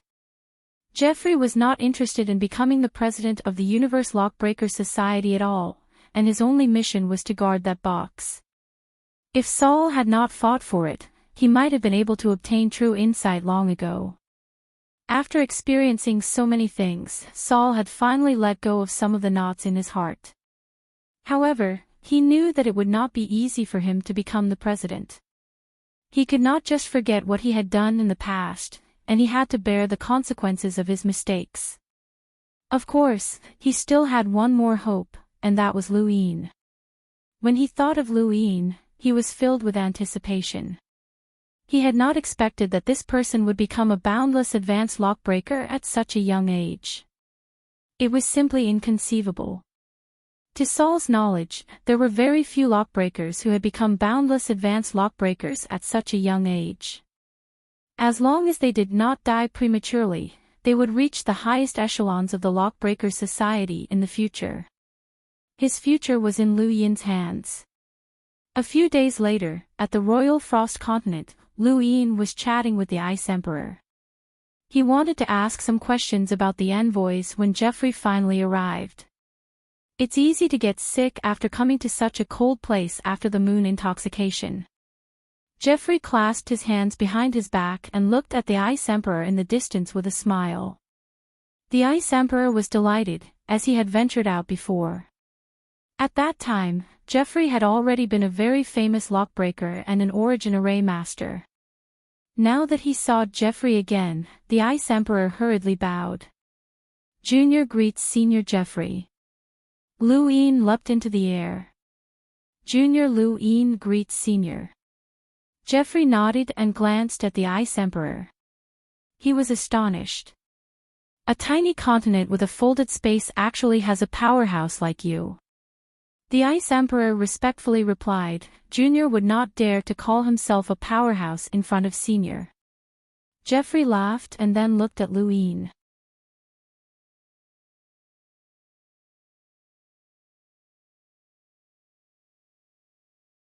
Welcome aboard. Stay tuned and subscribe to Han Li's Wuxia Adventures for more thrilling content. Chapter 1228. If Jeffrey had not been trapped in the Interverse, then anyone who dared to scheme against him during the battle on Source Peak Planet would have been courting death. Regardless of whether it was the Mavis Bank, Aurora Corporation, or Shamrock Enterprises, none of them could compare to the Lockbreaker Society in terms of their foundations. Jeffrey alone could defeat the entire Outerverse, and his strength might not be much weaker than Master Yuan's. Of course, this was just Lu Yin's guess. Over there. The Ice Empress discovered Jeffrey, and she tore through the void to vanish. Lu Yin had also discovered Jeffrey. He couldn't sense Jeffrey's movements, but he could see the rune lines. Although the skyrocketing rune lines could easily hurt one's eyes, it was enough to help Lu Yin find Jeffrey's location. At this moment, Jeffrey was north of Extreme Ice City, and he was looking at the mountains with a solemn expression. The Ice Empress appeared, followed by Lu Yin. What can you see? Jeffrey asked. The Ice Empress and Lu Yin looked at the mountains in confusion, but they couldn't see anything. Jeffrey raised a hand, and his star energy transformed into lines that carved into the ground, cutting through the ice and rivers. Beneath the ground was the seal. His star energy reached the seal, which was equivalent to cutting through the entire Royal Frost Continent. The Ice Empress' heart thumped, as she was afraid that the Royal Frost Continent would be cut apart. When Jeffrey stopped, the Ice Empress and Lu Yin looked at the ground and saw a pattern. Was that a tree root? The two couldn't understand it, and they looked at Jeffrey in confusion. Jeffrey's gaze was complicated, and he seemed to be reminiscing about something. That's the symbol of Progenitor Hui. These 5 words caused a storm to rage in the Ice Empress and Lu Yin's minds. Progenitor Hui was a legend who had reached the peak of human cultivation. In the past, this was Lu Yin's understanding of the Progenitor Realm and Progenitor Hui. However, after the Mountain and Sea Realm's 5 signs of the stars, his understanding of Progenitor Hui had completely changed. Progenitor Hui was someone who calculated the passage of time. His calculations spanned the long river of time, including the 5th mainland, the 6th mainland, and even the Neo-Human Alliance. This person represented wisdom and human civilization. Luin had never expected to see progenitor Hui's symbol here. The Ice Empress was stunned. Progenitor Hui. Did progenitor Hui leave behind the royal frost continent? Geoffrey looked at the Ice Empress. Is there any record of who left the seal behind? The Ice Empress shook her head and said bitterly, no, our ancestors have passed down word by word that the seal must not be broken. Even if everyone in the royal frost continent is destroyed, the seal must not be broken. Now that he heard these words again, Luin felt completely different. If the seal was really left behind by Ancestor Hui, and Ancestor Hui said that it couldn't be broken, then it really couldn't be broken. The thing that was sealed could bring unimaginable disaster. At that moment, Luin was flustered as he stood in the sky above the royal frost continent. He was afraid that he would break the seal if he stepped on the ground. Geoffrey straightened his hunched back. You can leave. The seal is only a small crack, and I can't create such a seal with my abilities. However, I can still repair it. The two of them hurriedly retreated, not daring to delay, for fear that the sealed thing would escape.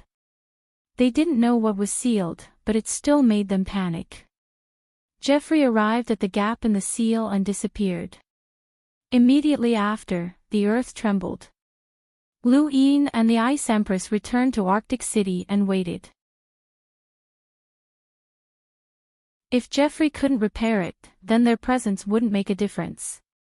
When he'd heard that the seal might have been left behind by Ancestor Hui, Lu Yin's first thought had been to contact the Elysian Heavenly Master and ask him to repair it, but that would be looking down on Geoffrey.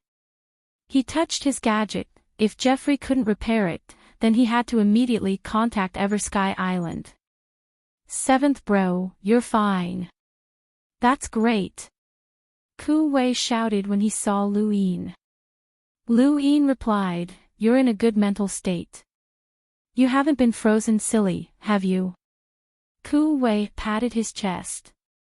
Of course not, I can still serve seventh bro for 10,000 years. This lackey was unparalleled. During the time that the two had been gone, the people of Arctic City had been in a state of panic, especially when Master Hong and the other two had joined forces to deal with the Ice Empress. The entire Royal Frost continent had been shaken, and if not for the Ice Empress, Arctic City would have been destroyed long ago. The Ice Empress return calmed the people of Arctic City. Xiao Yangshuan bowed to Luin. Your Highness. Luin looked at him. You're Xiao Yangshuan, so you can't call me Your Highness. You're Yan Yan, so you can call me Your Highness. Xiao Yangshuan had a complicated expression. The Ice Empress saw this and said, Alliance Leader Lu has helped the Royal Frost Continent a lot. You can continue to be Yan Yan and work for Alliance Leader Lu to the best of your ability. Xiao Yangshuan respectfully replied, yes, City Lord. He then bowed to Luin. Yan Yan is guilty. Luin was furious that he had been betrayed, but this was also a blessing in disguise. Yan Yan had his own standpoint, and the two of them were not friends. Yan Yan was just a captain of the Great Yu Empire's 13 imperial squadrons and a subordinate. When he thought about this, Luin looked at the Ice Empress. Senior, don't forget what you promised me. The Ice Empress replied, don't worry. As long as the seal is successfully repaired, you'll be handsomely rewarded. In the distance, a man looked at Luin with a complicated expression. His name was Che Han, and he had once been an expert on the top 100 rankings who had fought with Luin at the Sea King's Dome. At that time, the difference between the two of them had not been that great. Even though Luin had surpassed him, the gap between them had not been so large as it was now. He still owed Luin a favor, as it was Luin who had allowed him to retrieve the Sea King's trident. Unfortunately, Che Han had not been able to retrieve it himself. Back then, he had participated in the Sea King's son-in-law selection in order to ask the Sea King to help the Royal Frost Continent as external aid. This had been the reason why Che Han had left to explore the continent. Now that he thought about it, it felt like a lifetime had passed. His favor was now useless to this person. After seeing the inner verse, the cosmic sea, and the neo-verse, Luin was no longer as curious as he had been in the beginning. He quietly waited in the city lord's mansion, waiting for Jeffrey's results. Several days passed in the blink of an eye, but Jeffrey did not show any signs of repairing the seal. It was as if he had done nothing at all. The Ice Empress was curious and wanted to go take a look, but she was stopped by Luin every time. She patiently waited for 2 more days. On this day, Ku Wei looked up at the sky strangely. Why did it seem like the temperature was not that low anymore? He was not the only one, as Luin had noticed it as well. The Ice Empress appeared and was ecstatic. Alliance Master Lu, the temperature has risen. This is not due to the power of the flames, but rather the temperature of the entire Royal Frost continent.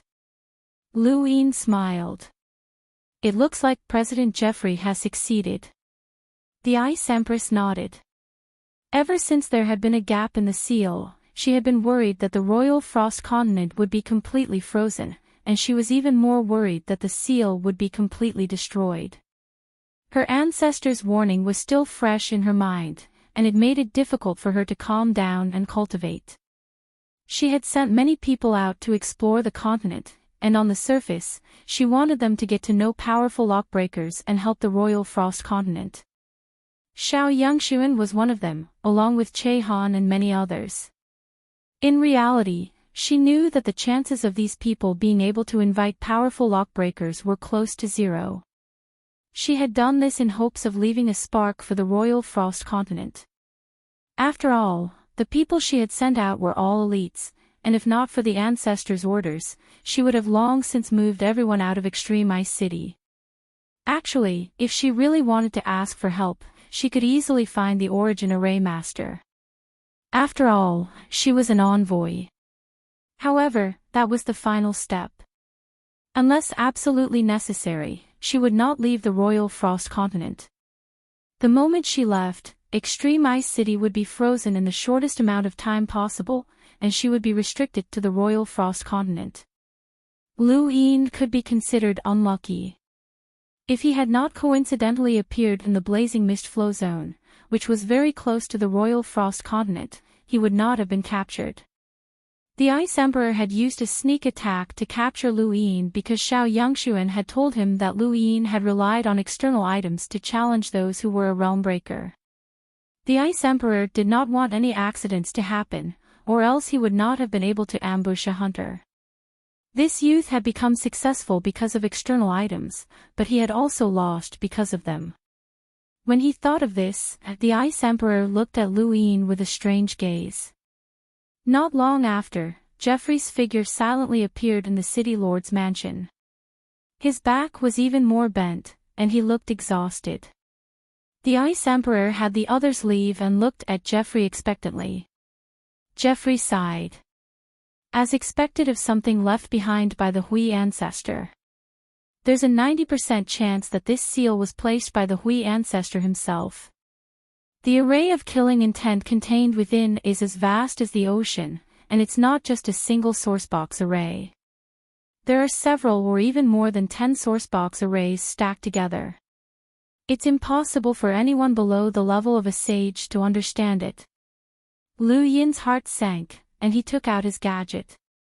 It seemed that Jeffrey had failed and had not been able to completely repair the seal. He had to contact Eversky Island. The Ice Emperor was helpless. Even Senior can't repair it. Jeffrey sighed. Lu Yin activated his gadget. It's been repaired, Jeffrey said. The Ice Emperor was stunned. Lu Yin paused and looked at Jeffrey in confusion. Senior, what did you say? It's been repaired. Jeffrey nodded and smiled, a hint of pride appearing on his thin face. Of course, it's been repaired. Didn't you say that anyone below the level of a sage wouldn't be able to understand it? Lu Yin was puzzled. Geoffrey raised his head. This old man is infinitely close to the level of a sage. Luwine was speechless. You understand it? No, Geoffrey replied bluntly. Luwine choked a few times, and he fell silent. The Ice Emperor asked, Senior, you don't understand the seal.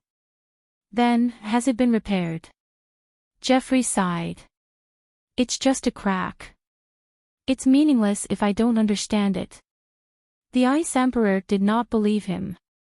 Luwine did not believe it either. How could a seal be repaired if one did not understand it? What a joke. Geoffrey saw their expressions and rolled his eyes. What? Just because the paint on the spacecraft fell off, does patching it up mean that you can repair it? That crack is at most equivalent to a piece of paint falling off the spacecraft. You just need to reapply it, and there's no need to change anything. With that, the two of them understood. Luwine blushed with shame. He was a boundless advanced lockbreaker, but he could not even fix the paint on the spacecraft. This also proved that the path of lockbreaking was broad and profound, and he was still far from it. After Geoffrey fixed the crack, the Ice Emperor hurriedly ordered for the best wine to be served. To Geoffrey, there was nothing in the royal frost continent that could move him, so the Ice Emperor could only entertain him with wine. Thank you. Just look at the Wind-Day reward from a brother, thank you for your support. Here's the update, thank you.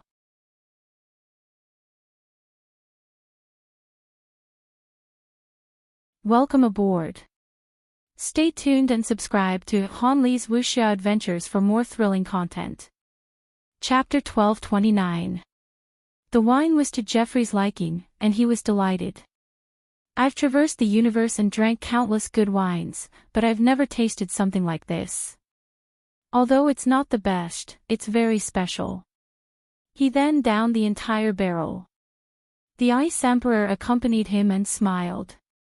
The royal frost continent is lacking in resources, so there's nothing much to thank you for. If you like, I'll have someone prepare some good wine for you. Geoffrey waved his hand. Give me a spacecraft. Luwine was stunned, this was a true wine lover. Speaking of which, just how much did Geoffrey care about spaceships? Why did he always talk about spaceships? The Ice Emperor held a banquet in Geoffrey's honor, but Geoffrey received a call halfway through and left. Before he left, he repeatedly reminded the Ice Emperor and Luwine that the seal could not be destroyed. Luwine asked Geoffrey what was under the seal, but Geoffrey said that he did not know. However, with the symbol of the Hui ancestor, it could not be destroyed. After Geoffrey left, Luwine also bid farewell to the Ice Emperor. The Ice Emperor apologized to Luwine once more. Senior, if I'd known that the seal was placed by the Hui ancestor, I would have come even if you hadn't tied me up, Luwine joked. The Ice Emperor replied, we don't know if the seal was placed by the Hui ancestor. If it wasn't for Senior Geoffrey, how could anyone have connected the tiny royal frost continent to the Hui ancestor? He then clapped his hands, and Xiao Yangshuan stepped forward and took out a dozen cosmic rings. Luwine was puzzled. What's this? The Ice Emperor solemnly replied, apologizing is one thing, but Alliance Head Lu has helped the royal frost continent, so we naturally have to thank you. Please accept this.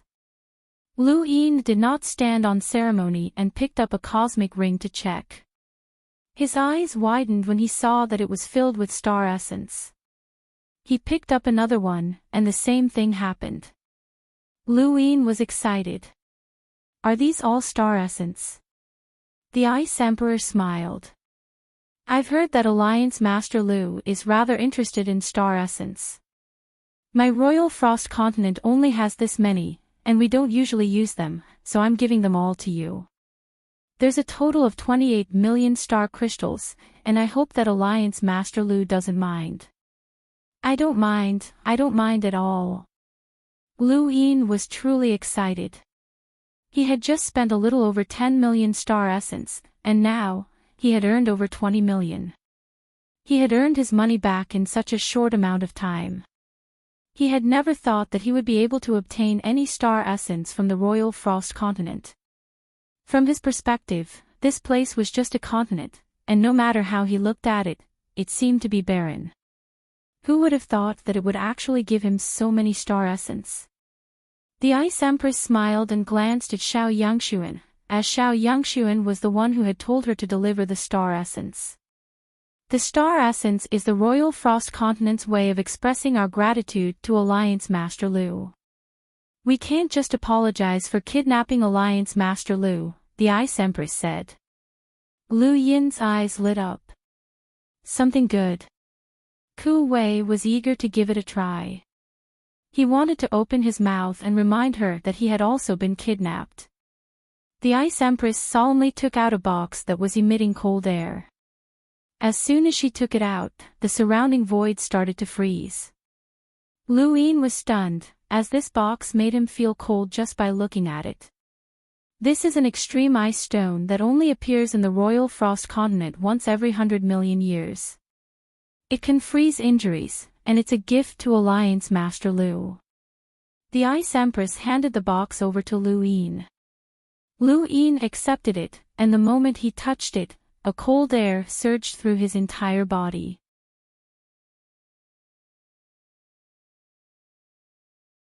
Even his fingers were frozen, and he hurriedly used his star energy to dissolve it. He slowly opened the box, only to feel the cold air fill his face and his vision freeze. He quickly closed the box and stored it in his cosmic ring. It can freeze injuries. Lu Yin was puzzled. The Ice Empress explained, the extreme ice stone's cold air is extremely heavy, and it can freeze everything in the world. The way I see it, it can even freeze time in theory, but that's only in theory.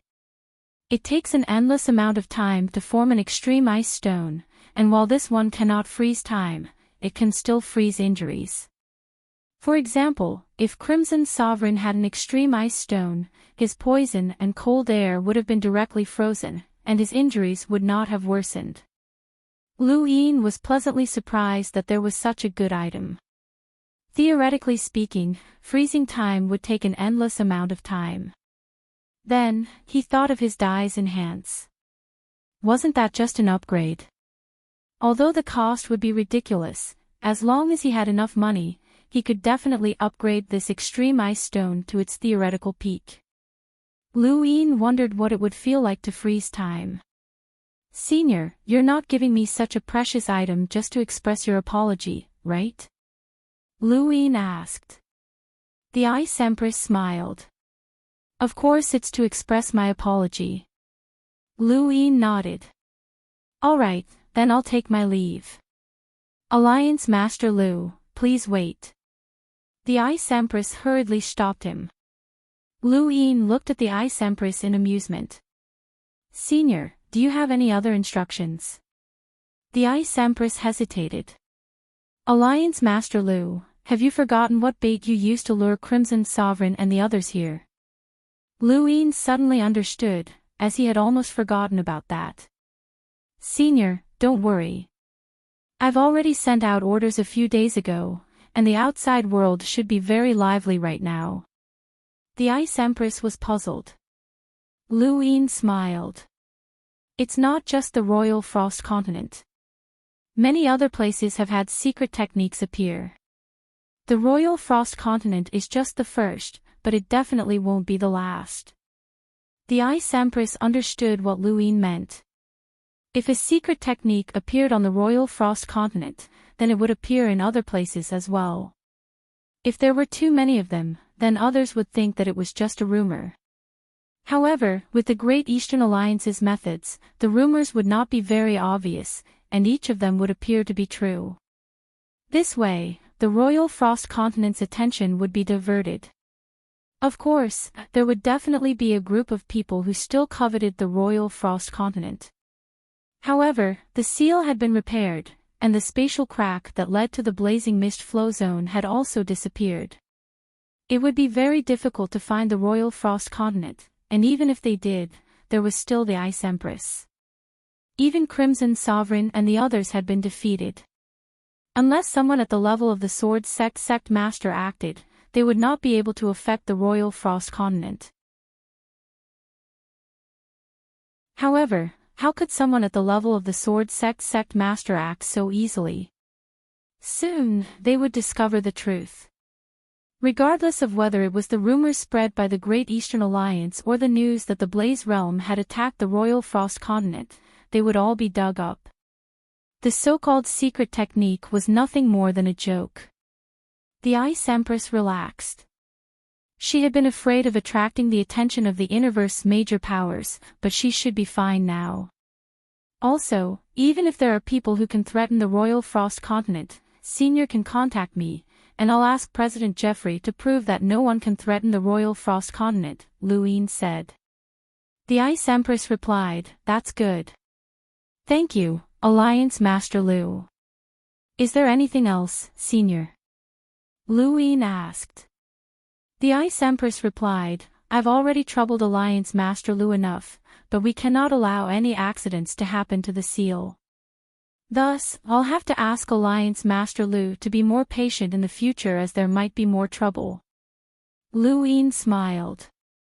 "Don't be so polite. We'll help each other out." The Ice Empress smiled. "Thank you, Alliance Master Lu." Luine blinked and looked at the Ice Empress. "Right, there's something I almost forgot. Senior mentioned that there's a humble core in Extreme Ice City. Can you introduce them to me?" The Ice Empress was stunned, as she did not understand why Luine had suddenly asked about the humble core when he was clearly about to leave. The Ice Empress replied, "The humble core is one of Extreme Ice City's protective forces. When the city lord is inconvenient, the humble core will be mobilized, and they can suppress everything. Of course, Extreme Ice City has never experienced any unrest since ancient times, but the humble core has always existed." "What kind of core is this?" Luine was curious.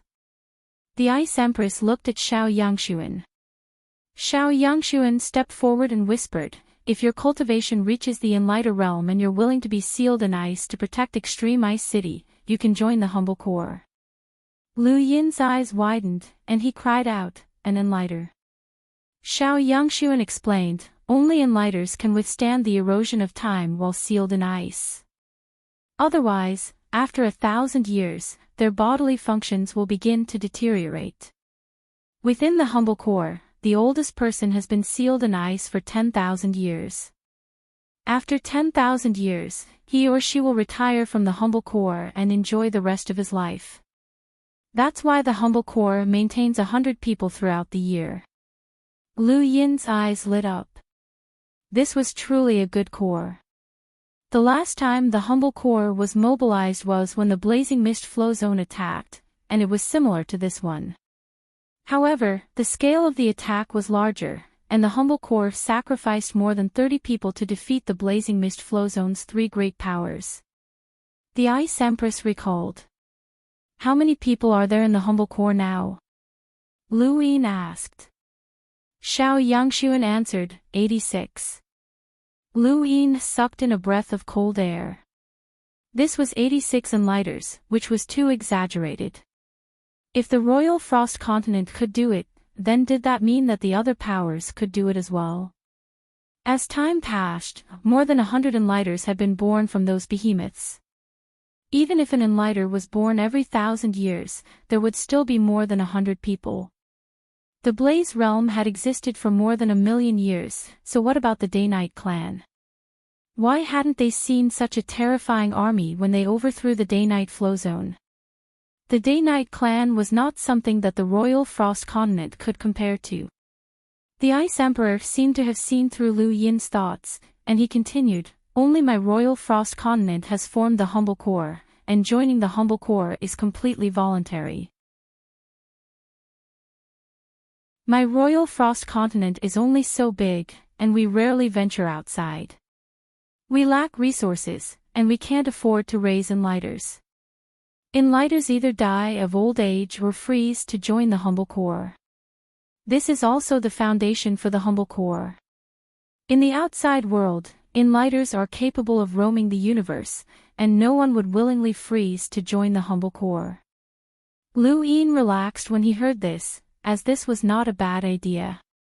After becoming an Enlighter, who would be willing to join an army? They would rather roam the universe and cultivate to a higher realm. Once a hunter reached the Enlighter realm, they would experience exhaustion, and unless they were frozen, they would be forced to search for resources.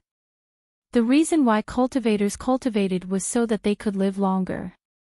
What was the point of being frozen after becoming an Enlighter? Enlighters were not sentinels or melders, and they could be created at will. From the looks of it, it was unlikely that the great powers in the outside world would be able to form a humble core. However, nothing was absolute, and Lu Yin had to be careful. Senior, if this junior has any difficulties and needs the help of the humble core, would you be able to help me? Lu Yin asked as he looked at the Ice Emperor fervently. The Ice Emperor knew that Lu Yin's sudden question about the humble core was not a good thing, and he hesitated. Lu Yin's expression turned ugly. If Senior is making things difficult for you, then forget it. He then turned to leave. The Ice Emperor hurriedly said, Alliance Master Lu, you're overthinking things. I'm not making things difficult for you, but I'm afraid that you won't be able to command them. They only listen to me, and I can't leave the Royal Frost Continent as I wish. Lu Yin pointed at Xiao Yangshuan. He's Frostfall City's battle chief, and he knows the humble core so well. If I'm not wrong, he can also command them.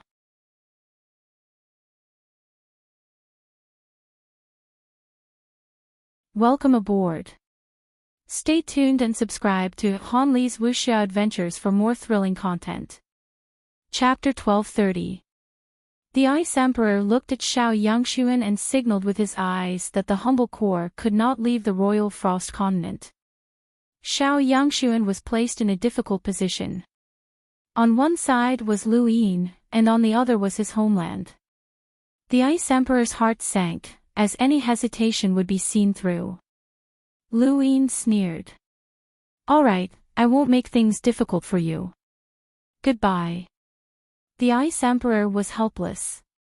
Alliance Master Lu, the humble core can help you. Lu Yin smiled and looked at the Ice Emperor. Senior, you're not helping me. We're helping each other. The Ice Emperor nodded helplessly. Since Senior is willing to help each other, then I have something that I would like to ask the humble core for, Lu Yin said. Ku Wei looked at Lu Yin strangely, as this was premeditated. The Ice Emperor was stunned, as he had not expected Lu Yin to be waiting for him here. Xiao Yangshuan was not surprised, as he understood Lu Yin well. What does Alliance Master Lu want to do? The Ice Emperor asked. Lu Yin smiled. The Blaze Realm is too much of an eyesore. I want to get rid of them. On this day, exactly 13 years after Lu Yin had embarked on his path of cultivation, a major event occurred in the Innerverse and Outerverse. The Astral River Arc had been stolen.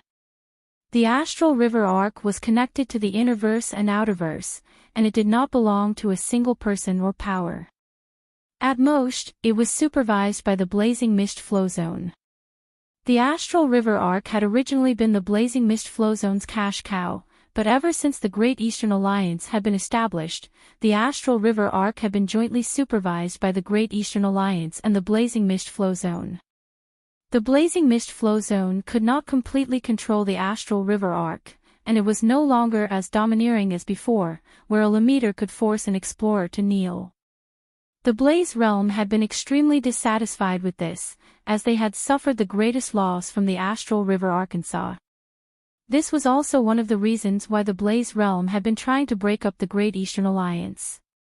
However, on this day, when Aiden boarded the Astral River Arc, a historical event occurred. The Blaze Realm's cultivators stationed on the Astral River Arc were exterminated, and the Great Eastern Alliance took complete control of the Arc. Thousands of people looked at the surrounding troops with unease. They were cultivators who had come from the Outerverse to the Innerverse, while the surrounding troops were all from the Great Eastern Alliance, there was still blood that had yet to be wiped away. Everyone, there's no need to panic. We're from the Great Eastern Alliance, and we've temporarily sealed the Astral River Arkansas.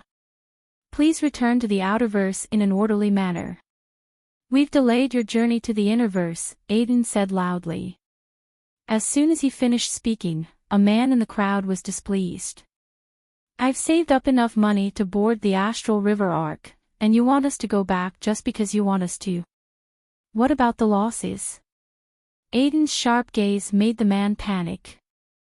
I don't intend to stop you, but I would like to ask that you wait for a period of time before heading to the Innerverse. Please return to the Outerverse. Thank you for your cooperation. During this period of time, Aiden had shockingly broken through to the Enlighter realm, becoming the first Enlighter among Lu Yin's subordinates.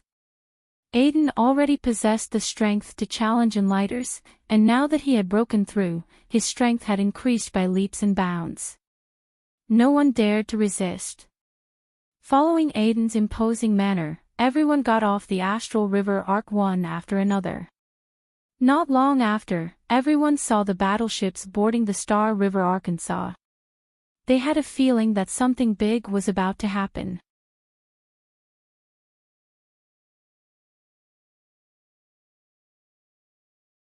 Their next opponent was one of the 8 great flow zones, the Blazing Mist Flow Zone's third power, the Blaze Realm. It was not that they had not fought with the Blaze Realm before, but they had only fought on a small scale.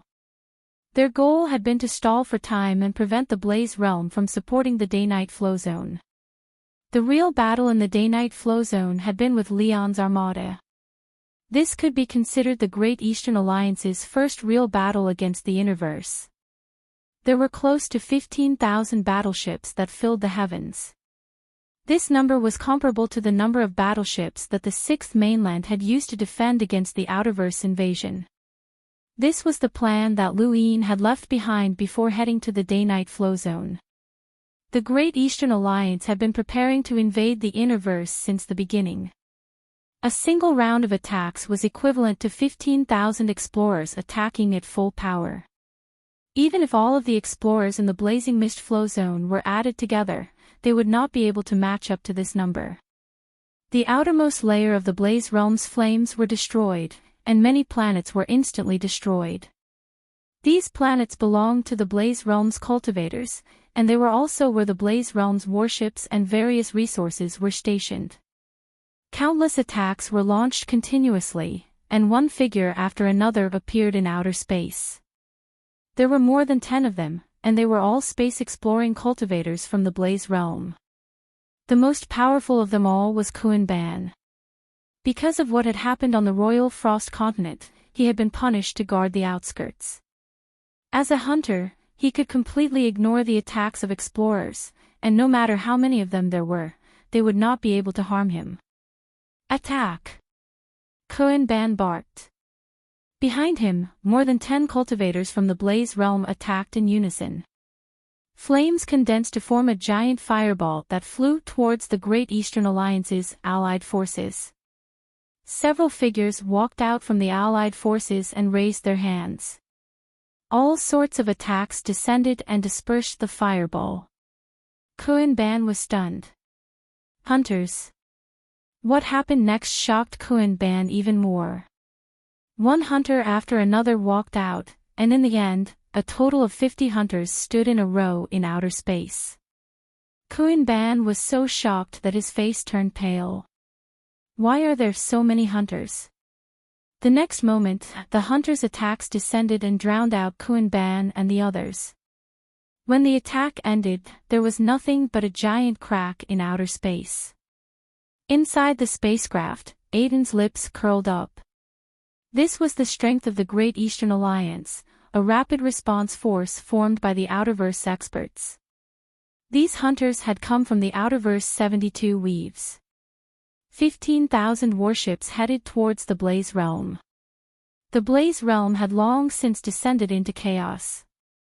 Under the leadership of the sex powerhouses, all of the space-exploring cultivators charged out. Spacecraft after spacecraft took to the skies to meet the Great Eastern Alliance's allied forces. At the same time, the flames that surrounded the Blaze realms suddenly transformed into a long whip that slashed towards the Great Eastern Alliance. Aiden leapt out and combined his innate Thunder Shield with his Thunder Mountain technique and 9-lined battle force to resist the flaming whip. However, he was sent flying by a single blow, and his Thunder Shield shattered. Aiden spat out a mouthful of blood, and his face turned pale. Within the Great Eastern Alliance's allied forces, the dozens of hunters were overwhelmed with shock.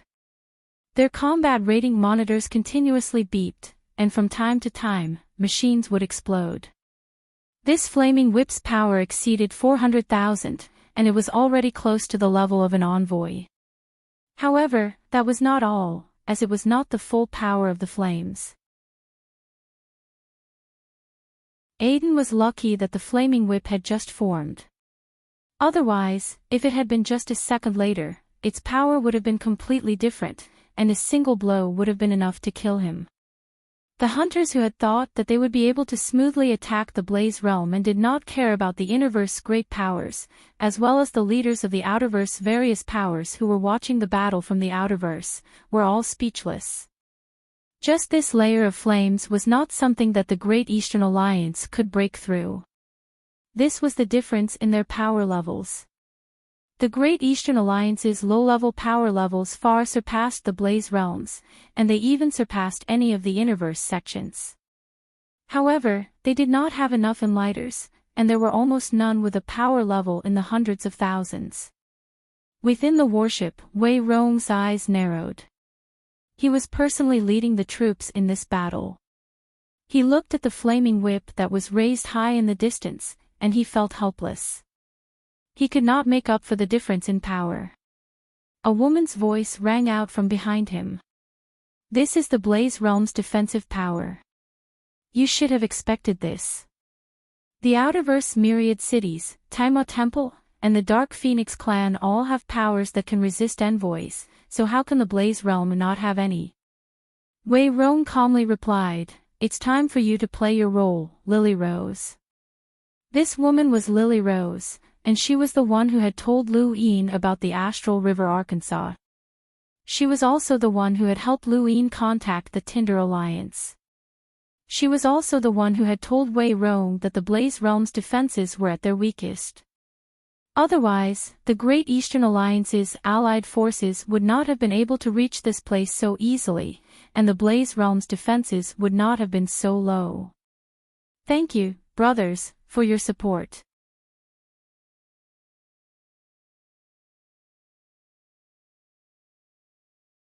Welcome aboard.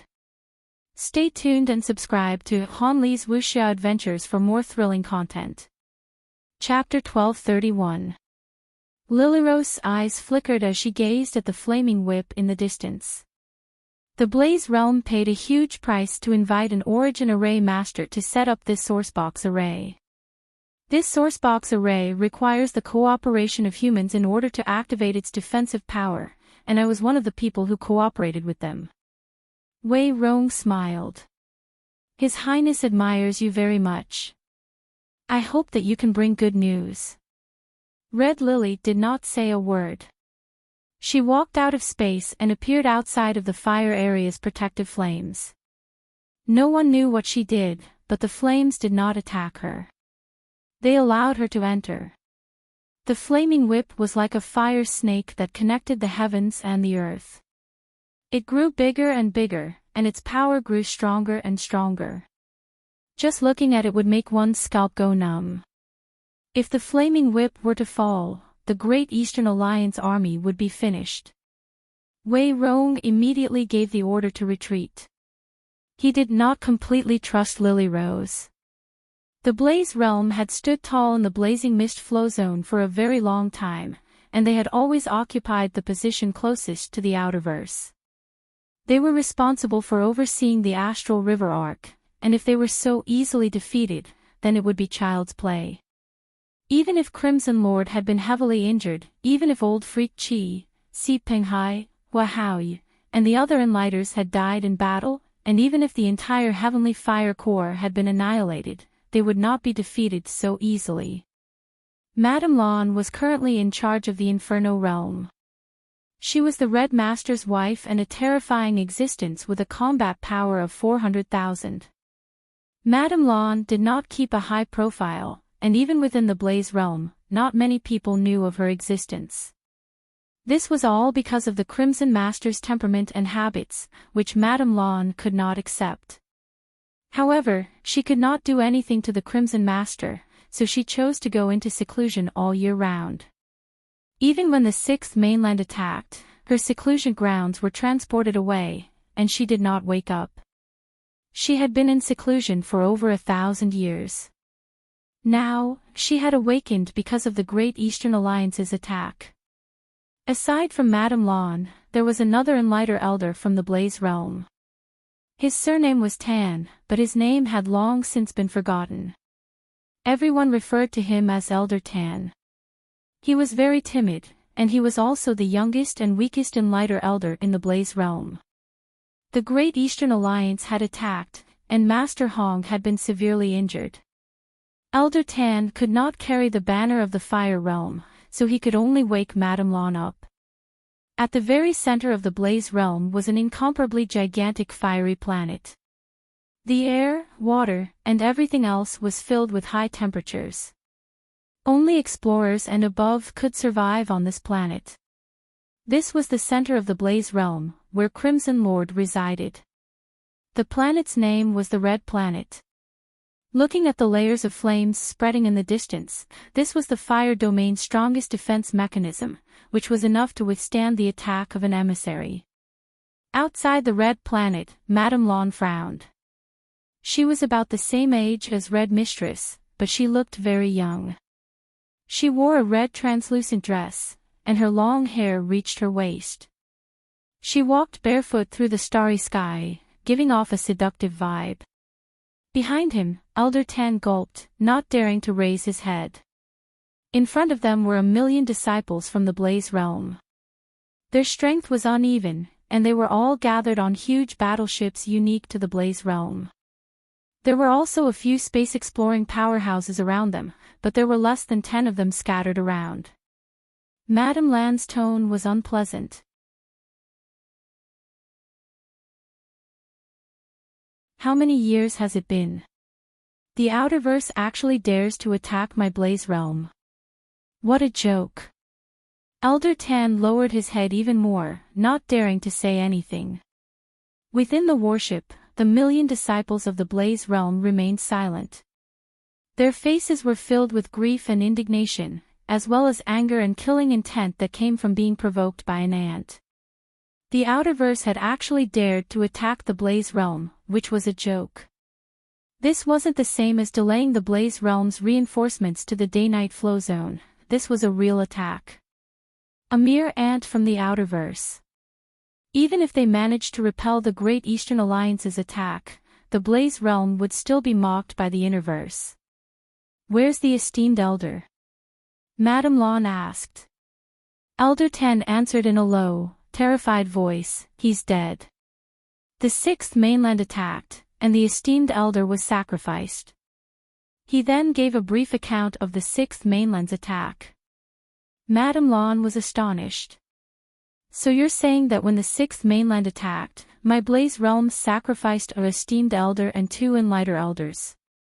There were also hundreds of thousands of disciples, Elder Tan said. Madame Lawn's gaze turned cold. How did old Qi and Si Pinghai die?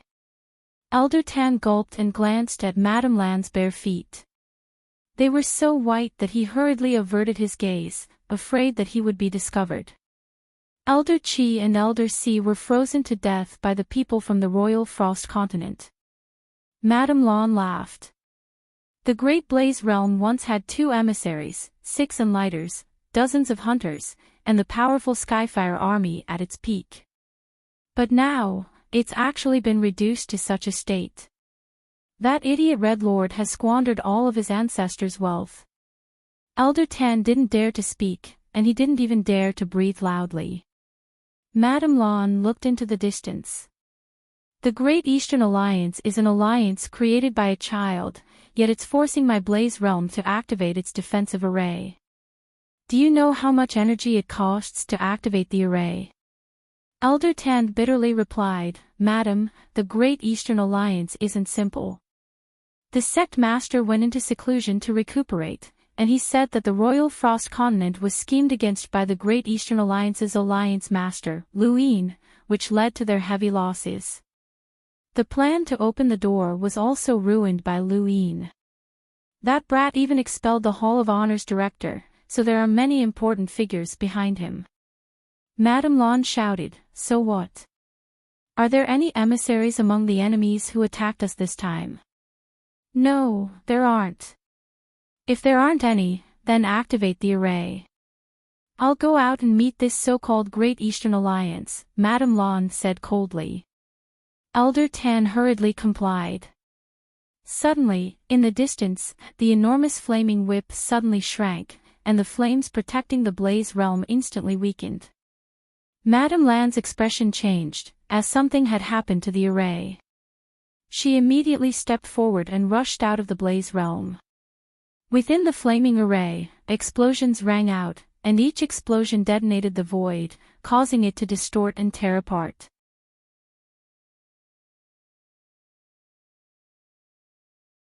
This was the power of an enlighter.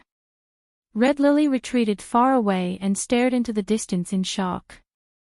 She had never expected that thing to be so powerful. It was clearly just a piece of paper, but it had displayed the power of an enlighter and caused the cultivators from the Blaze Realm who were cooperating with the array to die. She had only used 5 pills, which was equivalent to 5 full-strength attacks from an enlighter. How could these cultivators from the Blaze Realm possibly withstand such an attack? It was no wonder why Wei Rong had been so cautious when he had handed it over to her. Red Lily gritted her teeth and headed deeper into the Blaze Realm. Just as she left, Madame Lon appeared and waved her hand to disperse the aftershocks of the explosion. The flaming whip had also gradually disappeared, and without anyone to coordinate with, the Blaze Realm's defensive array would only weaken. Madame Lon frowned, as not just anyone could coordinate with the defensive array, as it required many years of coordinated cultivation. It was impossible to find a replacement for such a role. However, it did not matter, as she was about to deactivate the array anyway. In the distance, countless attacks descended from the warships. Madame Lon snorted and raised her hands high. Following that, a scorching radiance illuminated the heavens and transformed into a fireball that soared into the sky. It released an extreme heat that grew hotter and hotter. This was the Blaze Realm's top inherited battle technique, Ardent Sunday. It had been used by the Blaze Realm's expert on the smelting list, Ardent Sunday. In theory, as long as there was enough star energy to support it, Ardent Sun's temperature would be limitless. Madame Lon used a power level of nearly 400,000 to create a giant Ardent Sun and pushed it towards the Great Eastern Alliance. She wanted to reduce the Great Eastern Alliance to ashes and leave nothing behind. The appearance of Ardent Sun caused Wei Rong's face to turn pale. The Blaze Realm actually had such a powerhouse, and it was no wonder that they were one of the Interverse's most powerful organizations. The Blaze Realm was only a third of the Blazing Mist Flow Zone's powers, and the Blazing Mist Flow Zone was the weakest of the 8 major flow zones. Wei Rong could not imagine how strong the Sword Sect and the Day-Night Clan were. Fortunately, Leon's armada had been able to stop the Day-Night Clan. Otherwise, just the Great Eastern Alliance alone would have been enough to wipe them all out. That's Ardent Sun, the Blaze Realm's inherited battle technique. If possible, preserve all of the Blaze Realm's battle techniques, a voice said from behind Wei Rong. When he heard the voice, Wei Rong respectfully turned around. Your Highness, you're here. The one who had spoken was Lu Yin, as he was the only one who had the authority to command the attack on the Blaze Realm. He would not underestimate the Blaze Realm, as they were an Interverse power. If the Blaze Realm had been at its peak, then Lu Yin would not have dared to provoke them even if he gathered the entire Outerverse power. However, the Blaze Realm was currently at its lowest point in history, especially with Crimson Lord heavily injured. This gave Lu Yin an opportunity, and even if it was slim, he still had to act. Even if there was no other way, there was still Leon's Armada, which was in existence that could face the Day-Night clan head-on. If not for the fact that Lu Yin was afraid of owing Leon's Armada too much and damaging his reputation, he would have asked Leon's Armada for help long ago. Any of the 7 major regiments under Leon's Armada could deal with the current Blaze Realm. Your Highness, how should we deal with this ardent sun? Wei Rong asked. In the distance, the universe's outer space was distorted by the ardent sun, and it gradually approached the Great Eastern Alliance's warships. Lu Yin smiled.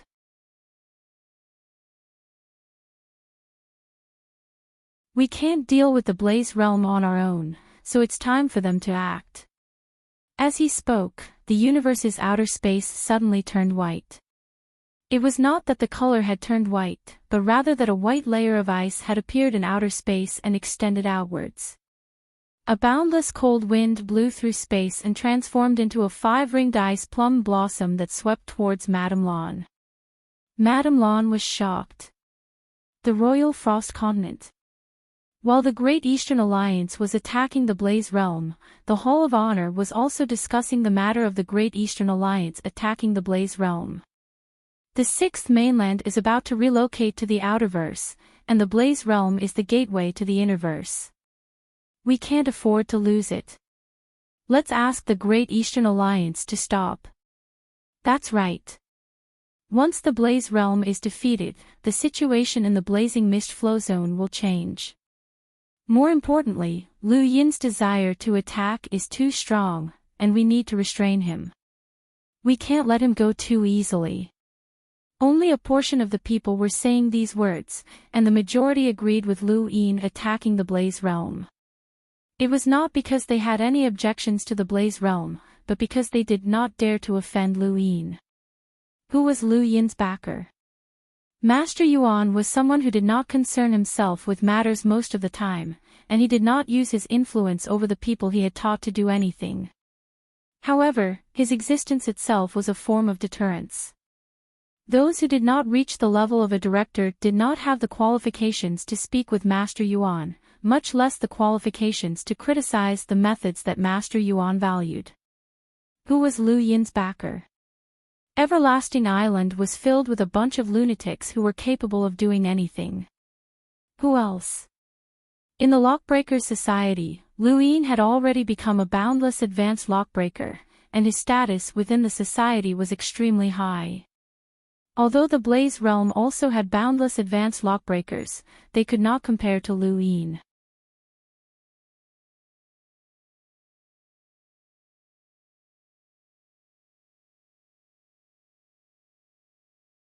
Welcome aboard. Stay tuned and subscribe to Han Li's Wuxia Adventures for more thrilling content. Chapter 1232. What else? Did the head judge count? They did not care that Lu Yin cultivated death qi, but what about Elder Chan? Elder Chan had removed the ageless man's authority for Lu Yin's sake, which had caused many people in the Hall of Honor to see that Elder Chan favored Lu Yin. Elder Chan was the true leader of the Hall of Honor, so who would dare to say anything if he favored Lu Yin? Those who had wanted to stop the Great Eastern Alliance from attacking the Blaze Realm all shut their mouths. They had received a warning, and their expressions turned ugly. They were on good terms with the Blaze Realm, but even if they were from the Blaze Realm, it was useless. No one from the Hall of Honor dared to interrupt Lu Yin's attack on the Blaze Realm. The Blaze Realm could only rely on the various great powers of the Innerverse, as the Great Eastern Alliance's existence had already violated the Innerverse interests. Logically speaking, the great powers of the Innerverse would not just watch the Great Eastern Alliance attack the Blaze Realm and allow the Great Eastern Alliance to gain a foothold in the Blazing Mist Flow Zone. However, the truth was that they did not care. Lu Yin's threat to the great powers from the Sword Sect was still ringing in their ears, and they did not dare to act rashly before Tianji's battle. The various powers' suspicions and fears led to no one supporting the Blaze realm. The closest ones were the Sylvan Dragons and the Ross Empire, but they were stopped by Leon's armada. They would not act, but they would not allow others to support them either. This was Lu Yin's backup plan. Regardless of whether it was the Sylvan Dragons, the Ross Empire, the Sword Sect, or the Wen family, as long as they supported the Blaze realm, they would all be stopped by Leon's armada. There were 86 members of the Humble Corps, and all of them were Enlighters who had awakened after being frozen. This power level had caused the Blazing Mist Flow Zone to suffer heavy losses. At their peak, the Blaze realm had joined forces with the Ross Empire and the Sylvan Dragons, but they had not been able to take them down. Now, she was facing the Humble Corps alone. No matter how strong Madame Lan was, she could only fight against the entire Humble Corps, and it would be very difficult for her to win. After all, the Humble Corps had more than one powerhouse with a power level of over 300,000. In outer space, the Heaven Fire Stone was thrown towards the sun. The extreme heat baked the universe, and the sun's temperature rose higher and higher. Just as Madame Lan was wondering why the Humble Corps did not freeze the sun, she noticed that the sun was shrinking. She looked on in disbelief. The blazing sun had indeed shrunk and finally disappeared. In the starry sky, there was only a red stone. Her blazing sun had been absorbed by that stone. Madame Lan immediately tried to grab the stone, as it could absorb the sun. This stone was very suitable for the Blaze realm. But in front of her, it was impossible for the humble soldiers to let her leave so easily. Madame Lan took out a strange treasure. It was unknown what she did, but she actually crossed the humble army and approached the heavenly flame stone with a single step. She raised her hand and was about to grab it. Just as she was about to grab the heavenly flame stone, it disappeared. Madame Lan was taken aback. She looked into the distance and saw a red dot. It was the Sky Flame Stone. At the moment, the Sky Flame Stone was in the hands of a young man who was smiling at her. Madame Lan looked at the young man and narrowed her eyes. Lu Yin. Lu Yin raised his brows. Madame Lan, Mistress Red has treated you so well. Why are you sacrificing yourself for the Blaze realm? Madame Lan sneered.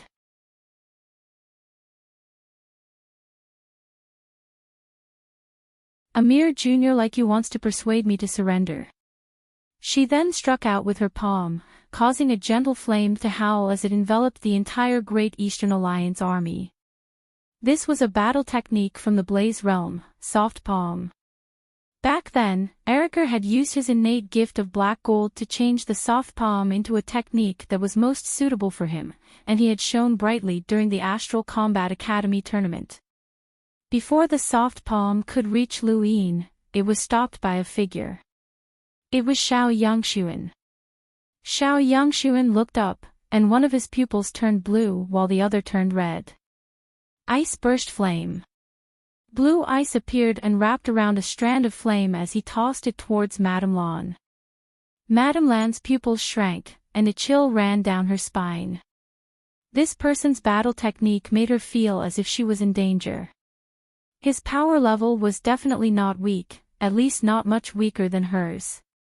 Lu Yin was astonished, as Yan Yan's power level had actually recovered to nearly 400,000. He truly lived up to his name as the Royal Frost Continent's chief of battle and the commander of the humble army. In outer space, Madame Lan gritted her teeth as she faced the ice-burst flame. She took out an orb from her cosmic ring that contained a strand of flame. Her gaze was sorrowful. Master, your disciple is useless.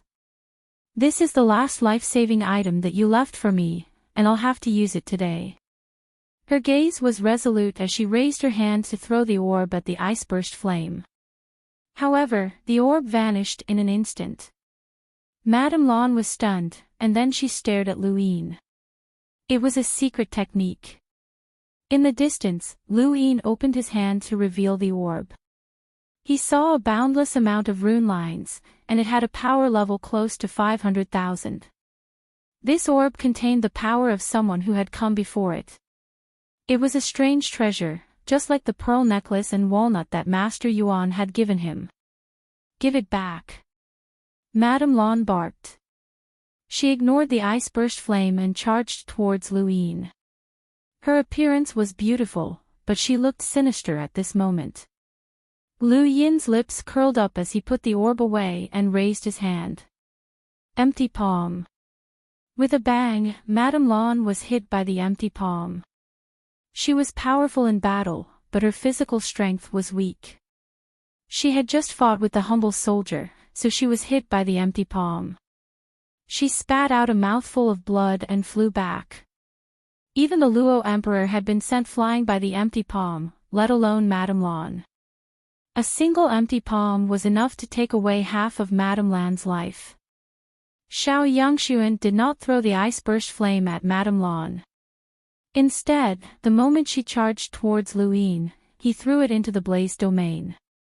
The next moment, the blaze domain exploded, distorting space and turning into waves that swept out in all directions. The humble army erected ice in front of the Alliance army to block the might of the ice-burst flame. Madame Lan's face paled, and she looked towards the blaze domain with blood dripping from her lips.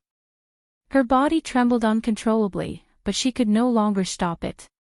"Protect the army," Lu Yin barked at Xiao Yangshuan. He donned his universal armor and charged towards the blaze domain. At this point, the cultivators of the blaze domain were no longer a concern. Only Madame Lan was worthy of his attention among the higher-ups, but she was no match for Xiao Yangshuan. He had to find Master Red. After passing through the blaze domain's defensive array, Lu Yin felt that it was a pity that he had arrived too late. Otherwise, he would have used the Skyfire Stone to absorb the defensive flames. If he had known earlier, he would not have left the smothering cannon for Wei Rong. There was a black hole in space in front of him that sucked in the wreckage of many spacecraft. The ice-burst flame had shattered space and destroyed the blaze domain's reinforcements. That attack had buried hundreds of thousands of blaze domain disciples. In the distance, Elder Tan panted heavily as he watched this scene in horror. He did not dare to stay any longer, as that attack was too terrifying. He had almost been killed, and that attack was not something he could withstand. Even Madame Lan would not be able to withstand it. He no longer cared about her, his life was more important. Just as he was about to flee, Lu Yin appeared in front of him. Elder Tan's face went pale, as he recognized Lu Yin. Anyone with a bit of status in the inner verse and outer verse would definitely recognize this person. This was the same person who had attacked the blaze domain today in a futile attempt to replace them and enter the inner verse. "Who are you?" Lu Yin asked in a low voice. Elder Tan trembled. "An elder of the blaze domain. Take me to Master Hong." After saying this, he grabbed Elder Tan and rushed into the blaze domain. Elder Tan hurriedly begged for mercy. "Alliance Master Lu, the sect master is in the innermost region. The largest and reddest planet you can see is where the sect master is. Let me go, I'm just a puny enlighter." Lu Yin did not reply. He tore through the void and continued forward. Along the way, countless people from the blaze domain fled in all directions. There were also quite a few who had gathered and were shouting slogans to beat back the Great Eastern Alliance. Lu Yin did not care about these people, and he soon arrived at the planet at the center of the blaze domain, the Red Star. Lu Yin's eyes narrowed as he looked at the Red Star. He saw Master Red's rune lines, and even though he was heavily injured, he still seemed unfathomable. An emissary was still an emissary. Cultivators from the blaze domain appeared one after another and surrounded Lu Yin. They were all space-exploring cultivators, and they were too weak to the current Lu Yin. "Get out!" One of the cultivators shouted as he glared at Lu Yin.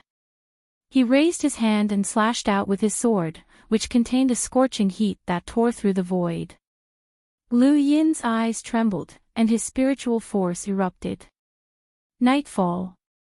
The cultivators around him trembled, and they all spat out blood as they fell out of the sky.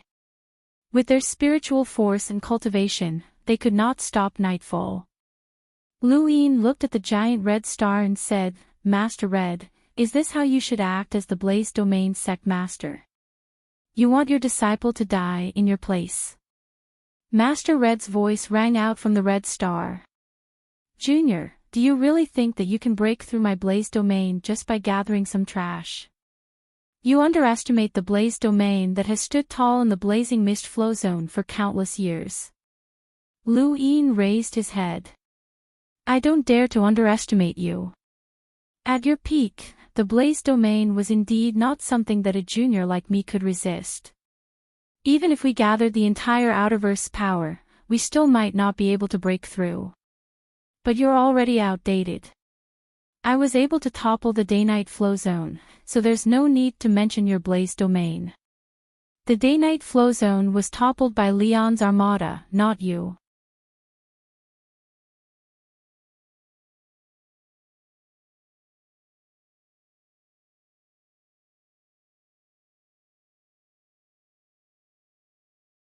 "You're from the Day-Night clan. You're a traitor of the Day King bloodline." This old man was Duan Day-Night, and he was the one who had activated the array beneath the ancestral land stone tablet to prevent the elders from rescuing the Night King planet. He had followed Zhua Day-Night into the Outerverse and was now helping Lu Yin deal with Mistress Hong. "You're courting death. I'll eradicate you traitors on behalf of the Night King clan." Mistress Hong barked. She raised a hand, and flames filled the sky above the red planet as a giant figure stood up. This was the Blaze Realm's top battle technique, the Great Fire God. It was Eccentric Chi's signature battle technique. Duan Day-Night's expression turned serious as he continuously attacked Mistress Hong with his spiritual force. Fortunately, Mistress Hong was heavily injured and could not use her power as an emissary. Otherwise, Duan Day-Night would not even be qualified to fight against her. Although Mistress Hong was an emissary, she was the weakest in terms of spiritual force, and she had been suppressed by Duan Day-Night multiple times. The Great Fire God raised a fist and punched Duan Day-Night. Duan Day-Night's face flushed red as he was sent flying by the Great Fire God's punch.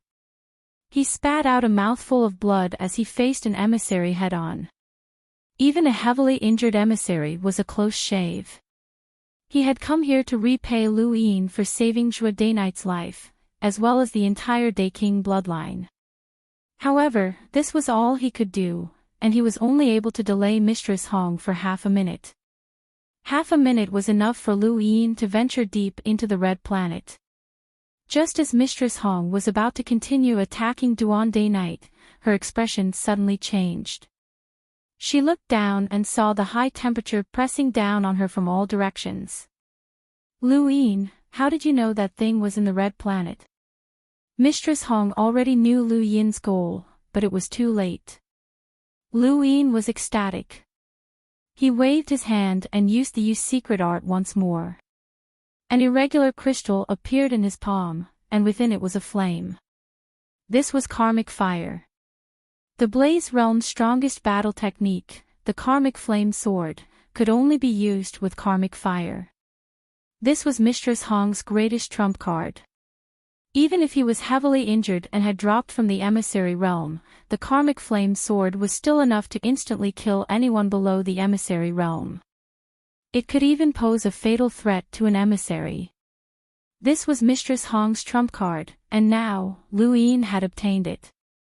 In the innermost region of the Red Planet, a cloud of smoke had disappeared. It was the old smoker. Lu Yin had continuously conversed with Mistress Hong in order to buy time for the old smoker to find the karmic fire.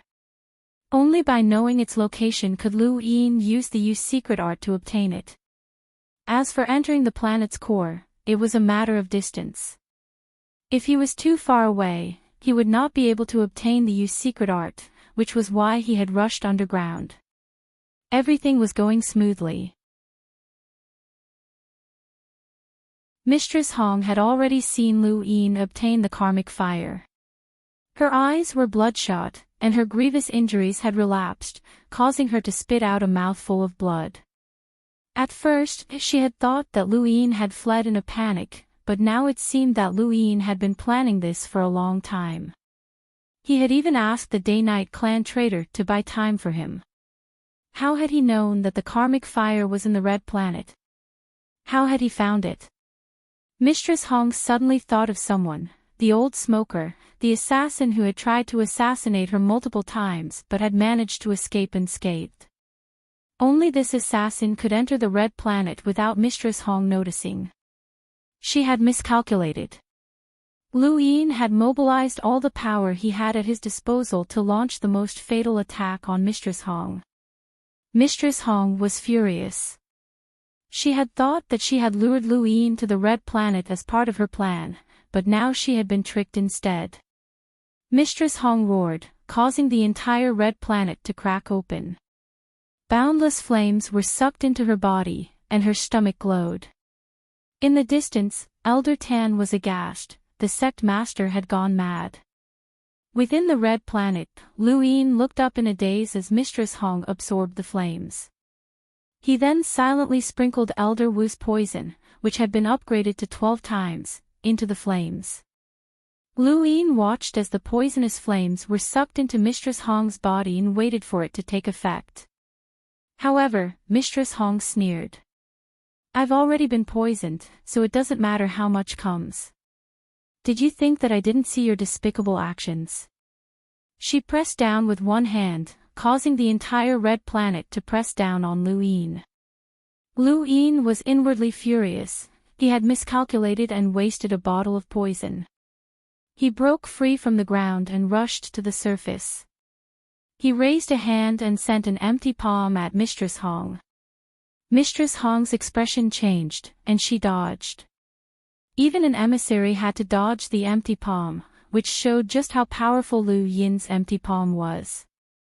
At the same time, it also showed that Mistress Hong's injuries were too severe.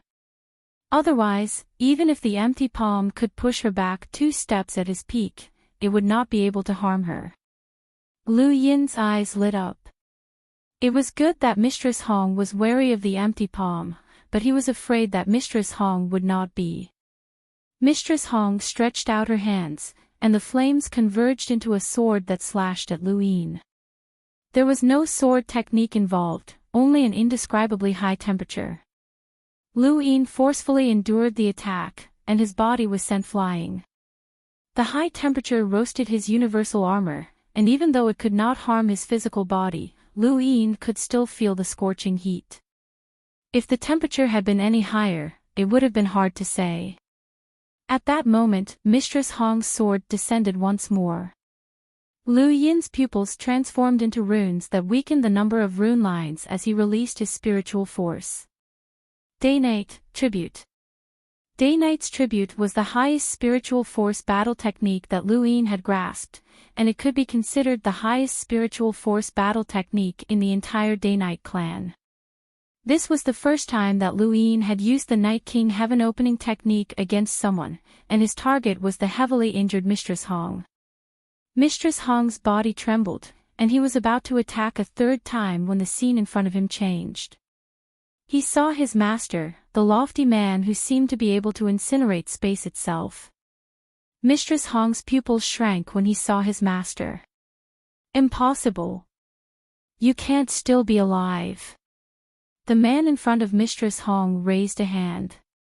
"Wretched disciple, you ambushed your master and stole the position of sect master. Today, your master will clean up the sect." He then raised his right hand and slashed down. The words, "clean up the sect," jolted Mistress Hong back to her senses, and she thought about the plan and Lu Yin. This was an illusion, and she did not resist the man's attack. Instead, she slashed out in all directions, intending to break through this illusion. From what she knew, this slash would cause everything around her to vanish. However, the man's hand slammed into Mistress Hong's forehead. Mistress Hong felt as if she had been struck by lightning, and she spat out a mouthful of blood as she stared at the man in disbelief. How could this be? This had to be an illusion. What kind of illusion could be so terrifying? His pupils had turned crimson red. Wretched disciple, you still dare to resist. The man slapped down again. Mistress Hong roared, and flames erupted from her body, burning everything around her. The next moment, Mistress Hong's vision changed, and she returned to the red planet. A wisp of white smoke had appeared out of nowhere and coiled around her neck. Mistress Hong's face was deathly pale, and his eyes were bloodshot. Blood flowed from the corner of his mouth. Lu Yin, I'll kill you. The red planet shattered, and flames surged up from underground to envelop him. Even the white smoke was incinerated. Even though the old smoker had tried to assassinate Mistress Hong many times, it had not been of much use. Mistress Hong was not someone he could deal with, and Mistress Hong didn't even care about him. Lu Yin panted heavily, as the day-night's tribute was too taxing on his spiritual force. His muscles were trembling, and he felt dizzy and nauseous.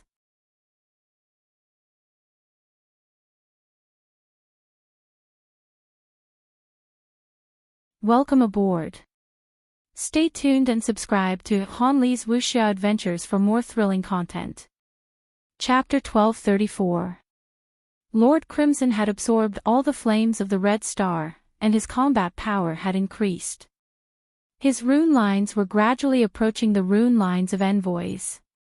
Lu Yi knew that he couldn't wait any longer. Otherwise, even if the Crimson Lord was half dead, it would be pointless if they couldn't win. He hadn't come here to fight to the death with the Crimson Lord. He took a deep breath, and a platform appeared in front of him. He cut his finger, and a drop of blood flowed out and floated in the air. His expression was sincere and solemn as he said, "With my blood, I summon the general." Fresh blood floated and dripped onto the general appointment stage. Then, the blood covered the giant emperor's mark on the stage. A roar seemed to come from afar, getting closer and closer. When the Red Lord finished absorbing the flames, the figure of the giant emperor appeared in front of the general appointment stage. At that moment, more than half of the star energy in Lu Yin's body vanished. The giant emperor had been formed from blood and star energy, and it had been summoned from the innate talent general platform. This was Lu Yin's innate gift. As he looked at the giant emperor's back, Lu Yin was stunned. This was his first time using it, and it really did seem like the giant emperor from progenitor Chen's tomb had been reborn. Regardless of whether it was the expression or the movements, everything was exactly the same. The giant emperor within progenitor Chen's tomb had not only been intelligent, but it also possessed a powerful physical body. Even though Lu Yin had become a hunter, he had only been able to force the giant emperor back by a few steps. If not for the fact that everyone had used their power vessels to work together, they would not have been able to kill the giant emperor. Even though the giant emperor didn't have any battle techniques or use star energy, his physical strength was enough to make an emissary raise her eyebrows. In the distance, Master Hong stared at the tall giant emperor in a daze. What was this? Where did it come from? He hadn't noticed it at all. Outside the red planet, Duan Day-Night and Elder Tan saw the giant emperor and were both stunned. No one knew where the giant emperor had come from, but no one had noticed such a huge creature. It was unbelievable. Summoning the giant emperor had exhausted him both physically and mentally. The giant emperor roared into the sky. Lu Yin's heart skipped a beat, and he controlled the giant emperor to attack Master Hong. The Red Sovereign's eyes widened. Giants, you're courting death. As he spoke, flames surged from the ground and wrapped around the giant emperor. Then, the giant emperor was flung into the air and smashed into the ground. The surging flames covered the giant emperor, attempting to burn him to ashes. Lu Yin's eyes narrowed. He could sense that the giant emperor was unharmed. Sure enough, in the next moment, the giant emperor stood up and charged toward Master Red. Along the way, he grabbed huge rocks and threw them at her. Master Hong frowned. He waved his hand, and the flames turned into a long sword that slashed down, shattering the boulder. At the same time, the flaming sword Qi slashed towards the giant emperor. A bloody wound appeared on the giant emperor's chest, but there was no blood flowing out. Instead, the wound was actually healing itself, but the cost was that Lu Yin's star energy had been consumed once again. He suddenly realized that if it weren't for his extraordinary star energy reserves, he wouldn't have been able to support the giant emperor at all. Even if someone else had the innate gift of General's platform, they would not have enough star energy to support it. Could this be considered a predestined fate? The giant emperor quickly recovered from Master Red's attack. He closed in on Master Red and punched out. The Red Lord's expression changed as he watched the giant emperor's wounds heal. Talent. He had no time to think. Seeing the giant emperor's fist coming down on him, he hurriedly dodged. The earth cracked, and the entire red planet was split into two. The tremendous force even distorted the void, turning it into a spiderweb of cracks that spread out. The Red Lord was shocked. The giant emperor was actually this strong. In terms of raw strength, neither Lu Yin nor Ghoul would be a match for the giant emperor. The giants had a huge advantage in terms of physical strength. As for the Red Lord, even though he was an emissary, physical strength was not his forte. He was not weak either, but compared to the giant emperor while heavily injured, he was not that weak. The giant emperor's fist did not hit the Red Lord, so he raised his fist again, spread open his fingers, and viciously swept out. A violent gale whizzed out, causing a small portion of the red planet to scatter. Countless boulders and magma splattered into space. Elder Tan hurriedly dodged and stared at the red planet in horror. The shock waves from the battle there were enough to shatter his body. Duan Day Night was shocked. What great strength! The red planet had been completely destroyed. The Red Lord's eyes widened, and the veins on his body bulged as if they were flowing with magma. Layers of flames spread out, incinerating the earth, air, star energy, and even light. Lu Yin hurriedly retreated, but the flames on the Red Lord's body converged to form the fire god once more. This fire god was even hotter than the one that had attacked Duan Day Night. The giant emperor roared and charged at the fire god, but the Red Lord raised his hand and pressed it down. The fire god charged at the giant emperor, and the two giants collided. The Red Lord spat out a mouthful of black blood. He had not completely detoxified the poison, and his body was occasionally frozen. This was an injury left behind by the Ice Empress. Once the chill entered his body, it would not be easy to resolve. The giant emperor was incinerated by the fire god, but it also continued to attack, causing the fire god to shrink. Beads of sweat dripped down Lu Yin's forehead as the 726 stars on his body frantically absorbed star energy. It was not enough, and his star energy was almost depleted. He took out a heaven flame stone and threw it at the fire god. If Madame Lan had been here, she would have stopped him. She had seen the heaven flame stone absorb the sun with her own eyes, but the Red Lord did not know. The heaven flame stone was thrown into the fire god's body, where it frantically absorbed energy. The fire god disappeared at a speed visible to the naked eye. The Red Lord was stunned and could not react. His fire god's battle technique had disappeared. At that moment, the giant emperor punched out at the Red Lord. The Red Lord's expression changed, and he immediately dodged, but he did not expect Lu Yin to appear in the direction he had dodged. With a single palm strike, the Red Lord was sent flying back. There was a loud boom as the fist struck the Red Lord, causing his red star to shatter. The Red Lord spat out a mouthful of blood, and his face paled. The giant emperor roared and punched out again. The Red Lord's expression turned sinister. "You've gone too far." Another boom rang out as the Red Lord was smashed into the ground by the giant emperor. The giant emperor ferociously stomped on the ground, but Lu Yin hurriedly stopped it.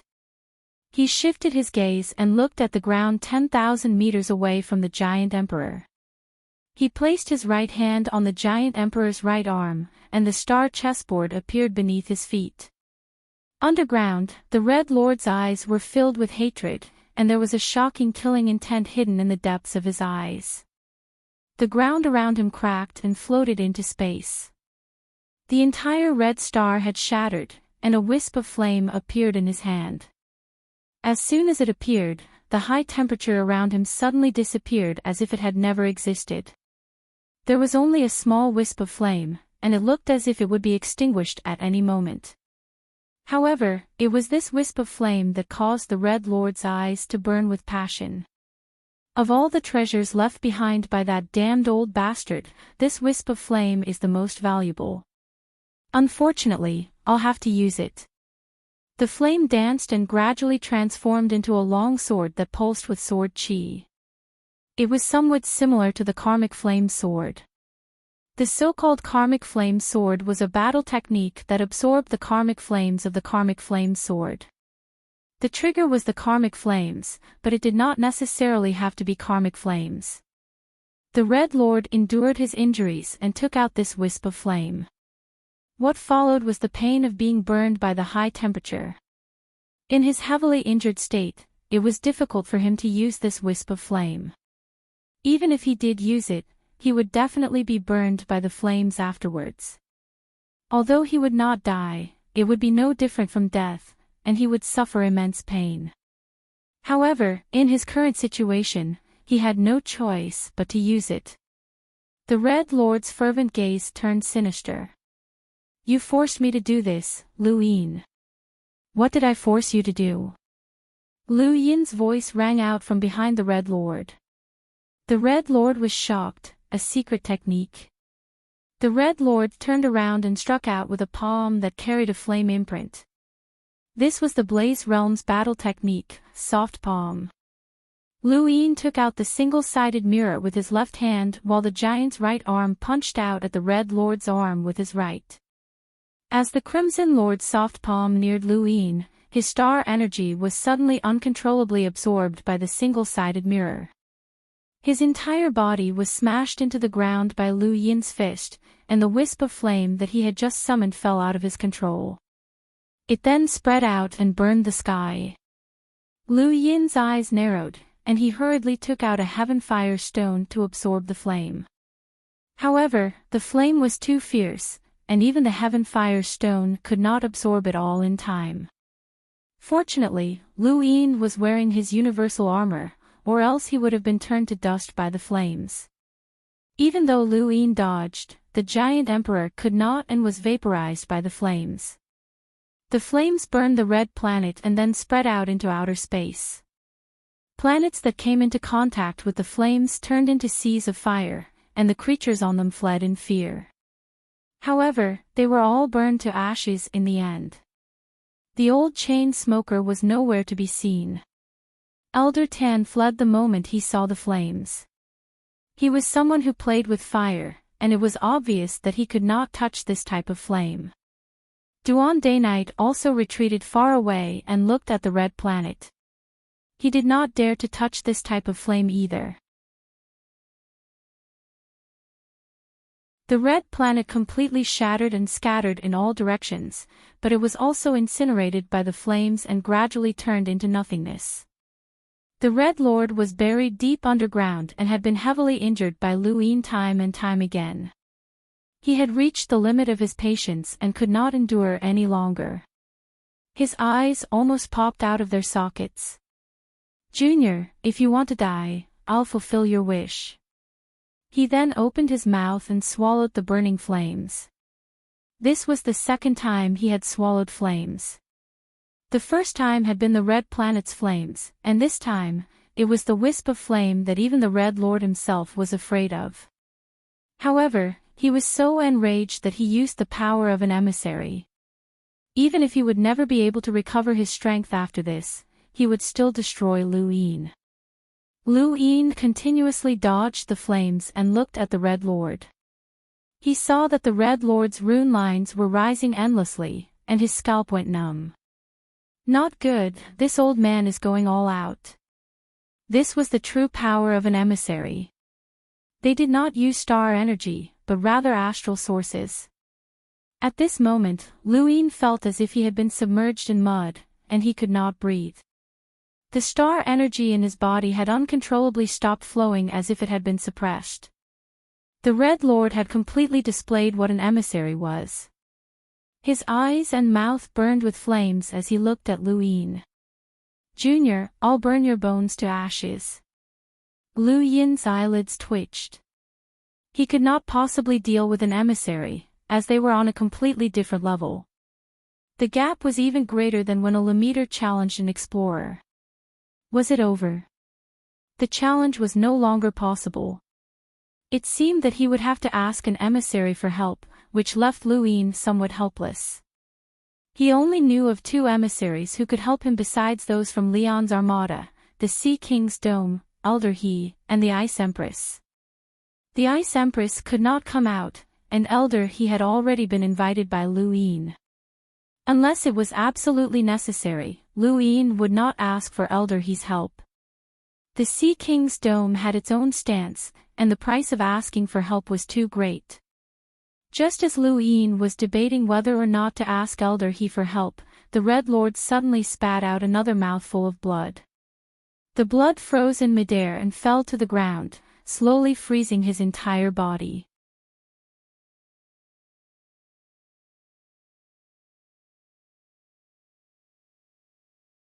Welcome aboard.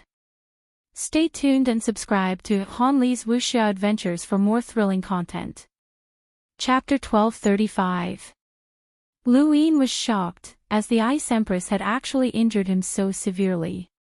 It was no wonder why he hadn't dared to use the power of an emissary. The Ice Empress was an emissary, so she naturally used an astral source. Once Red Lord used his astral source, the chill would explode. The Red Lord didn't expect the cold air to be so strong. It knocked him down from his emissary-level power. He knelt on the ground, panting heavily, and coughing up blood. What he coughed up was also red ice. His blood had already begun to coagulate, and there was even a trace of black in it. Lu Yin relaxed, glad that he had set up a trap on the Royal Frost Continent. Otherwise, even Elder He might not have been able to resist Red Lord at his peak. Red Lord stared blankly at the ground and smiled bitterly. He had lost. His blood had congealed, and his astral source had dissipated. Flames were burning his organs, and at this moment, even if Lu Yin hadn't acted, he would have been burned to ashes by those flames. Those flames had come from his master, the previous Blaze Realm sect master. Red Lord had rebelled and killed the previous sect master. "Master, are you the one who took revenge?" Heaven's will," Red Lord muttered to himself as blood flowed from his orifices. A trace of flame spread from his mouth and covered his entire body, burning away the frozen chill on himself. This scene was extremely tragic. The dignified Red Lord, the Blaze Realm sect master, a powerhouse who had dominated the Innerverse and Outerverse for many years, had met such a tragic end. Lu Yin looked at Red Lord from afar to prevent him from acting out of desperation. Red Lord glared at him, and the hatred in his eyes seemed to be imprinted in Lu Yin's mind. "You'll have this day as well. You'll definitely have it." Lu Yin took a deep breath. "Even if it does, you won't be able to see it." Red Lord's skin was being burned and peeled off layer by layer. It was a terrifying sight to behold. He glared at Lu Yin. "I'll wait for you below. You'll come, and sooner or later, someone will make you suffer a fate worse than mine." Lu Yin's eyes narrowed as he watched Red Lord turn into a flaming man. Complex emotions welled up in his heart. This was the universe, and it was cruel. Even the Blaze Realm sect master could not escape his fate. At that moment, two people came over. One of them was Lily Rose, while the other woman looked like Lily Rose, but she was even more bewitching and mature. She looked quite flustered and tried to break free from Lily Rose's grasp, but Lily Rose continued to hold on to her until she was not too far away from Master Hong. Red Master saw the two of them. His skin had been burned away, but his eyes could still be seen. "Who is my biological father?" Lily Rose stared at Red Master and asked loudly.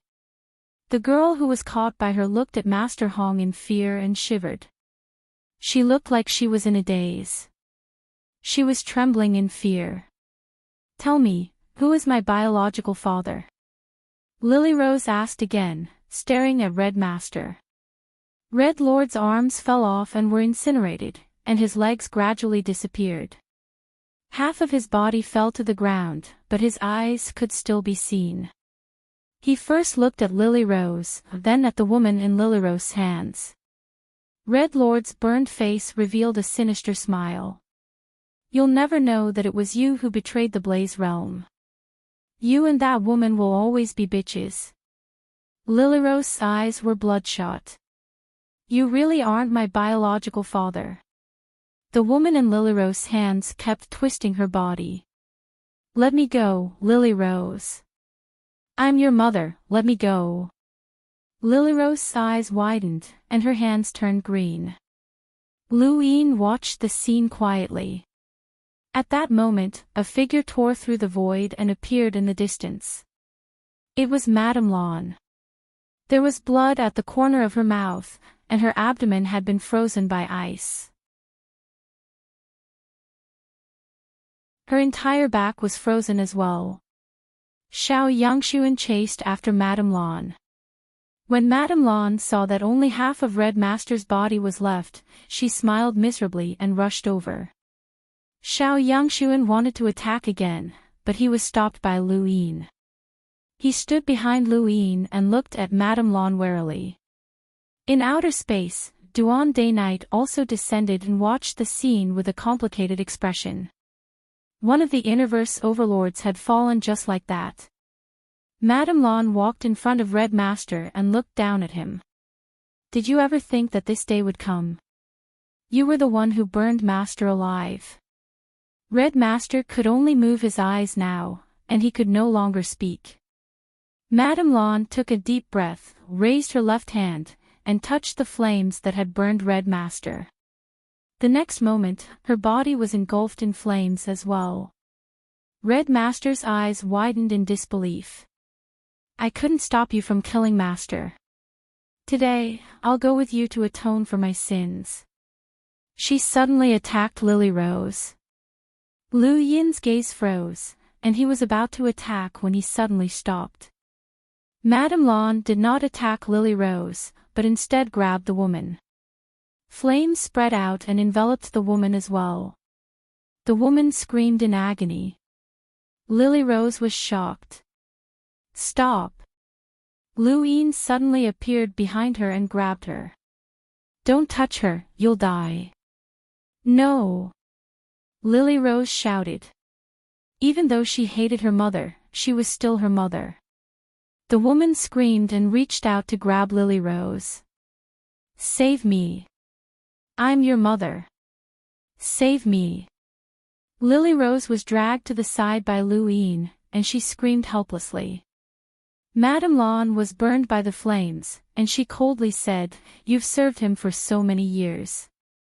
Let's go together. Didn't you say that you loved him?" The woman screamed in agony, but it only lasted for a few seconds before she turned to ash. Her strength was not enough to withstand the flames, and she died even faster than Red Master, but she was also much more fortunate. Red Master's eyeballs fell to the ground and turned to ash, completely disappearing from the universe. Madame Lan was also incinerated and gradually turned to ash. Lily Rose sat on the ground in grief, staring blankly at the spot where her mother had been burned. Lu Yin clasped his hands behind his back and looked around. He didn't know what he was thinking, but it was very complicated. Red Master's words echoed in his mind. He had been scheming since the Royal Frost Continent to deal with Red Master. He had used the Ice Empress power to severely injure him and then had the old smoker sneak into the Blaze Realm to search for the Tribulation Fire and steal it.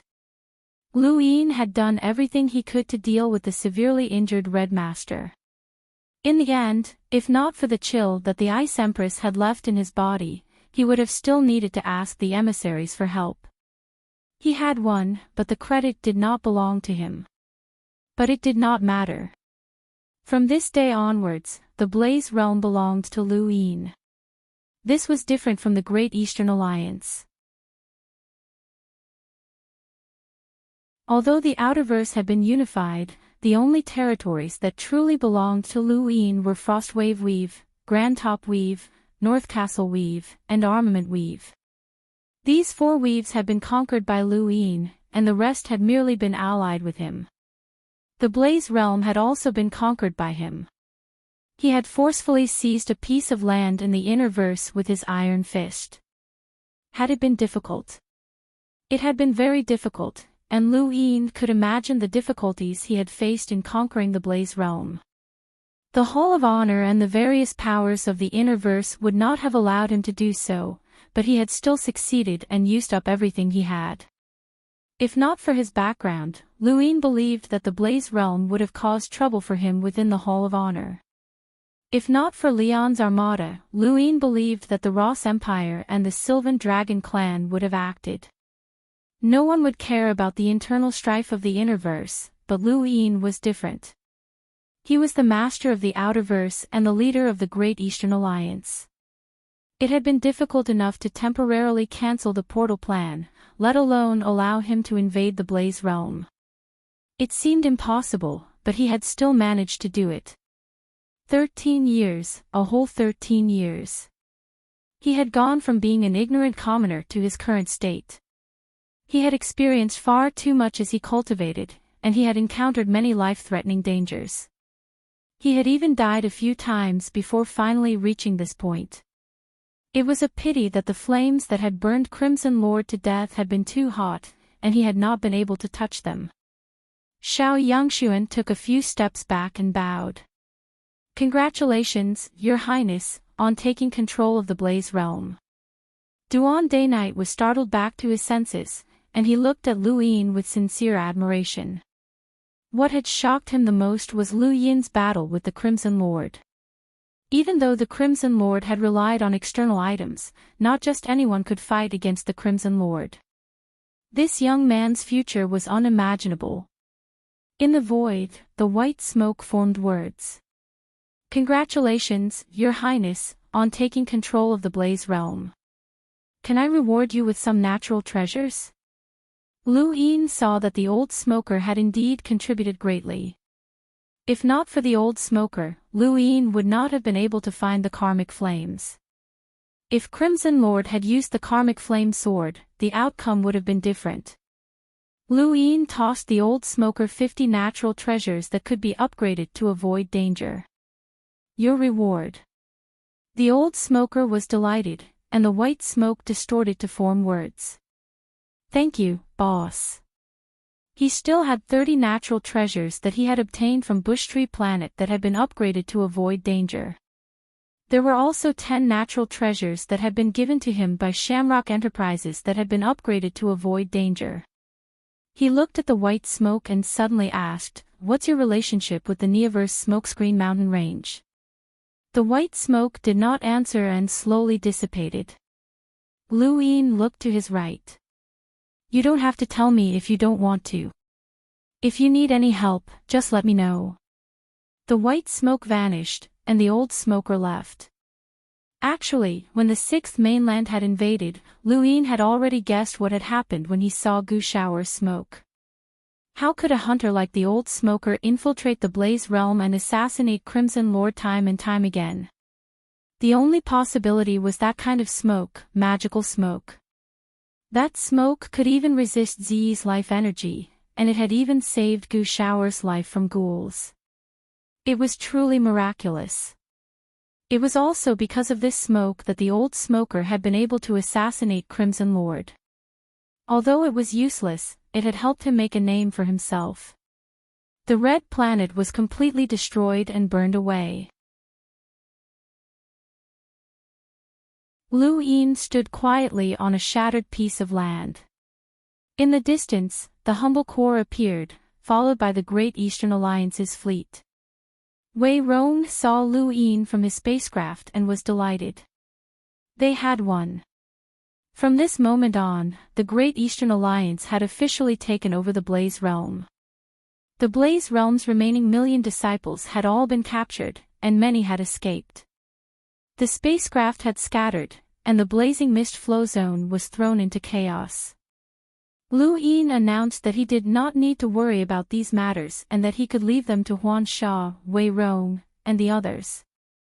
What Lu Yin needed to do now was take over everything in the Blaze Realm, and by everything, he meant the resources. Elder Tan trembled as he stood in front of Lu Yin, his attitude extremely respectful. Sinner Little Tan greets the Alliance leader. Lu Yin was stunned and looked at him strangely. Little Tan. Elder Tan fearfully replied, "Yes, sir." Lu Yin laughed. "You're very tactful. Thank you, brothers, for supporting Little Seven in conquering the Blaze Realm. Thank you for your support. Come and give me some tips. Thank you for your support."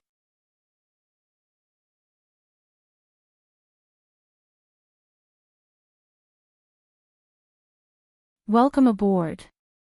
Stay tuned and subscribe to Han Li's Wuxia Adventures for more thrilling content. Chapter 1236.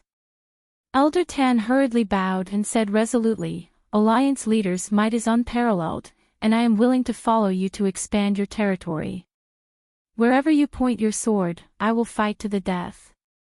Alliance leader will unify the universe, control the Hall of Honor, suppress the Sixth Mainland, and reclaim the Astral Beast domain. Alliance leader is invincible." Lu Yin was stunned, as this stance seemed a little familiar. Ku Wei arrived. On his way here, he had prepared a lot of flattery words that would not lose his elegance, but would also show off Lu Yin's unparalleled power. However, as soon as he arrived, he heard Elder Tan's words, and he stared blankly at the old man. For a moment, he was actually speechless. This old man had spoken such words to the top of his head. This was an expert.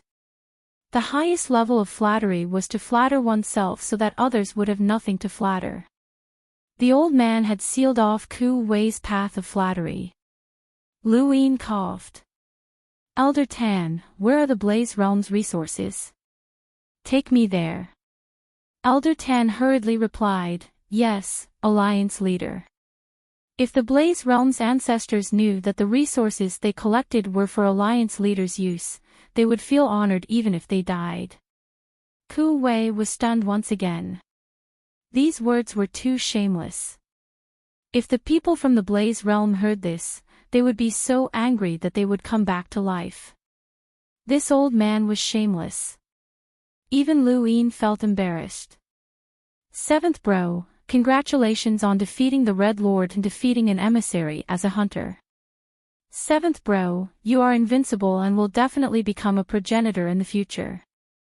You will become the first progenitor of all time," Ku Wei said loudly. He had to win this round, and he could not be surpassed by this old man on the path of flattery. Since he could not surpass this old man on the path of praise, then he would start with his cultivation. When the words, "first progenitor of all time," came out, Elder Ten felt as if he had been struck by lightning. He stared at Ku Wei in shock. An expert, an absolute expert who had blazed a new trail. If Ku Wei could say something like this, then it was comparable to his previous praise. Ku Wei looked at Elder Ten provocatively. An indescribable atmosphere intertwined in their gazes. Both of them could feel the other's strength, as if they were fated enemies. The Blaze Realm's resources were stored in a folded space not far from the Red Planet. Without a core member of the Blaze Realm leading the way, it was impossible to find them. Although Elder Tan's cultivation was the lowest of all the Enlighters in the Blaze Realm, he was still one of the few Enlighters who were qualified to enter the folded space. The folded space was very small. It was only the size of a city. However, it was filled with the resources of the fire field. When Lu Yin's group entered the folded space, they happened to see people from the Blaze Realm hurriedly storing resources into their cosmic rings. How dare you! You've seen the leader of the Great Eastern Alliance, the Hall of Honor's Fatsi, the Lockbreaker with the greatest potential, the strongest of the 10 Arbiters, and the Invincible Alliance leader Lu. Why aren't you kneeling down and begging for protection? Elder Tan shouted as he stared at the people from the Blaze Realm. Ku Wei was a step too late, and he glared angrily at Elder Tan. The cultivators from the Blaze Realm, who were collecting resources, panicked. They hurriedly bowed while trembling. Greetings, Alliance leader Lu. They had never imagined that Alliance Master Lu Yin would immediately come here after defeating the Blaze Realm. Logically speaking, shouldn't he have announced this to the universe? Lu Yin released his domain and enveloped the entire city. His eyes were filled with shock and ecstasy. These were the Blaze Realm's resources. Just the star essence alone was estimated to be 1 trillion cubes. That was 1 trillion cubes of star essence, which was equivalent to an entire mountain of star essence on the 6th mainland's transportation continent. This was Lu Yin's 3rd time seeing so many star essence. The first time had been on the 6th mainland's transportation continent, and the second time had been at the border warehouse in the Endless Weaves. The first 2 times had nothing to do with him, but this time, it was all his. Star essence was the least valuable resource in this folded space, and it was laid flat on the ground for anyone to step on. Aside from star essence, Lu Yin also saw source boxes, power vessels, and various weapons. There were also all sorts of ores and natural treasures that he did not recognize. The value of this folded space was immeasurable. He had a feeling that he might just be rich. The moment Red Lord died, the Blaze Realm had already lost. The Humble Corps and the Great Eastern Alliance's army were enough to sweep through the Blaze Realm. Countless people in the Innerverse had their eyes on the Blaze Realm's battle. The Hall of Honor did not want to get involved. The various great powers were wary of Lu Yin, and the other powers in the Blazing Mist Flow Zone were powerless to do anything. This created a situation where everyone was waiting. Everyone in the universe who knew of this news sincerely hoped that Red Lord would not lose. In the Spirit Seal Flow Zone, Ling Qiu, the Lingling clan's matriarch, was silent. She had always looked down on Red Lord and the Blaze Realm. Even though the Blaze Realm was known as one of the great powers of the Innerverse, they were still lacking in comparison. What made her look down on Red Lord the most was his temperament and lifestyle, which disgusted her. However, she had never wished that Red Lord could be more powerful. The more powerful he was, the better. At that moment, an old woman walked over and whispered, "Matriarch, the Blaze Realm has lost. Red Lord and Madame Lan are both dead." Ling Qiu was stunned, but she shook her head helplessly. They still lost. Matriarch, you guessed it. The old woman was astonished. Ling Qiu replied, looking at all the battles that Lu Yin has waged, he rarely loses. Once he makes a move, he's almost guaranteed to win. That kid always does things flawlessly. The old woman frowned. What should we do? Do we still need to carry out the portal plan? Ling Qiu was helpless. In the name of the Lingling clan, we condemn the Great Eastern Alliance for starting a war without permission. Don't do anything else. Everything will be decided after the sovereign tournament. The old woman nodded. Yes, matriarch. Ling Qiu looked in the direction of the Blaze Realm. So what if you get the Blaze Realm? We didn't even consider them at their peak, let alone a bunch of mobs. Without the threat of the Sovereign Tournament, the Innerverse will show you what it means to be unfathomable and irreversible. In the Sword Sect, the pond was still there.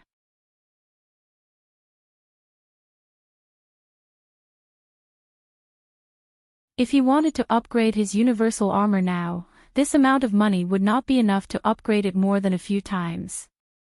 Luin felt that his horizons had been broadened enough. Unintentionally, he saw Ku Wei, who did not seem surprised at all. Did he not think that this amount of money was a lot? He must have seen more than this. Right, this guy was from the Ku family, and the Seven Courts must have far more money than the Blaze Realm. This guy's horizons were even wider than Lu Yin's, which was unacceptable. Lu Yin's pride did not allow others to see that he was poor. As he thought about it, he pretended to be dissatisfied. Why are there so few resources? How can the Blaze Realm be justified with so little resources? Lu Yin asked calmly. Ku Wei was about to speak when Elder Tan interrupted him. Of course, these resources are not worthy of the Alliance Master, and they aren't even enough for your pocket money. However, the Blaze Realm has been invaded by the Sixth Mainland, and their expenses are extremely high. The Innerverse and Outerverse have been separated for many years, which has led to a severe shortage of resources. Some ignorant fellows even used up some of the resources to activate the defensive array. Please forgive me. Ku Wei was furious, as this old man had taken the lead again. What pocket money? This money isn't even enough for Seventh Bro to use twice. It can't even be considered pocket money. Elder Tan stared at him with a provocative gaze. Ku Wei raised his head. Luin listened and thought about it seriously. It seemed that Elder Tan was right. 3 pips was too frightening.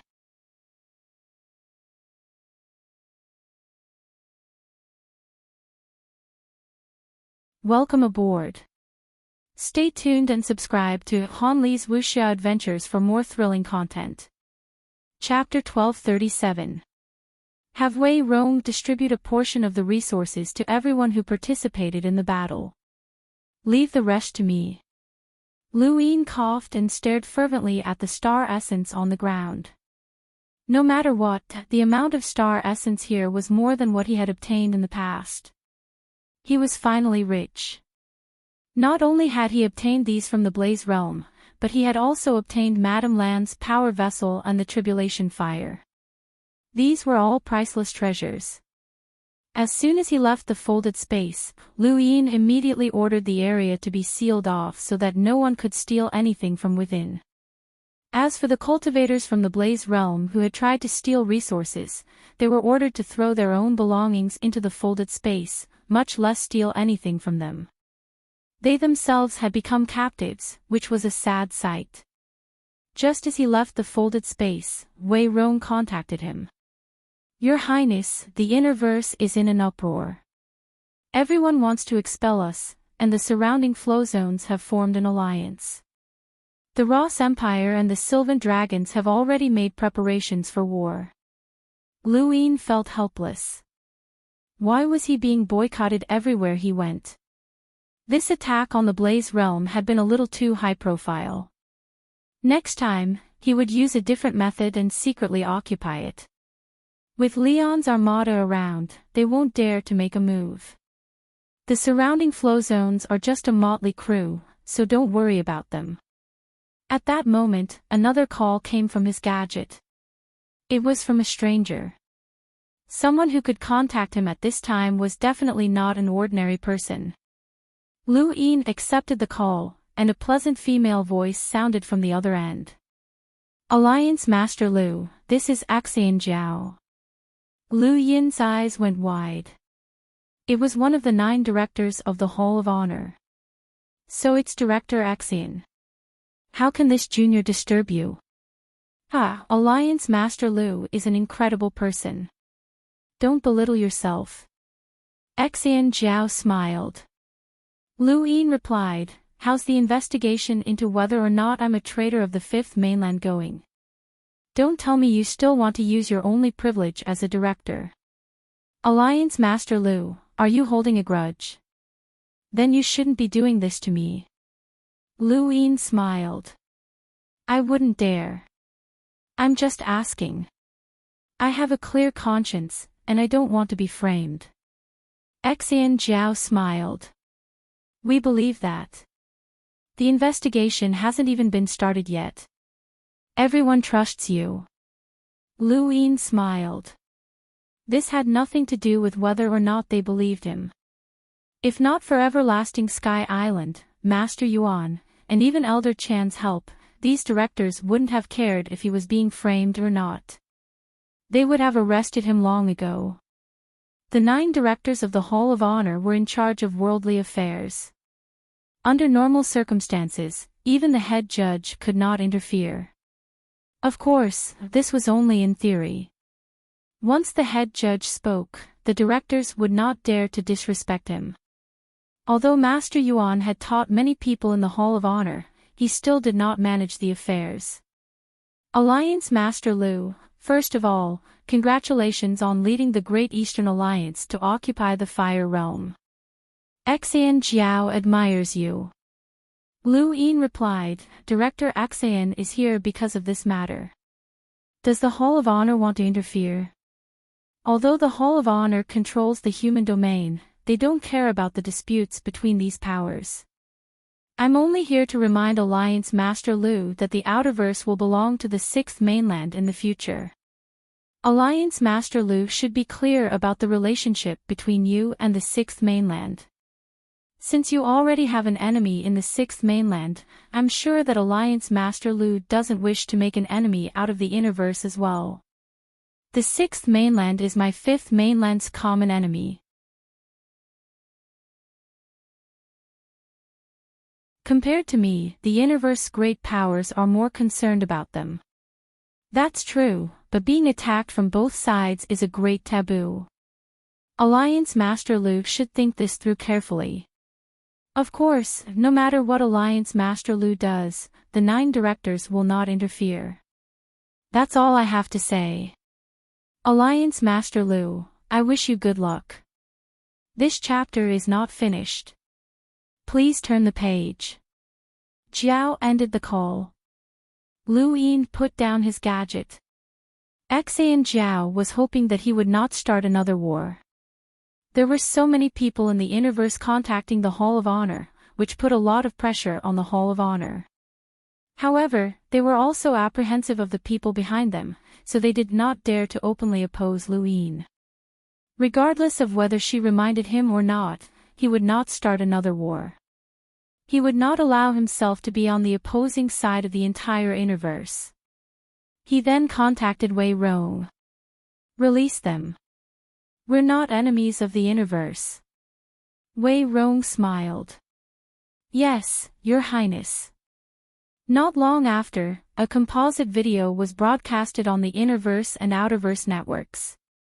The video was composed of many edits, and the main content was about the disgraceful things that the Blaze Realm had done over the past few years. Most of them involved the bullying of the Outerverse great powers, and there was also a video of the cultivators being forced to kneel on the Astral River Arkansas. The video lasted for more than 10 hours, and it recorded dozens of incidents that had happened in the Blaze Realm. These incidents could easily incite public outrage, especially the Outerverse cultivators. At the end of the video, there was a statement from the Blaze Realm cultivators to the public. "Those trash from the Outerverse who want to enter the Innerverse can only become slaves. Low-level cultivators will forever be ants and can only kneel before our Blaze Realm." This statement was accompanied by a scene of an explorer kneeling before a Lameter from the Blaze Realm. That explorer was already dead, and he had been killed by the Blaze Realm cultivator as a joke at the end of the video. When the video was broadcasted, it shook the Innerverse and Outerverse. The universe was cruel and filled with darkness. Vile incidents that challenged humanity's bottom line were everywhere, but none of these incidents had been exposed. As long as they were not exposed, there would not be any problems. However, the Blaze Realm's actions had been thoroughly exposed. Suddenly, the entire network was filled with countless people cursing the Blaze Realm, especially those from the Outerverse. Anyone who had access to the network posted rumors in the video, threatening to destroy the Blaze Realm. Soon after, a second video appeared, and it was also about the Blaze Realm's bullying of cultivators. There was a third video, a fourth video, and so on. In the end, there were more than 1,000 videos. The Blaze Realm had existed for so many years, and these incidents could not be summarized in just a few hundred videos. There were thousands or even tens of thousands of videos.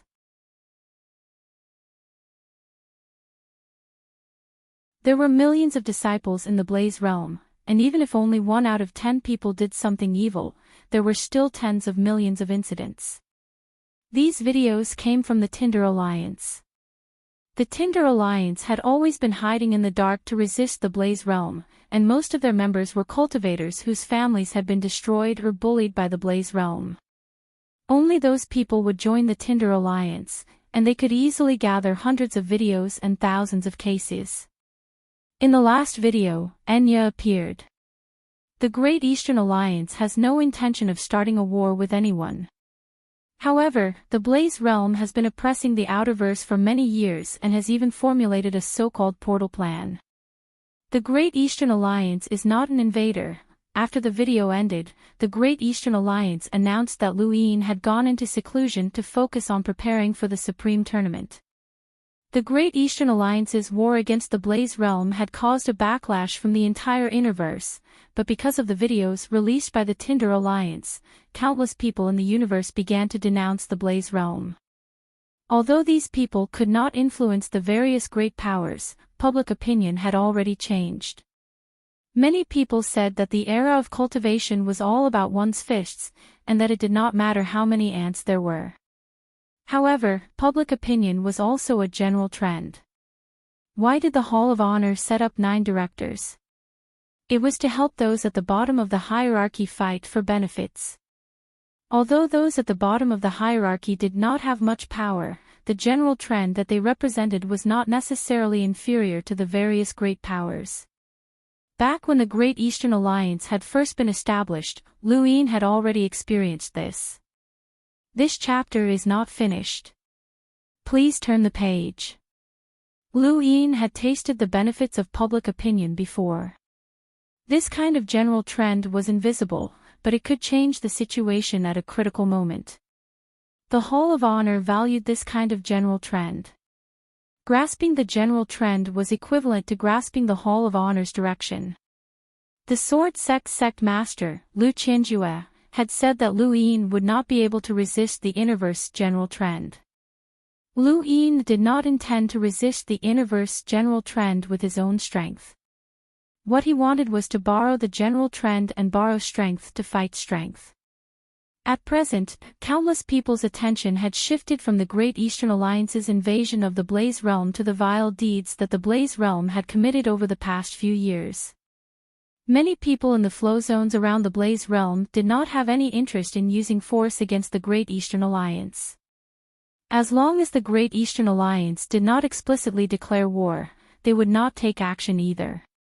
Luin relied on his own qi to fight, and he had neutralized the qi in the surrounding flow zones.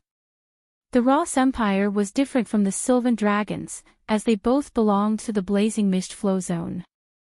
The Great Eastern Alliance was a threat to them, and it was also obvious that the Great Eastern Alliance was allied with the Royal Frost Continent.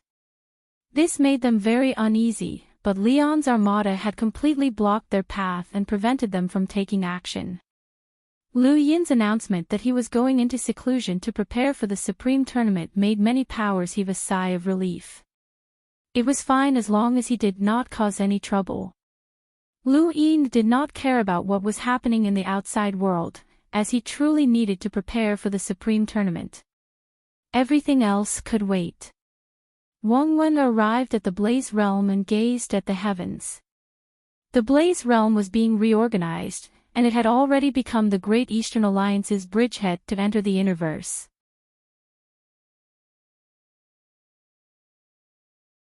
There were more than 1,000 habitable planets in the Blaze realm, and Lu Yin was currently on one with the most beautiful environment. Although this planet was habitable, it was uninhabited because it was still in the Savage Era, and there were enormous creatures everywhere. Any random one of them was at least 100 meters tall, and there were even some that were over 1,000 meters tall. These creatures were not simply tall, and some of them were not weak at all. This planet was used by the Blaze Realm's disciples for their trials. Lu Yin stood on the back of a giant creature called a dread elephant.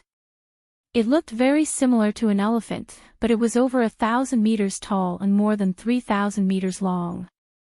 Every step it took shook the earth, and it let out an angry roar that even Lemeters could not bear. Wang Wen descended from the sky and stepped onto the dread elephant's back. I never thought that the Blaze realm would have a planet that isn't hot. Lu Yin smiled. Long time no see. Wang Wen smiled. Long time no see, Your Highness. You're becoming more and more domineering. Lu Yin laughed and sat down cross-legged as he looked at the volcanoes erupting in the distance. Many creatures were scrambling to escape, and many of them were trampled to death along the way. The Blaze realm is like those creatures that were trampled to death. They're not moving forward, but they're actually retreating. Wang Wen sat down as well. And Your Highness, you're like the one running at the very front. Just as he finished speaking, the creature at the very front slipped and fell off a cliff to its death. Wang Wen pursed his lips, feeling a little embarrassed. Lu Yin sighed. You're right. It's easy to fall to your death if you rush too quickly. The ones that survive are usually second or third. You want to be second or third? Wang Wen asked. Lu Yin smiled. Of course not. So what if I fall to my death if I rush too quickly? The one who survives is the leader, and all the creatures have to follow their leader. Wang Wen nodded. Then I'm relieved. I was just afraid that you would be intimidated by those people from the universe. Thank you. Only look at the Winbook friend 542104114. Be good. The Supreme Tournament is about to begin. Thank you, brothers, for your support. End of chapter.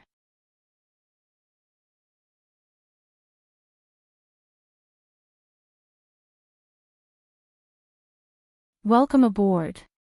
Stay tuned and subscribe to Han Li's Wuxia Adventures for more thrilling content. Chapter 1238.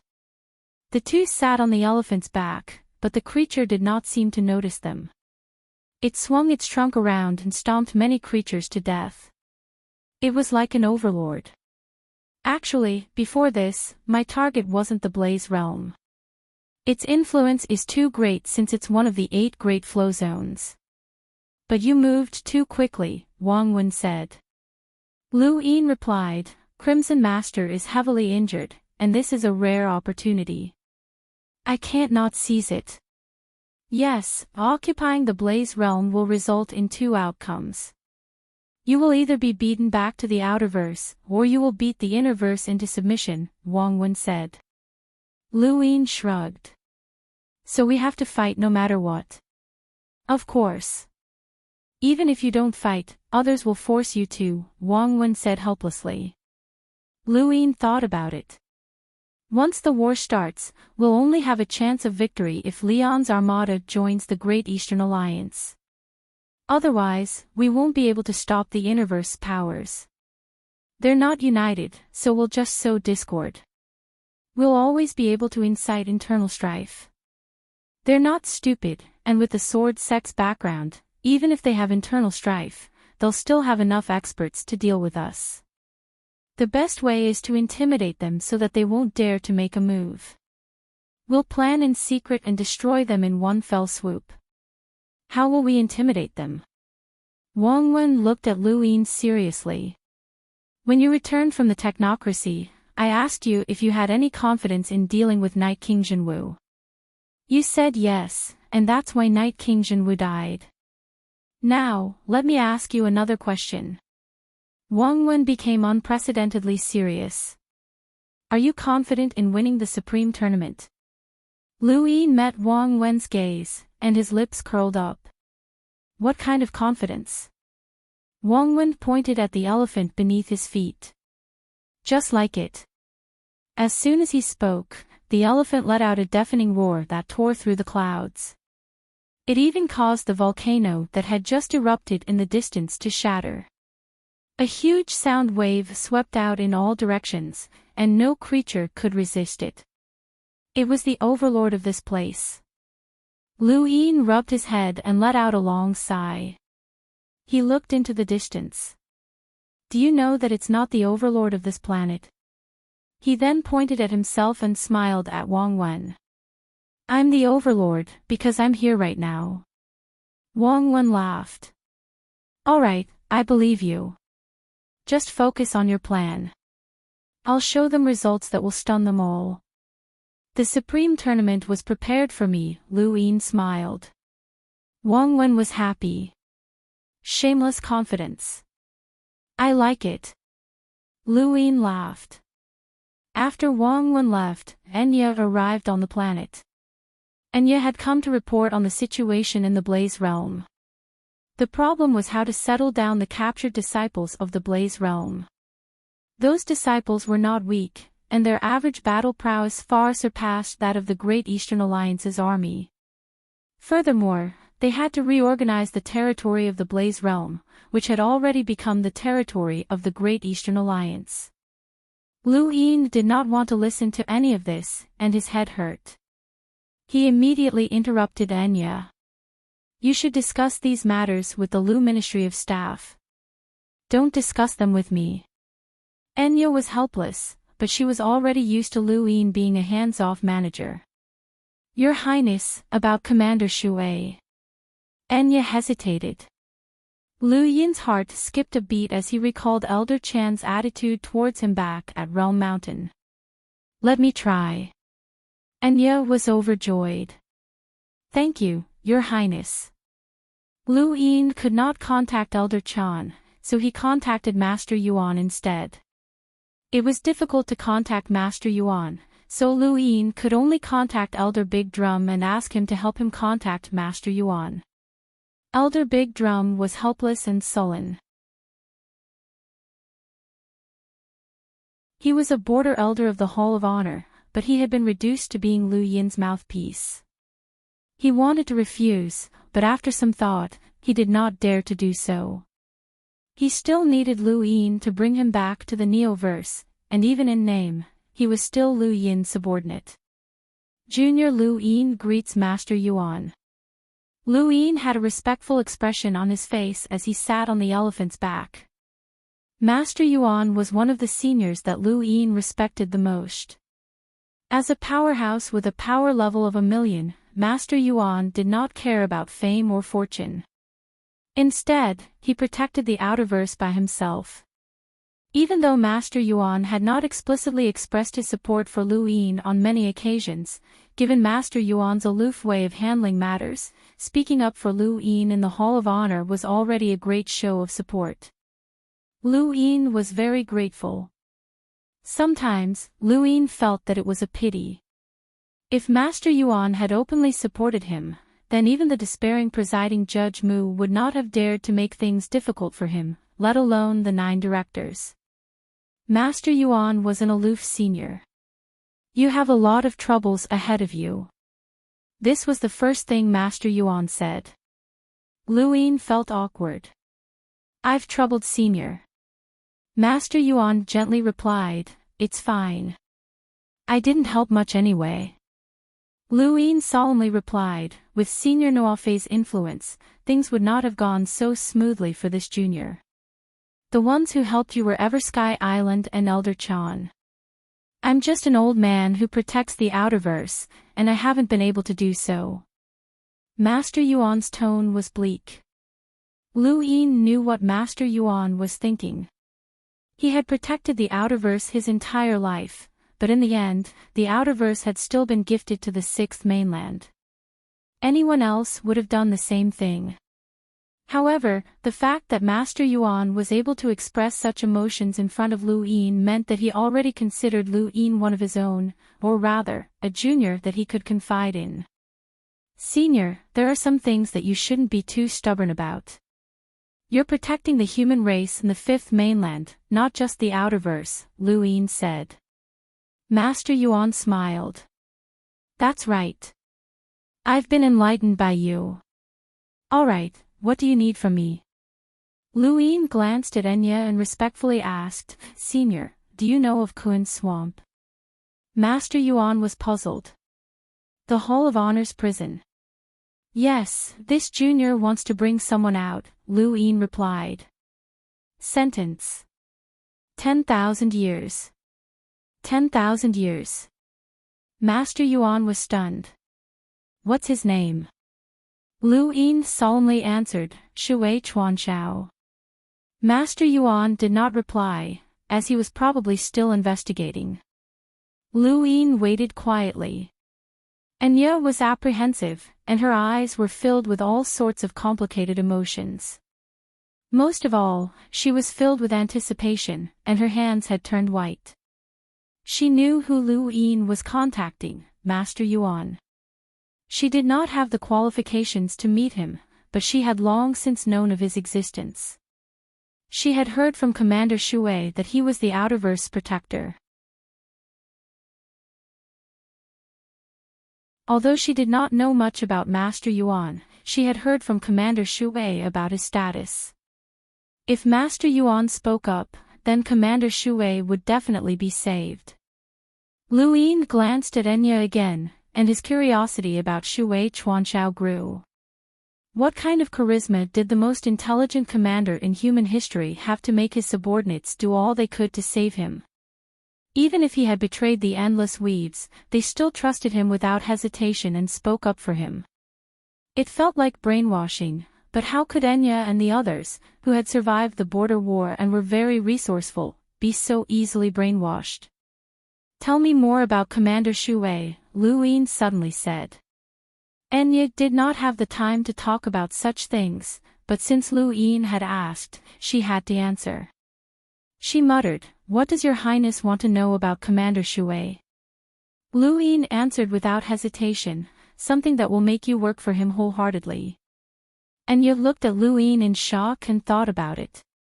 Commander Shui has not done anything special, but he has a certain charisma that makes people feel that as long as they follow him, they will be able to achieve victory. Lu Yin raised his brows. Was it that exaggerated? Does your highness think that the erudite Flozone's borders only have those beasts that you saw back then? That our only enemy is the Desolate Beast Alliance? Enya asked. Lu Yin shook his head. Of course not. The Astral Beast domain can compete with the human domain, so how can a mere Desolate Beast Alliance do that? They only have 7 in lighter realm astral beasts. Back when Lu Yin was still in the Astral Combat Academy, an Enlighter was already considered a peak powerhouse. But now, from his perspective, those 7 astral beasts were something that he could deal with alone. Your Highness has experienced the border wars between Iron Blood Weave and Endless Weave, so how can there only be one Desolate Beast Alliance at the erudite Flozone's borders? That was not originally their territory, but after a bitter battle, countless astral beasts from the Astral Beast Domain Celestial Beast Empire retreated. The Desolate Beast Alliance was forced by both the Celestial Beast Empire and Commander Shui to stay there. The Desolate Beast Alliance was forced by Commander Shui. Lu Yin was shocked. This was not what he had heard when he had first gone to the erudite Flozone's border wars. Enya muttered, Commander Shui and the Celestial Beast Empire tacitly established a buffer zone at the erudite Flozone's border with the Desolate Beast Alliance. Perhaps even the Desolate Beast Alliance isn't aware of this, as they've been toyed with by Commander Shui from start to finish. The Universe's largest border starts from erudite Flozone, extends to the Cosmic Sea, and even extends to the Neoverse. That's the true border. Commander Shui is the commander of the entire human domain's borders, and he can command all borders, including Iron Blood Weave and Endless Weave. He even knows of Master Yuan's existence, and he's been given a special privilege that allows him to mobilize everyone at a critical moment, including Master Yuan. Enya's words completely shocked Lu Yin. In this universe, there was a common sense that strength was greater than everything else. A cultivator could easily seize power, and the stronger they were, the more they could obtain. A powerhouse like Master Yuan had the power to kill anyone in the innerverse and outerverse, and no one could stop him. This was the privilege of the strong. The reason why Master Yuan was so respected was because he had selflessly taught many people and also because he had never used his strength to suppress others. Strength was greater than authority, and authority increased strength. This was how the universe worked. However, Shui Chuanshao had reversed this concept. He was a hunter at most, and yet, he could command Master Yuan. This completely overturned everyone's worldview. Not many people in the innerverse even knew of Master Yuan's existence, let alone the outerverse, but Shui Chuanshao could command him. Lu Yin did not believe that this was a special privilege that had been given to him by someone else. The only possibility was that Master Yuan had agreed to be commanded during the war. Regardless of whether it was Shui Chuanshao or anyone else, as long as they were the commander of the entire border, they would have such authority. Master Yuan could not have been coerced or suppressed, he must have been willing. If Master Yuan wanted to, he could easily eliminate Shui Chuanshao. This was the power of a powerhouse, and only those who were willing would be commanded. Shui Chuanshao had betrayed half of the Endless Weave and caused countless deaths. He had brought about despair, but in the end, he had not been sentenced to death and had only been imprisoned. From this, it could be seen that Shui Chuanshao was the commander of the entire border.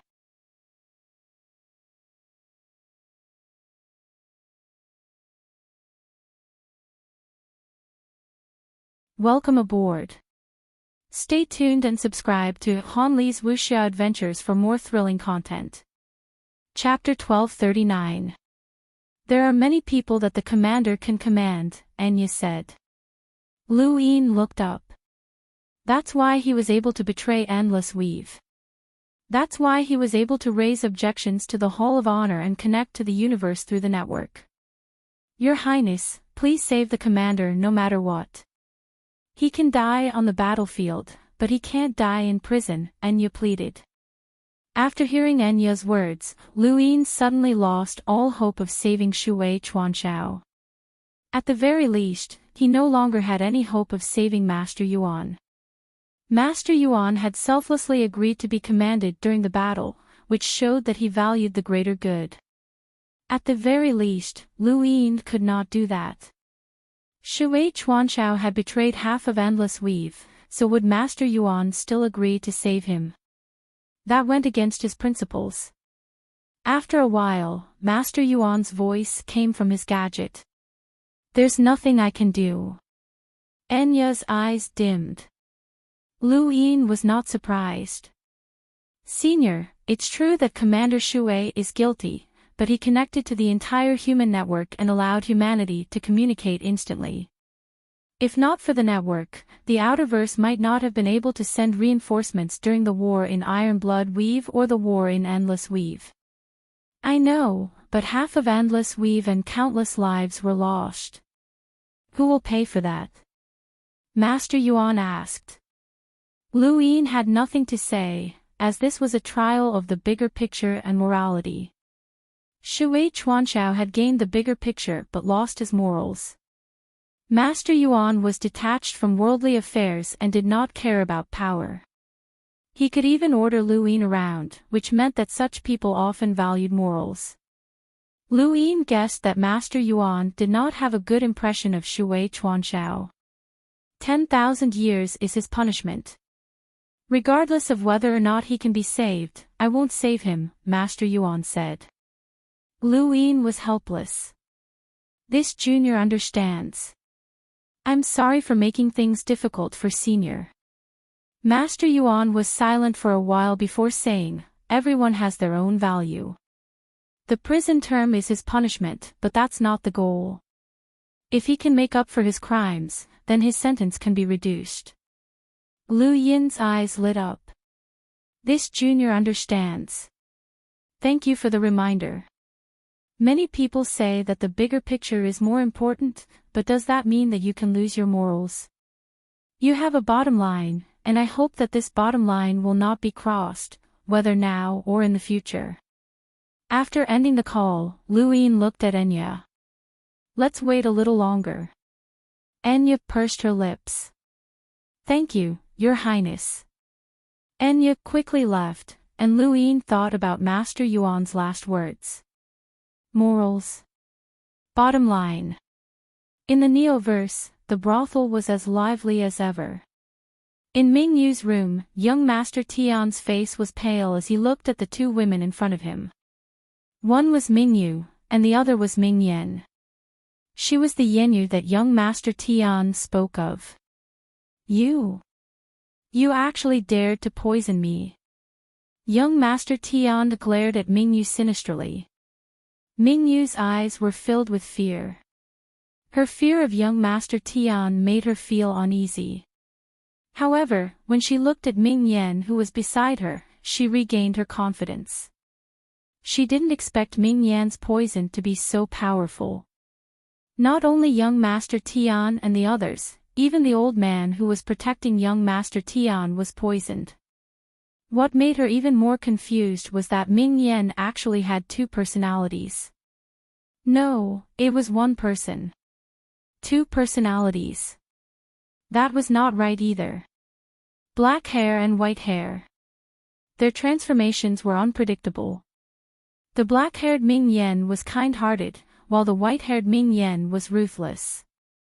Both personalities had one thing in common, and that was decisiveness. Who does the black street belong to? At this moment, Ming Yan's hair was white, and her tone was cold. Young Master Tian was insidious. Bitch, you dare scheme against me. I'm Old Man Bu's grandson. Do you know how many people from the Hall of Honor work for my family? The white-haired Ming Yen didn't waste any time and directly broke one of young Master Tian's arms, causing him to howl miserably. In another room, the old man who was protecting young Master Tian was becoming more and more ancient.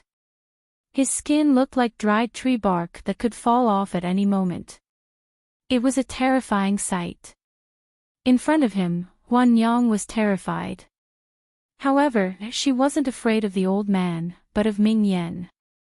She was very clear about this old man's strength. To be able to poison someone at this level was too terrifying. Quick, notify Old Man Bu, notify him immediately. The old man raised his head and glared at Huan Yang. Huan Yang retreated in fear, not daring to respond. The old man's gaze was fierce. You dare betray the Black Street? Do you know what will happen to you? It'll be 100 times worse than death. Do you want to experience it? Huan Yang shook her head, her face pale. I wouldn't dare. I wouldn't dare. You're just two little girls. Do you think you can rebel against the Black Street just because you have some poison? Notify Old Man Bu immediately, the old man threatened. At that moment, the door opened, and the white-haired Ming Yen walked in. She calmly looked at the old man and then at Huan Yang. Keep an eye on him. Otherwise, I'll let you experience what it's like to wish you were dead. Huan Yang's body trembled. Yes, yes. The old man stared at the white-haired Ming Yen. You're courting death. Do you know who you've offended? You're a director of the Hall of Honor. Do you know the consequences of rebelling against a director? The white-haired Ming Yen looked at the old man strangely. My man just rebelled. The Chaos Flow Zone was the darkest place in the universe. It was filled with pirates, assassins, slave traders, and so on. There were all kinds of darkness that a normal person could think of, and there were even some that they couldn't think of. Many of the planets in the chaos flow zone had black markets, which were used for illegal transactions. On this day, a man appeared outside one of the planets. His entire body was covered in a strange suit of armor that concealed his appearance.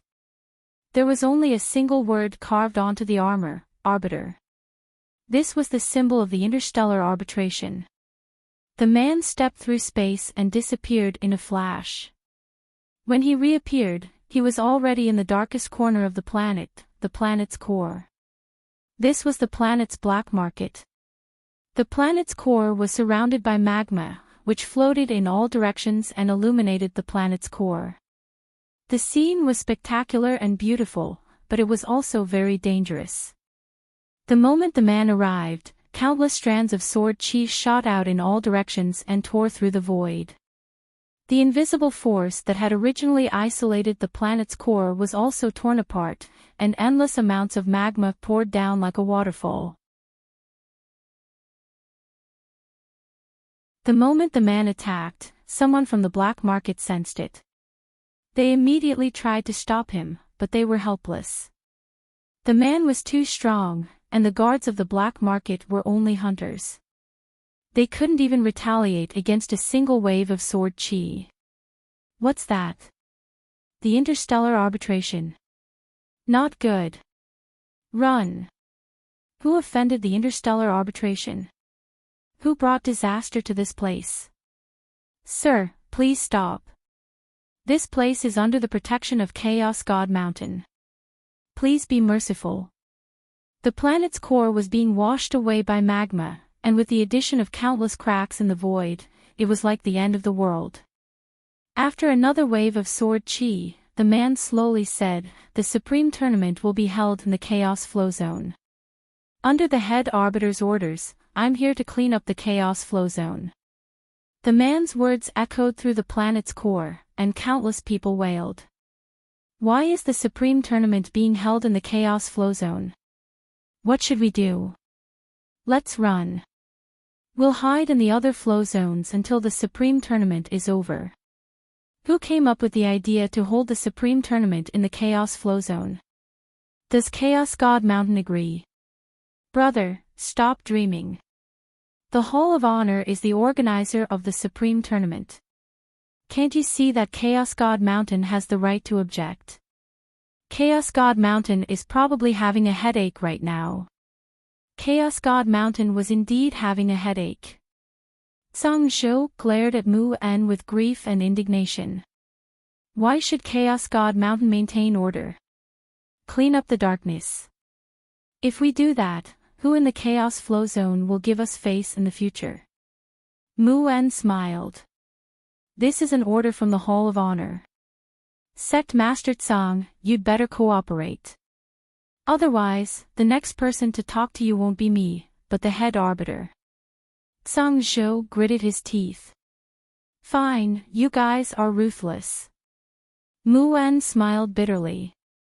The supreme tournament has been decided to be held in the chaos flow zone. Nobody can do anything about it. Sect Master Tsang, please accept it. The Outerverse has already been gifted to the sixth mainland. What's there that I can't figure out? Tsang Zhou said unhappily. Mu En shook his head. There are some things that no one can decide. I don't know the details either. As the leader of one of the Interverse's 8 great flow zones, he didn't even know why a tournament was being held in the chaos flow zone. Tsang Zhou helplessly looked in the direction of the Neoverse. Only by establishing a foothold there would he have the right to speak. He suddenly thought of Lu Yin. That junior had left a deep impression on him. He was just a junior, but he had forced them to give up on the plan to open the portal. Now, he had even defeated the Blaze Realm and entered the Interverse. His goal should be the Neoverse as well. Although he's a junior, his drive is something that we old fellows don't have. Tsang Zhou sighed. Only Chaos God Mountain could purge the Chaos Flow Zone in the shortest amount of time. As the master of the Chaos Flow Zone, Chaos God Mountain understood the flow zone all too well. Chaos God Mountain had given the people of the Dark Realm 10 days to evacuate from the Chaos Flow Zone and then used the remaining 10 days to purge those who were unwilling to leave. In a total of 20 days, the Chaos Flow Zone had been purged. Although Chaos God Mountain was hated by countless people and was mocked for being the Hall of Honor's lackey, this had nothing to do with the Hall of Honor. On the second day after the purge of the Chaos Flow Zone, Mount Supreme appeared. Tsang Shou sighed in amazement when he saw the majestic and imposing mountain not too far away. Mount Supreme was a mountain, but it was made of a type of stone called taika. Taika stone was known as the hardest stone, and its hardness was comparable to many metals used to make weapons. Even a hunter would find it difficult to leave a mark on a taika stone. An entire mountain made of taika stone was enough to become a battlefield for the younger generation to fight for the Supremes. And this was just the material of Mount Supreme. The gravity on Mount Supreme was not something that a normal emitter could withstand. 100 times the normal gravity was the highest gravity that a normal emitter could withstand. Aside from that, Mount Supreme also had unpredictable weather as well as many other strange tests. At the center of Mount Supreme, there were 4 valleys in the north, south, east, and west. These were the checkpoints, and if one wanted to reach the top of Mount Supreme, they had to pass through these valleys. Above these 4 valleys, there was another huge valley near the top of the mountain, which was the final checkpoint. There were 5 checkpoints in the north, south, east, west, and center, and each of them was overseen by a pass lord. The moment Mount Supreme appeared in the Chaos Flow Zone, the heavens trembled, and an image was transmitted to the entire universe, including the 6th mainland. Everyone wanted the title of Young Supremes, and it represented that they were the true powerhouses of the younger generation. It was also at this moment that the registration for the Supreme Tournament began.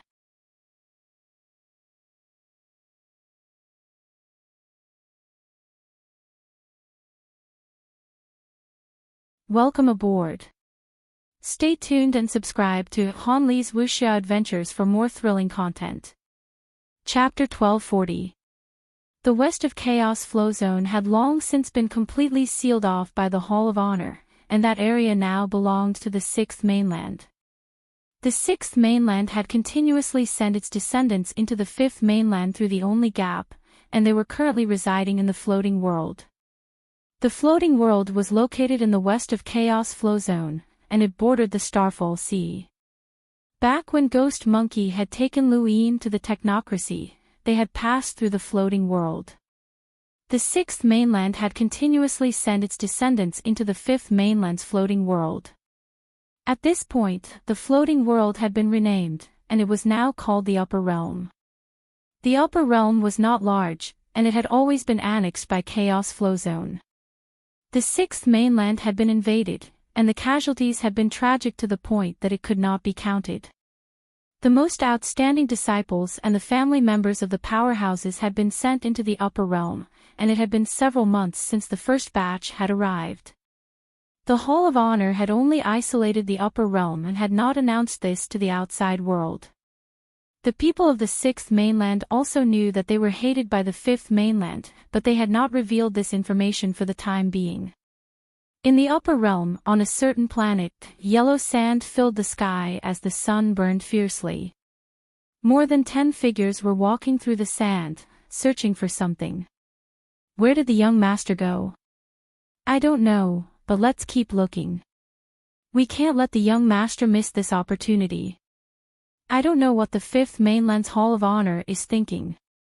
They're organizing a Supreme Tournament, and they're actually inviting people from the 6th mainland to participate. With the Dao Source 3 Skies and the Realmlings involved, will they still have a foothold? I've heard that the 5th mainland isn't as simple as it seems. I hope that the young master will be careful. While they were talking, a pair of eyes opened beneath the sand. Strangely, there were no pupils, and the eyes were pitch black. This person was Xiao Bai, the young master of the eyeless clan from the Black Blood region. He was known as an existence second only to the Riemlings, Shang Rong. Xiao Bai leapt out of the sand and appeared in front of the crowd. Everyone was delighted. Young master, you can register for the 5th Mainland Supreme Tournament. Xiao Bai nodded. Got it. In the past, Xiao Bai had been arrogant, and he had even dared to challenge Shang Rong. He believed that he would not lose to the Riemlings, but now, his expression was one of weariness, exhaustion, and deep sorrow.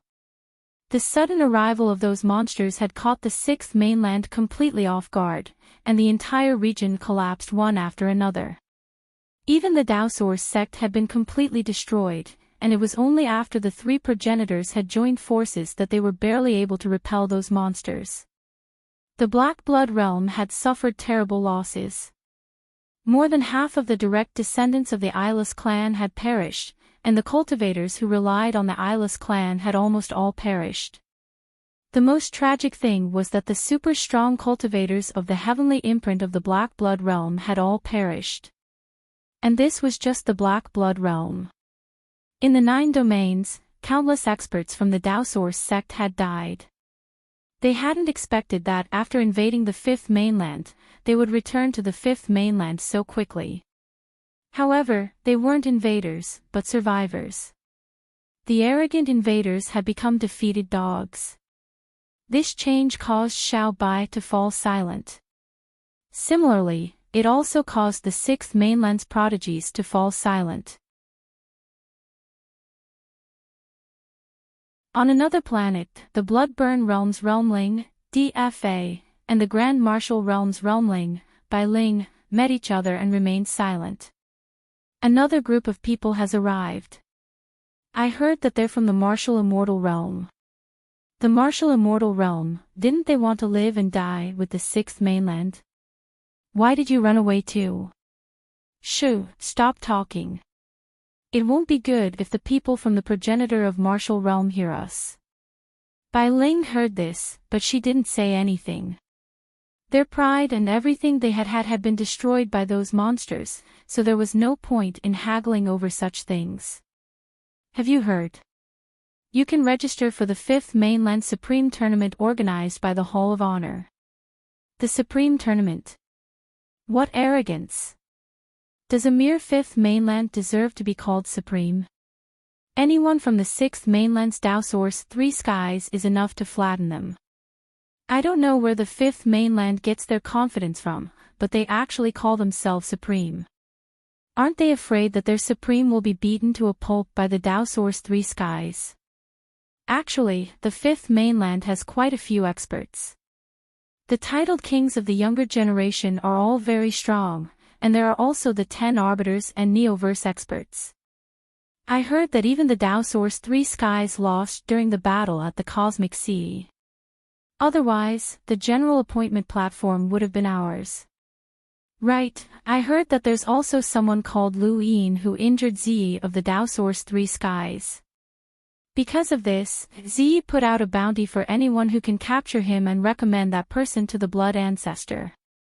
Even if that person can't become the Blood Ancestor's disciple, they can still be guaranteed to become the disciple of an imprint. What happened? What happened? It's useless.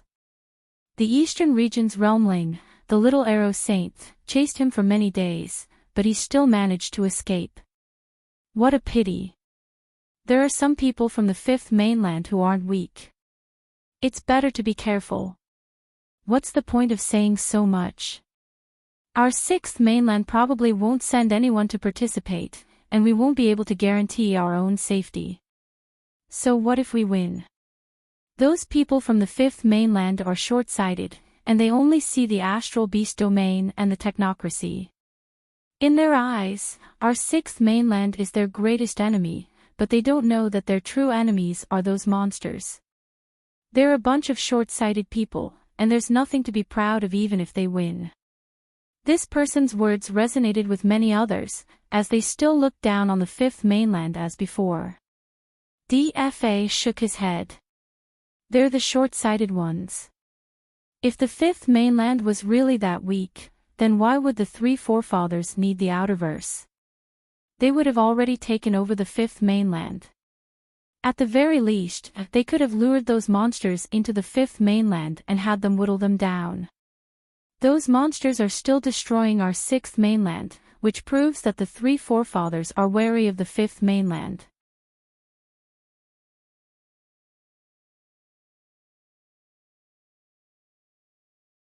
After the battle in the cosmic sea, the weaponsmith forefather had died, and the blacksmithing clan's status in the war martial realm had plummeted. Although they still retained some of their authority as level 9 weaponsmiths, it was no longer the same as before. After hearing the blood progenitor's words, the weaponsmith forefather stopped and looked up, his eyes filled with excitement. He would become the blood progenitor's disciple and rebuild the blacksmithing clan's glory. This was the path he should take. Top 10. Definitely. Countless people in the sixth mainland were intrigued by the blood progenitor's words, but this was not the end. I am the martial progenitor. As soon as these words were spoken, everyone in the sixth mainland was once again stunned. The fifth mainland's cosmic sovereign tournament has begun. All geniuses of the sixth mainland will fight for the title of Soul Paragon. They will break through the stars and become invincible.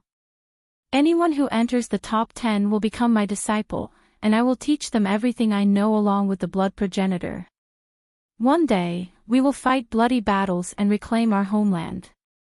The martial progenitor's words were similar to the blood progenitor's.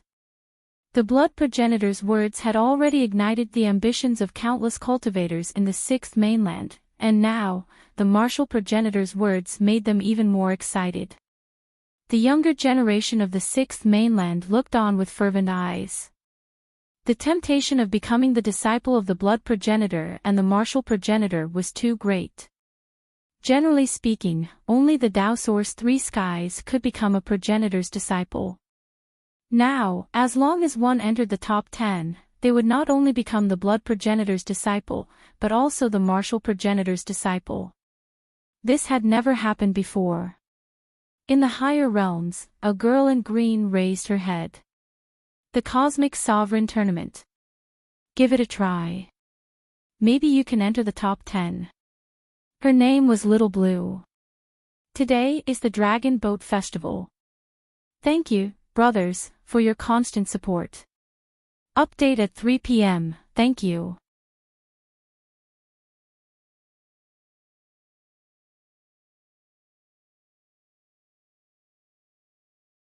Welcome aboard. Stay tuned and subscribe to Han Li's Wuxia Adventures for more thrilling content. Chapter 1241. Two cultivators, one fat and one skinny, were excited. Fat bro, we're going to become the disciples of the blood ancestor and the martial ancestor. Yeah, skinny bro, this day has finally come. We just need to get into the top 10 of the Cosmic Supreme competition. It's too easy. Fat bro, I've decided. I won't eat before the competition. I'll be skinnier. I'll definitely get into the top 10. Skinny bro, you're already skinny. Hey, you're even skinnier than yesterday. Really? Fat bro, you're also fatter than yesterday. Ha ha ha ha, really? Skinny bro, let's work hard together and become the disciples of the blood ancestor and the martial ancestor. When the time comes, we'll be able to dominate the universe. Even those monsters won't be our opponents, let alone the fifth mainland. Fat bro, let's work hard together. Skinny bro, you're encouraging me. Let's work hard together. At that moment, another voice rang out from the sixth mainland, causing everyone to be speechless. I am the secret ancestor.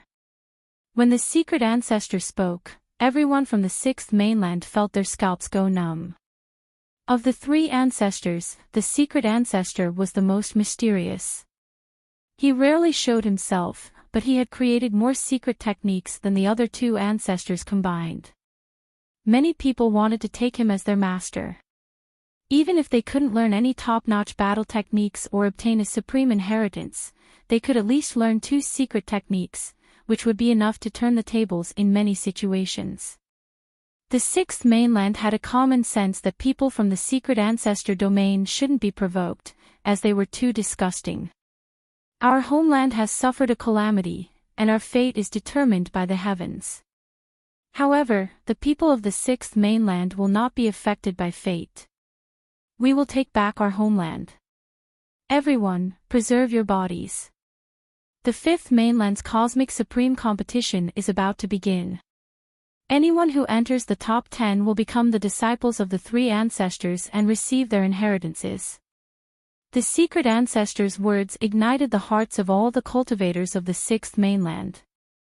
The younger cultivators immediately signed up for the cosmic supreme competition, while the older cultivators allowed their juniors to sign up. They decided to do everything they could to increase the strength of their juniors. The cultivators of the 6th mainland, who had originally been indifferent to the cosmic supreme competition, were now excited. In the darkness of space, an arrow pierced through the void. No one knew how far it had traveled. Perhaps it was no longer in space. The little saint of archery raised his head, his eyes burning with an unprecedented passion. A disciple of the 3 ancestors could only be found by chance. Back then, he had hunted down Lu Yin in order to become a progenitor's disciple, but unfortunately, he had failed. This time, he did not want to fail again. Whether it was the various realmlings, the Tao Source 3 skies, the 5th mainland's 10 arbiters, or the Neoverse geniuses that stood in his way, he would defeat them all and step into the top 10. Similarly, in the starry sky of the upper realm, a man dressed in white robes was strolling through the starry sky with a faint smile on his face. A disciple of the 3rd patriarch? They all had different cultivation paths, but the Supreme Starry Sky tournament was quite interesting. It's been a while, 10 arbiters. He was Mr. Bai, one of the Tao Source 3 skies Wu Tai Bai. In the distance, Ji opened her eyes. Her gaze was cold. She stood up and respectfully said, "Disciple understands."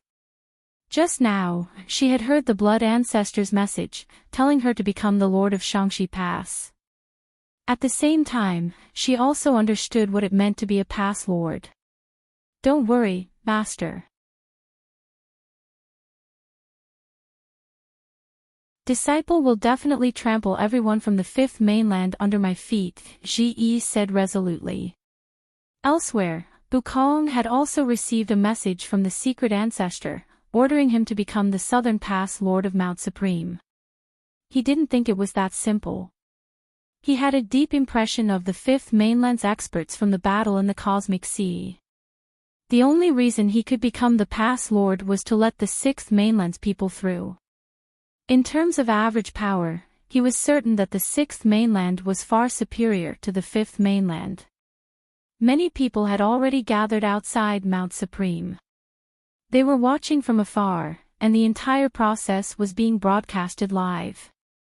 One name after another appeared on Mount Supreme. The speed at which it happened was astonishing. This was especially true for the 6th mainland, where thousands of people had signed up at the same time. And this was only the 6th mainland. Many people from the Astral Beast domain, the Cosmic Sea, the Neoverse, and even the Astral Wilderness had also signed up.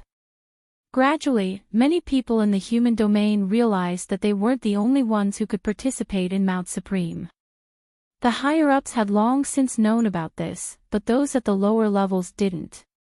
When news of the Astral Beast domain, the technocracy, and the 6th mainland's cultivators being able to participate spread, it immediately caused a stir in the human domain. Countless people objected, and the entire network was filled with discontent. People were cursing the Astral Beast domain, the technocracy, and the 6th mainland. The Starlink network company immediately activated a backup plan and frantically deleted a large number of comments. However, the Starry Sky Supreme tournament had long since been publicized by the Hall of Honor, so any news about it would cause a stir, let alone such a big one.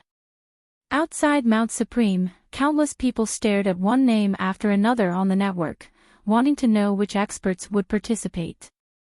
Many of them were gambling and wanted to create a list to use as a ranking and set the odds. Who's that? Yao Gu. Isn't that a member of the Skymender list from the Astral Beast domain?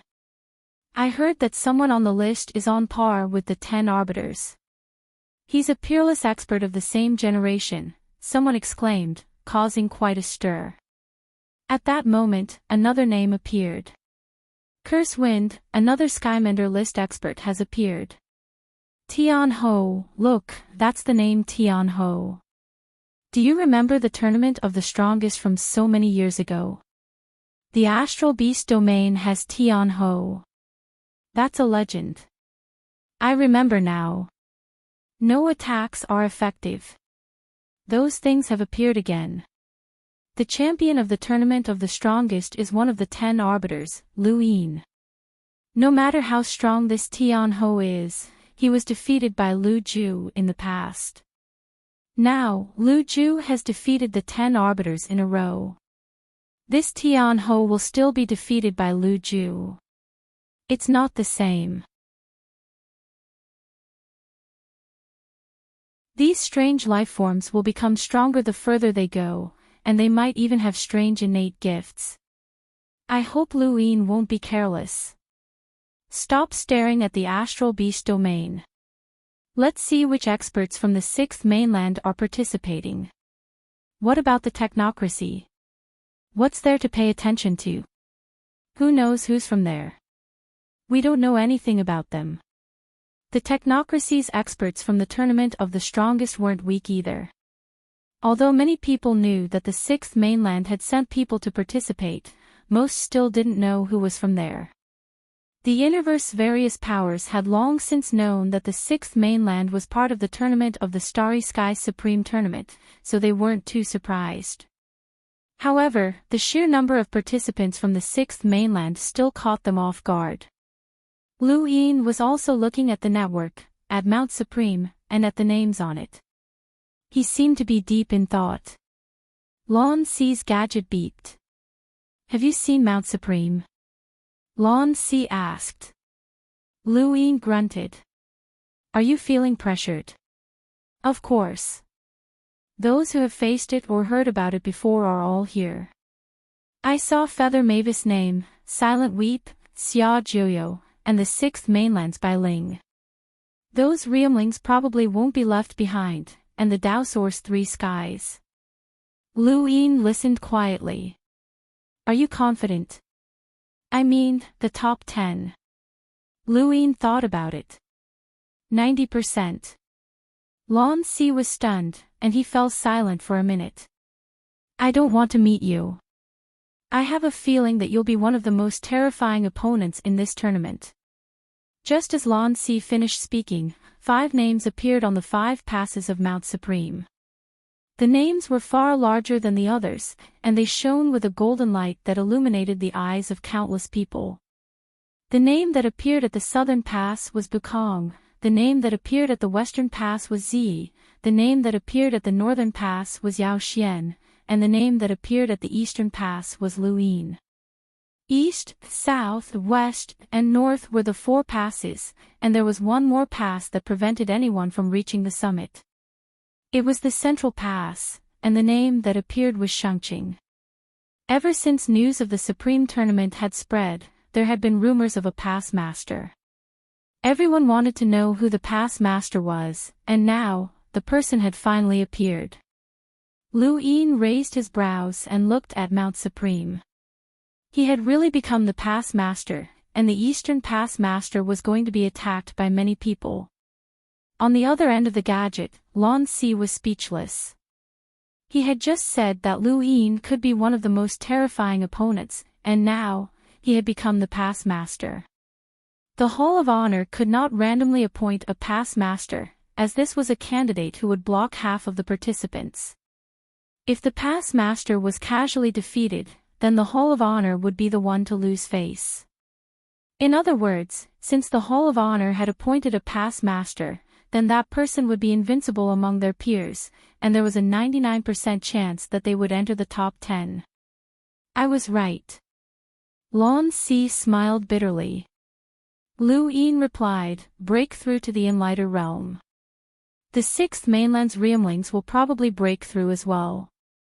That's right. If they don't break through, then they won't be able to deal with them, Lan Si said before ending the call. Just as Lan Si ended the call, Ku Wei's voice traveled to Lu Yin's ears. Seventh bro, the great seventh bro. You're too great. You're one of the 5 past masters, and you're the strongest of your generation.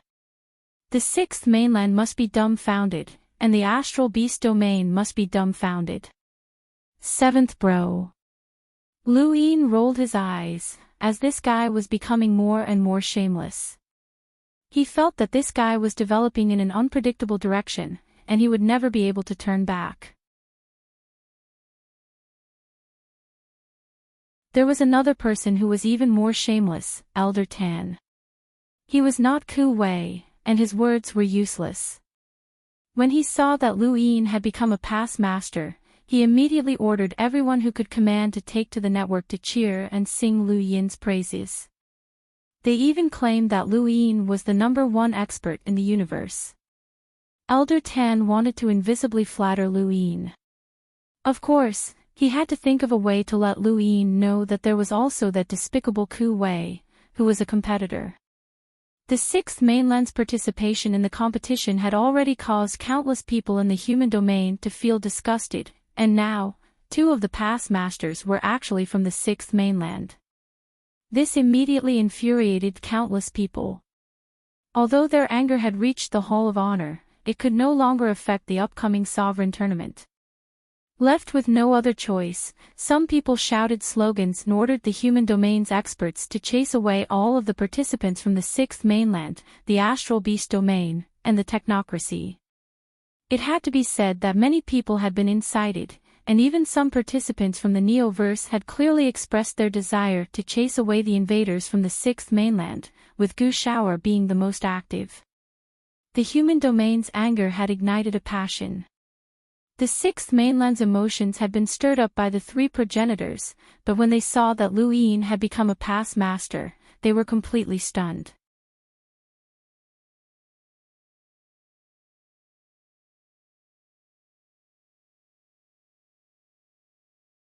Welcome aboard. Stay tuned and subscribe to Han Li's Wuxia Adventures for more thrilling content. Chapter 1242. In the higher realm, Autumn Frost Qing stared at the network in a daze as he saw the words, East Supreme Mountain Pass. This person had actually become the past master? How was this possible? Was he on par with the Dao Source 3 skies? Or had the fifth mainland's experts all died? In the higher realm, a group of people were barbecuing outside a pool of magma that flowed through space. A fragrant aroma filled space as a giant beast's leg was being barbecued, causing everyone to drool. 16th brother cleverly handed over the freshly barbecued leg to Su San. Su San was satisfied. 16th brother, with your cleverness, you'll definitely be in the top 10. 16th brother smiled flatteringly. Please put in a good word for me in front of the ancestor, 3rd brother. Please guide me, and I'll try my best to get into the top 10. Ha ha ha, no problem, no problem. We're old friends.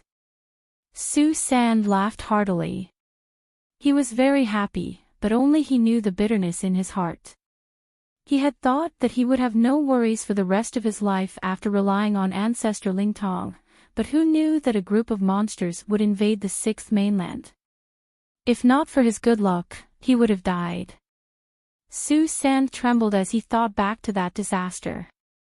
It had been too terrifying, and he did not know how that guy was doing. Had he saved him, or had he saved him? Su San did not understand, but he was certain that that guy was from the fifth mainland, and he was very strong. San, 3rd brother, look. 16th brother suddenly exclaimed and pointed at the network. Su-san took a look and saw that the beast leg had fallen off. What did he see? There were 2 golden words on Mount Supreme, Luin. Boss, it's boss.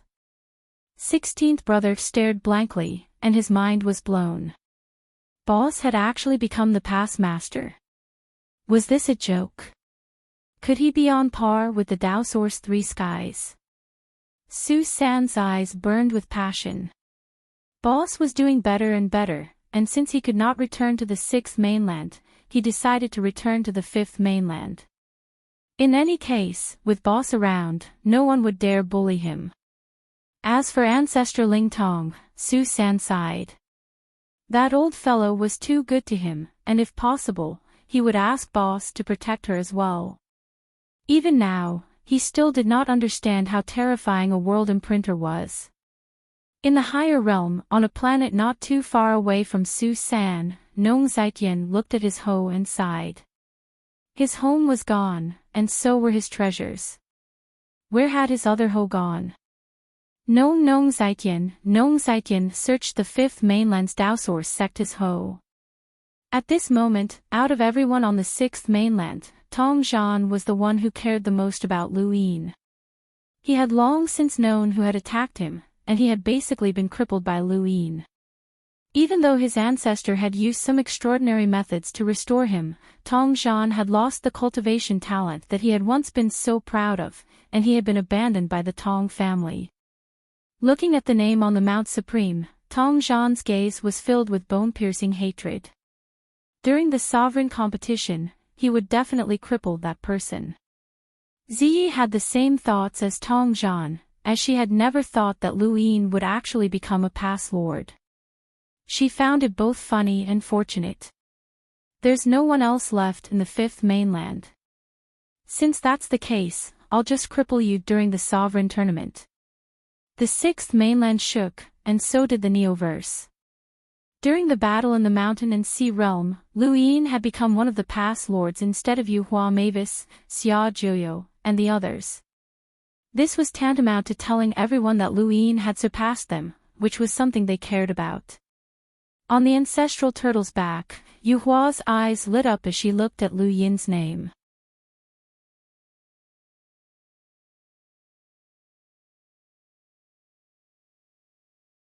Luin was about to confidently say something, as he still wanted to show off in front of his alma mater. It would be perfect if he could show off to his juniors when he returned to the academy. However, he suddenly felt that something was off. What did the trial master mean by this? Luin thought of a possibility, and he bitterly said, "The Hall of Honor thinks too highly of me. Actually, I'm under a lot of pressure." The trial master replied, "The Hall of Honor really does think too highly of you.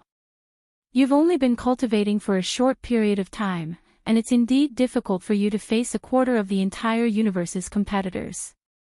However, it's also good for you to temper yourself.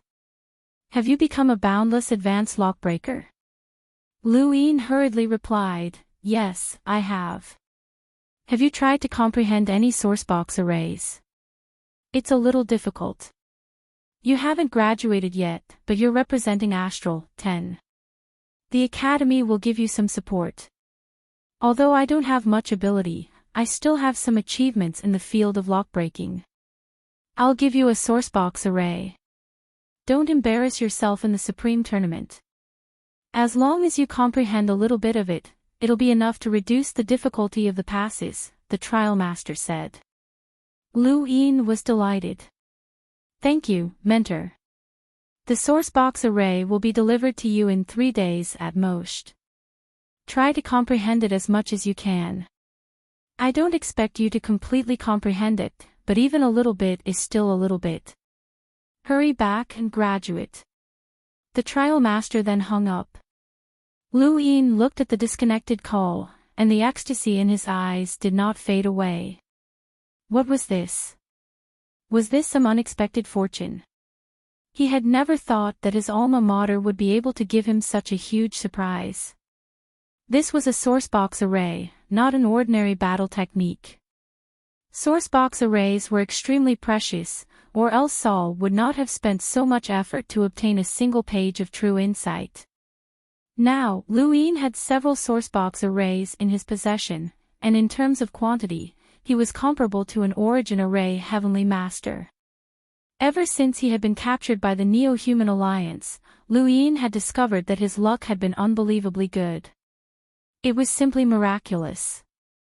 As for graduating, that was impossible. It would never happen in this lifetime.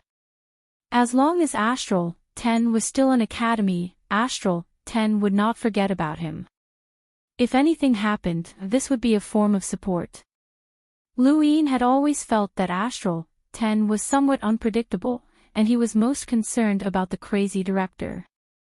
He did not know how strong the crazy director was, as he had no idea in the past.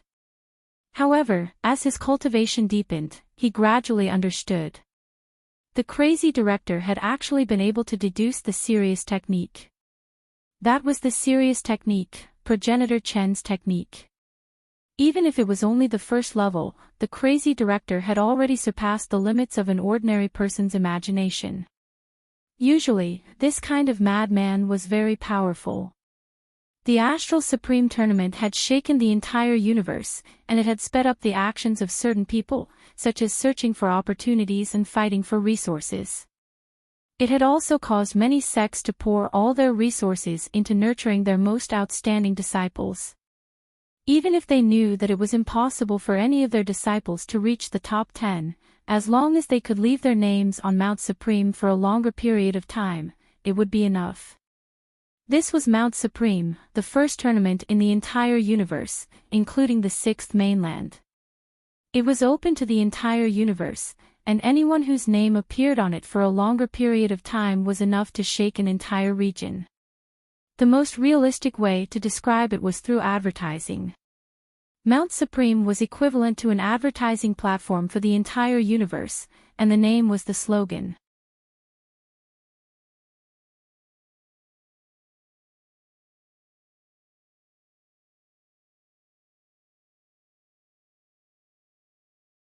Welcome aboard. Stay tuned and subscribe to Han Li's Wuxia Adventures for more thrilling content. Chapter 1243. Some lists included all of the 10 arbiters and were called the top 10. Others included the Tearing Girl, Quiet Weep, and Autumn Sure. There were even some lists that kicked Luin out, with the reason being that no matter how talented a hunter was, it was impossible for him to stand out among so many enlightened geniuses.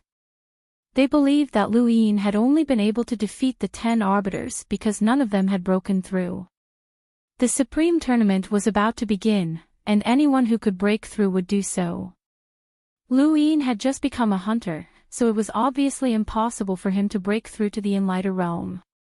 It had to be said that many people believed this explanation. Of course, Luin was not the only one who had been kicked out. Almost all of the 10 arbiters had been kicked out of that list. Even Neoverse Quiet Weep and Feather Mavis had been kicked out, leaving only the Prime Clear and Xia Joyo. One had 3 Yang's ancestral chi, while the other had 9 clones technique. There was also someone who had unexpectedly been named one of the top 10 seeds, Starsabil, who had also cultivated the 9 clones technique. There were all sorts of lists, and it was possible to find hundreds or even thousands of rankings at once. However, no matter which list it was, Lu Yin's ranking was not high because he was only a hunter. Even though his battle results were brilliant and he had been recognized as the past master by the Hall of Honor, his realm was still his shortcoming. The ones who were the angriest about these lists were not Luin, but rather Ku Wei and Elder Tan. The former was constantly praising Luin and thinking of ways to slander the people who had made these lists, making Luin seem invincible in the universe. The latter had people crazily singing Lu Yin's praises on the internet. The appearance of these lists was like a slap to their faces, and they were so angry that they wanted to find the people who had made these lists. Ku Wei walked over to Luin and scolded the people who had made these lists in a cynical manner. "7th bro, those stupid mortals don't understand how strong you are. They actually put you below Xia Jiuyo and Wu Taibai. What a joke. How can a beast like the Stardivore be ranked above you? It's an insult to the Great Eastern Alliance. Ku Wei roared. Lu Yin flipped through the different lists. Indeed, although he was listed as one of the top 10 seeds in most of the lists, he was not one of the top seeds. Almost all of the prime clears were the strongest seeds. Next to the prime clears were Wu Taibai, Bukong, Ji Yi, Xia Jiuyo, and the others. Every name list was different, but they all provided sufficient evidence. Being able to become one of the top 10 seeds amongst the countless geniuses of the same generation in the universe was already a great achievement, and even the 10 arbiters would find it difficult to achieve such a feat. However, this was not an exaggeration based on Lu Yin's battle records. It was a pity that his public image had always been based on external factors. The only glorious battle records that he could bring out were his victories over Lan Si and Night King Jinwu, but these two achievements were not enough for him to be recognized by everyone. At the very least, he had only been a spectator in the battle at the Sinew Eternal Mountain and Sea Realm. With Seventh Brother's strength, even if you don't take first place, you'll definitely be in the top 10. Seventh Brother, Little Wei, I've already mobilized a lot of our people to bet that you'll definitely enter the top 10. The odds are 1 to 2, which is quite high. Don't worry, Little Wei will definitely support you, Ku Wei said resolutely. Lu Yin had been looking at the list, but when he heard Ku Wei's words, he was stunned. An idea flashed through his mind, and he looked at Ku Wei with a burning gaze. Let me see the odds. Ku Wei was put in a difficult position.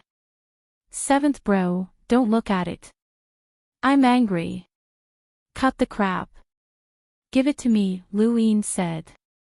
Ku Wei opened the network, and there was a dense list of names that corresponded to various regions.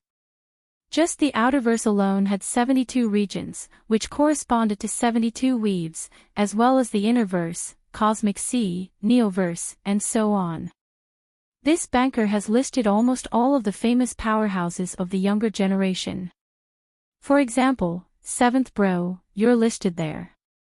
The odds are 1 to 2 if you enter the top 10, 1 to 5 if you enter the top 5, 1 to 10 if you enter the top 3, and 1 to 20 if you take first place. Right, this is Lan Si. Ku Wei introduced Lan Si to Lu Yin. Lu Yin was shocked. To be able to list so many names and even open up the betting odds, this person must be quite powerful. Do you know who the banker is? Lu Yin asked. Ku Wei shook his head. I don't know. Nobody knows. I've heard that it's an important figure in the Cosmic Sea, and some say that it's run by the Mavis family. Otherwise, how could there be such a large betting pool? Anyway, there are many theories. Lu Yin's eyes burned with passion. How much money would it take to include the Innerverse and Outerverse bets? Even with his current wealth, he couldn't afford it. Just who was behind this? After thinking about it for a while, Lu Yin shook his head. He didn't care who it was. Since this person was able to place bets and look down on Lu Yin, then he might as well play. Lu Yin then asked Ku Wei, do you want to make some money? Ku Wei was stunned and a little confused, but he subconsciously nodded. This was something that Lu Yin had said, and it had already become a habit for him. Lu Yin's lips curled up. Let's place a bet as well. Make it a bit bigger and bet that I'll enter the top 3. He wanted to bet on taking first place, but it was better to play it safe. Ku Wei pursed his lips. Although he had been wildly praising Lu Yin, that did not mean that he was certain that Lu Yin would enter the top 3. He had originally only wanted to invest in Lu Yin to show his support, but now it seemed that he would need to invest quite a bit. Spread the news that I suffered some internal injuries during the battle in the Blaze Realm and that I'll need at least 2 years of treatment, Lu Yin said. Ku Wei's eyes lit up, and he looked at Lu Yin with admiration. Seventh bro, you're brilliant. You're really brilliant. This way, your odds will definitely skyrocket, and we'll bet on you entering the top 10. We'll definitely make a huge profit. Seventh bro, you're just too brilliant. Your intelligence is unparalleled throughout the entire universe. Alright, it's not the top 10, it's the top 3, Lu Yin said. Ku Wei hesitated. Seventh bro, the top 10 is actually quite safe. How about the top 3? Are you doubting me? Lu Yin glanced at him. Ku Wei immediately replied firmly, of course not. Little Wei's admiration for you is like the endless river of stars in the universe. It's also like an overflowing black hole that can't be stopped. Little Wei will spread the news right now and definitely raise your odds to the highest. Spreading the news was a technical job, and one could not let others know that they were intentionally spreading the news. Ku Wei had some experience in this aspect, as he had often done this when he had been roaming the universe alone. Not long after, a secret piece of news regarding Lu Yin's injuries spread through a very special channel that was extremely accurate. Of course, not many people actually believed it, especially the bankers behind the scenes. None of them were stupid. In order to cooperate with Ku Wei, Lu Yin had specially left the Blaze Realm and headed to the Outerverse Southern Weave to look for Master Yuan. His journey was a secret, as he had previously announced that he was going into seclusion to cultivate. When Lu Yin's itinerary was leaked again, many people believed it and assumed that he was going to seek Master Yuan's help. Ku Wei kept an eye on the biggest bets, hoping to see if the odds would change. Unfortunately, he was disappointed, as the biggest bets remained unchanged. The odds were the same as before. Lu Yin felt rather helpless when he heard the news, as the bankers behind the scenes had definitely not only set up bets this once, and they had long since seen through all sorts of schemes. Even if Lu Yin was faking it, and even if it was true, they would not change the odds. The risk was too great, unless Lu Yin had been injured by them. Seventh bro, these fellows are too cowardly. The odds for you entering the top 3 are still 1 to 10, Ku Wei said helplessly. Lu Yin replied, if it's 1 to 10, then so be it. Place your bets in batches and at different times. The total amount of bets is 100 million star essence. Ku Wei was speechless, as this was basically forcing Lu Yin into a dead end. Seventh bro was doing this because he was very confident in entering the top 3. If he succeeded, then Lu Yin would have to compensate him with 1 billion star essence, which made his scalp go numb. However, if they were able to set up such a large bet, then they should be able to take out 1 billion star essence. Which of the great powers in the Interverse did not have 1 billion star essence? Although they would definitely suffer some losses, Lu Yin did not care. Lu Yin's background made it so that even the great powers of the Neoverse could not renege on their bets. It was as if Lu Yin could see the scene of 1 billion star essence covering the sky. It was not that Lu Yin did not want to invest all of his resources, but there was still some time before the Sovereign Tournament. Even if the time was short, he still wanted to save some resources just in case. Within the spacecraft, Lu Yin looked at his star chart and soon arrived at the Southern Weave. Although he was just playing along with Ku Wei's act, since he was already in the Southern Weave, it was better to greet Master Yuan. The Southern Weave was a border weave that was completely sealed off, and ordinary people could not enter. As the commander of the Outerverse Allied Forces in name, Lu Yin naturally had the qualifications to enter and even patrol the area. The moment Lu Yin entered the Southern Weave, Elder Big Drum immediately knew about it and felt a little uncomfortable. However, when he thought about the rumors he had heard about Lu Yin some time ago, he felt some anticipation and hurriedly went to find Lu Yin. Long time no see, Elder. Lu Yin smiled. Elder Big Drum smiled. Isn't Alliance Master Lu in seclusion? Why are you in the mood to come to my border area? As the commander of the Outerverse Allied Forces, I can't just leave everything to Elder Big Drum. Luin smiled. When he heard the words, Commander of the Outerverse Allied Forces, Elder Big Drum had a bad premonition.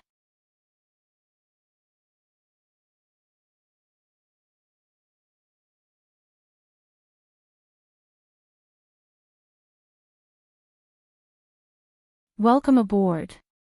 Stay tuned and subscribe to Hanli's Wuxia Adventures for more thrilling content. Chapter 1244. Elder Big Drum smiled wryly. Alliance Master Lu, do you think that you're the only one who's been judged for cultivating death chi? There have never been an exception to this, and they've all been sentenced to death. Alliance Master Lu, you're the first to be sentenced to freedom, and even Elder Chan has stepped forward to prove it. Lu Yin did not know about this, but it was no wonder that the old man had been so confident in using his authority to imprison him. If Elder Chan had not stepped forward and the head judge had not been involved, then Lu Yin might have been in trouble. Of course, with Eternal Sky Island and Master Yuan around, it was unlikely that he would be imprisoned, but he would definitely be monitored. Elder Chan really takes care of Alliance Master Lu. I'm envious. Alliance Master Lu, do you still remember what happened at the border warehouse? Elder Big Drum looked at Lu Yin fervently. Lu Yin smiled. Don't worry, Elder. As long as there's a chance, I'll transfer you to the Glory Realm. Elder Big Drum hurriedly expressed his gratitude. Thank you, Alliance Master Lu. When he saw Master Yuan again, Lu Yin felt different. In the past, he had not been able to understand anything, but now, he felt as if Master Yuan did not belong to this universe. There was a dreamy and ethereal feeling to him. Master Yuancher was equally shocked when he saw Lu Yin. Over the countless years, Master Yuancher had taught many gifted students. Even though he had only casually taught many of them, he had probably seen the most elite geniuses out of all the cultivators. Even so, he had never seen a genius like Lu Yin. It's no wonder why the Hall of Honor chose you as the Pass Lord. Throughout history, there are probably only a few people who could rival you. Those people have left behind the most resplendent pages in history, Master Yuan praised. Lu Yin respectfully replied, Senior, there are too many outstanding people in this generation. Even with my current strength, I'm still not confident that I can win the Sovereign Tournament. Master Yuan smiled. Are you not confident that you can win the championship? Lu Yin did not try to hide anything, as there was nothing to hide in front of a respectable senior like Master Yuan. I do want to win the championship. Master Yuan nodded. It's normal for young people to be competitive.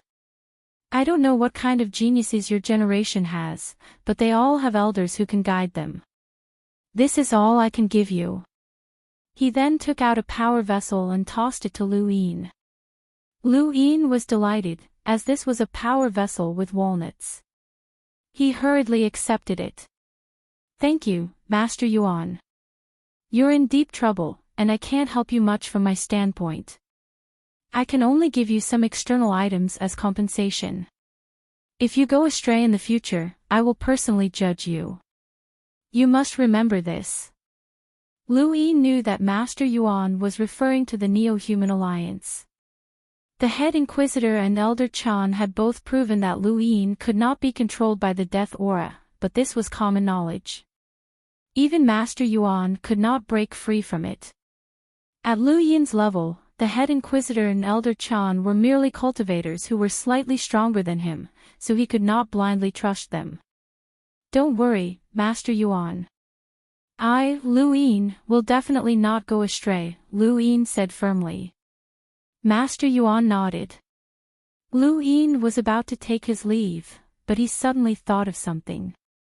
Although the chances of success were slim, he could still give it a try. Master Yuan, this junior has something that I need your help with. Master Yuan asked. What is it? Lu Yin organized his thoughts and then said, "This junior almost died at the hands of Night King Jinwu because of the general appointment platform." In reality, the general appointment platform was taken back by this junior. This junior would like to ask Master Yuan to step in and help this junior obtain the general appointment platform. "What do you need the general appointment platform for?" Master Yuan asked curiously.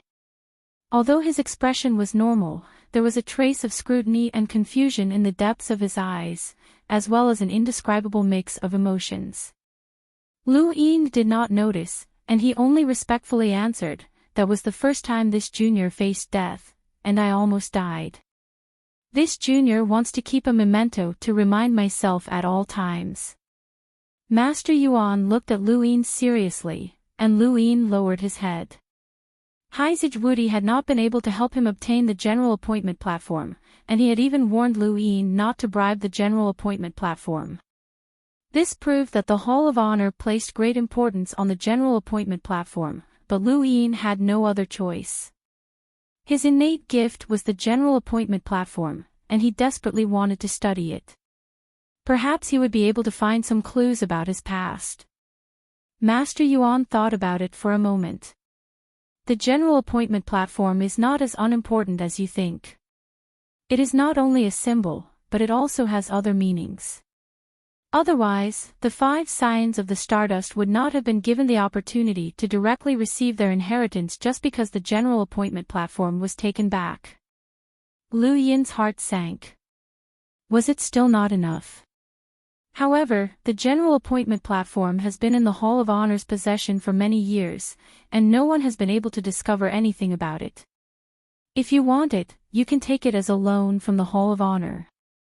Lu Yin was delighted. "Thank you, Master Yuan. Go back first. I'll help you borrow the general appointment platform," Master Yuan said. Lu Yin respectfully excused himself. As expected, if he wanted to obtain something from the Hall of Honor, he would have to find someone from the Hall of Honor. Although it was a loan, Master Yuan had not mentioned when he would return it, so Lu Yin did not ask. After Lu Yin left, Master Yuan opened his gadget. He rarely used it, but it was very convenient at times. "That kid wants to obtain the general appointment platform." "What's the reason?" an old voice sounded from the gadget. Master Yuan replied, "He said it's to remind himself." "Haha, that kid never does such things. There must be a reason." Anyway, the general appointment platform has been there for many years, and none of us have been able to unravel its mysteries. Let's give it to that kid. Perhaps he'll be able to unravel something. All right. Lu Yin was in a good mood after leaving Master Yuan's place. His reason for borrowing the general appointment platform was far-fetched, but he had no other choice. He could not find any other reason besides this one. If he wanted to wait until he was qualified to take the platform from the Hall of Honor, who knew how long that would take? The general appointment platform was related to his past, and Lu Yin could not wait to study it. He did not return to Xenia Star, but instead continued to the Blaze Realm. The Sovereign Tournament was about to begin, and it would be closer to the Chaos Flow Zone from there. When Lu Yin returned to the Blaze Realm, the source box array that the Trial Master had sent over had arrived. Flow Diversion Diagram. Lu Yin looked at the source box array's name. It was a very ordinary name. He thought about it for a moment before seriously studying the source box array. A day later, Lu Yin raised his head and let out a long sigh. He muttered to himself, "No wonder the Trial Master said that this would help me guard a trial." The so-called flow diversion diagram used the source box array's danger zones as a passageway, or rather, as a connection point to transmit the array's power to form a world of star energy. Lu Yin's control of star energy had reached the level of a world realm cultivator, which gave him a huge advantage against those at the same level as him. He could suppress and dissolve an opponent's star energy, but that was based on his control of star energy. The flow diversion diagram could transform that control into space. In a world of star energy, the more danger zones there were within the source box, the larger the world would become. Lu Yin would be able to sense every single movement within the world, and he would be able to disregard space and transmit his own power through the source box array's danger zones. A single person could fight against 10 million people. It seemed similar to a domain, but a domain was a unique type of power. The flow diversion diagram, on the other hand, could even transmit battle force through the sourcebox's danger zones. In other words, the number of sourcebox arrays that were set up was the same as the number of arrays danger zones that were set up. Lu Yin was excited. He had understood the flow diversion diagram, but it would not be easy to set it up. The trial master had already analyzed the flow diversion diagram very clearly, but it would take at least several months for him to fully comprehend it. Those with weaker comprehension abilities might even take several years. Lu Yin put down the flow diversion diagram and decided to roll his die. He then entered the time-stop space to comprehend it. Just as he was about to raise his hand, his surroundings quickly turned gray. He was in a secret room, but when the gray color covered everything, he could still see the outside. He could see into the distance, and everything he saw was gray. The heavens, the scorching sun, the flames, the earth, everything was gray. In outer space, the spacecraft was still, and on land, the ocean currents were still. It was as if time had been frozen. Lu Yin was shocked. Through the walls of the secret room, he saw a figure standing quietly in the distance with his back to him. It was Mr. Mu. Lu Yin hurriedly walked out of the secret room and bowed behind Mr. Mu. "Master." Mr. Mu replied, "It's been a long time since we last met. You've improved a lot." Lu Yin replied, "This disciple dares not slack off." Mr. Mu turned around and looked at Lu Yin, his gaze lingering on Lu Yin's heart. His eyes narrowed. "You've actually cultivated such a power."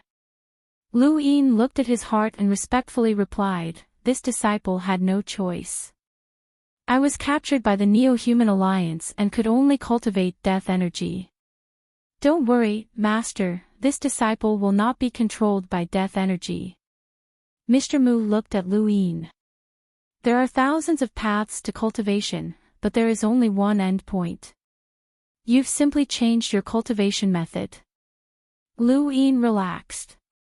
He wasn't worried about the others, but he was afraid that Mr. Mu would blame him. Even though he had met Master Yuan, the head inquisitor, the witch spirit god, the high sage heavenly master, and Elder Chan, Lu Yin still felt that Mr. Mu was the most mysterious of them all. Back when he had moved the entire endless weave, Master Yuan and the others had not been able to discover him. Even now, Lu Yin could not fathom what level of power Mr. Mu had reached. If not for the fact that there were no progenitors in the fifth mainland, Lu Yin would have thought that Mr. Mu was a progenitor. Elder Chan's attitude also made Lu Yin speculate. "Since you've cultivated such a power, my request for you in this sovereign tournament is to become the champion. If you fail, you will be expelled from the sect," Mr. Mu said. Lu Yin was shocked. "Expelled from the sect? Master, this disciple's use of death energy is still insufficient. If that's the case, then hurry up and use it. You have time to operate the bets, but you don't have time to cultivate." Mr. Mu asked. Lu Yin had no choice but to lower his head. He was confident that he could become the champion, but the others were not to be trifled with either. The Prime clears 3 young ancestral Qi, the Astral Beast Domain Star Devourer, the Celestial Beast Empire's Crown Prince Yao Xian, and the 6th Mainland's Tao Source 3 Skies. None of them were easy to deal with, and they were all Enlighters. Lu Yin could not use the time-stop space to break through to the Enlighter realm. If he did, the others would definitely suspect something. You have to look at the long term. What you see might not be all of your enemies, and your opponents might not be what you can see right now. Mr. Mu said something that Lu Yin did not understand. He then pressed a hand against Lu Yin's chest and rotated his other hand to the right.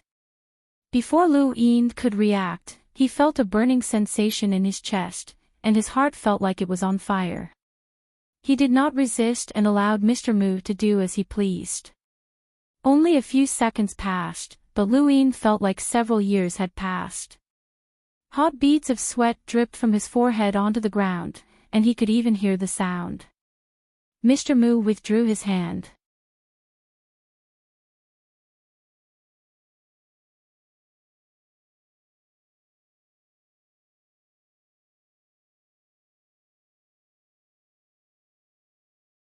Night Queen Yanqing was currently ranked 4th on the ancestral ground stone tablet, and all of the Day Knight and Night King clansmen believed that she would definitely replace Zhanlong Day Knight and Zhua Day Knight to enter the top 3. As for Lu Yin, the Day Knight clan members subconsciously ignored him. He was a freak, and unless Night King Jinwu was revived, no one would be able to compete with him. Suddenly, someone exclaimed, "Who's that? He's rising so quickly." Many Day Knight clan members opened their eyes and looked in the direction of the exclamation. They saw an image rise from the top 10 to 5th place, second only to Night Queen Yanqing. This image was very unfamiliar to them. This image not only caused many Day Knight clan members to exclaim, but it also attracted the attention of the elders on the ancestral ground stone tablet. They hurriedly asked who this person was, but there was no answer. No Night King clansman knew who this person was. At this moment, a Day Knight clan member approached the stone tablet elders and stuttered, "This junior knows him." One of the stone tablet elders, switching Day Knight, widened his eyes. "Who is it?" Lu Xiaoge, the younger member answered in fear. Switching Day Knight and another stone tablet elder, Duan Day Knight, exchanged glances. Lu Xiaoge. Why does this name sound so familiar? Duan Day Knight's gaze turned cold as he looked at the inheritance stones. There are 3 inheritance stones.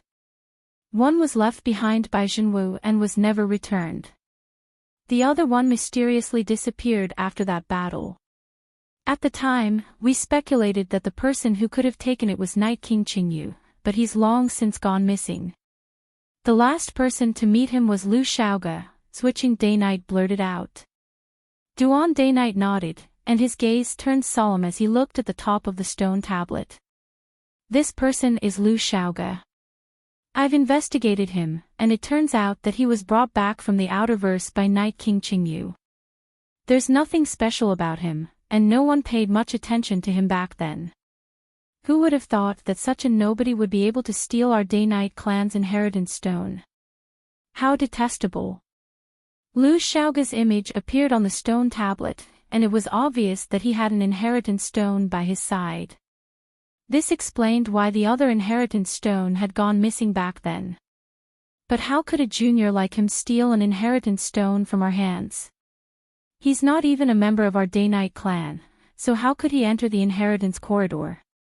Switching Day Knight did not understand. Duan Day Knight answered, "Perhaps Night King Qingyu worked together with this person." Switching Day Knight nodded. That's right. If Night King Qingyu can steal an inheritance stone once, then he can do it again. However, his image has long since disappeared, and he's no longer on the stone tablet. He should be dead. Duan Day Knight did not understand either. If he's dead, then how could Lu Xiaoge steal an inheritance stone from under our noses? Even Lu Yin can't do that.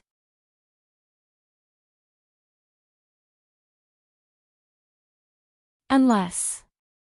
Switching Day Knight seemed to have thought of something. Duan Day Knight answered seriously, unless this person has an innate gift as mysterious as Night King Qingyu's, which allows him to ignore space. Switching Day Knight answered, Lu Xiaoge should be in East San Dios in the outerverse. I'll immediately send someone to capture him. Duan Day Knight nodded. There was irrefutable evidence that Lu Xiaoge had stolen the Day Knight clan's inheritance stone, so how could they just let the matter rest? When the inheritance stone had been stolen by Night King Qingyu, the Day-Night clan had not been worried at all. They had been confident that no one in the universe would dare to covet their inheritance stone. Now, however, they needed to send someone to search for it, and they could not do it in the name of Zhang Yang. The Outerverse had already closed its doors to the Day-Night clan, and they knew that if news of them sending someone into the Outerverse spread, the Great Eastern Alliance would definitely interfere. That Lu Yin had long since become their mortal enemy. The two did not bring this up, and they both pretended not to know anything. They did not want to admit that the Day-Night clan had completely declined. In the Blaze realm, after Mr. Mu disappeared, Lu Yin began his final seclusion before the Sovereign Tournament. This time, he was really going into seclusion, as the Sovereign Tournament was approaching. Although he did not pay attention to the Sovereign Tournament, he knew that the outside world was in an uproar. The Sovereign Tournament had shaken both the 5th and 6th mainlands, and he did not know how many experts would be drawn out. He still needed to continue improving himself. Mr. Mu's words were still echoing in his ears. Invisible enemies and invisible opponents. Would they appear in this Sovereign Tournament? Lu Yin looked up and saw his die appear. He took a deep breath and tapped it, causing it to slowly spin before finally stopping. 5 pips, borrowing an innate gift.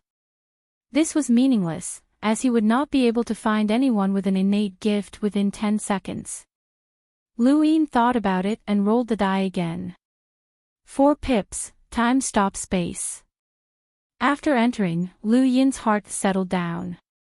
With his current wealth, he could stay here for a long time.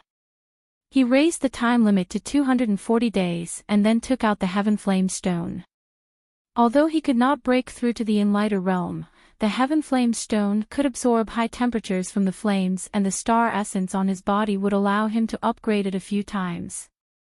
Currently, the Heaven Flame Stone had absorbed the Dark Phoenix clan's 16th level of Black Flames, Eccentric Chi's Great Fire God, Madame Lan's Scorching Sun, and Crimson Lord's Great Fire God.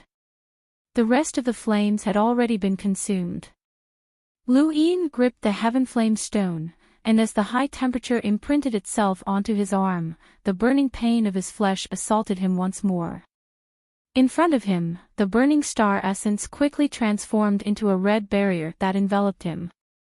Master Hong's Fire God was here, and this was the highest temperature that the Heaven Flame Stone could absorb, which was about the same as the 16th layer of black flames.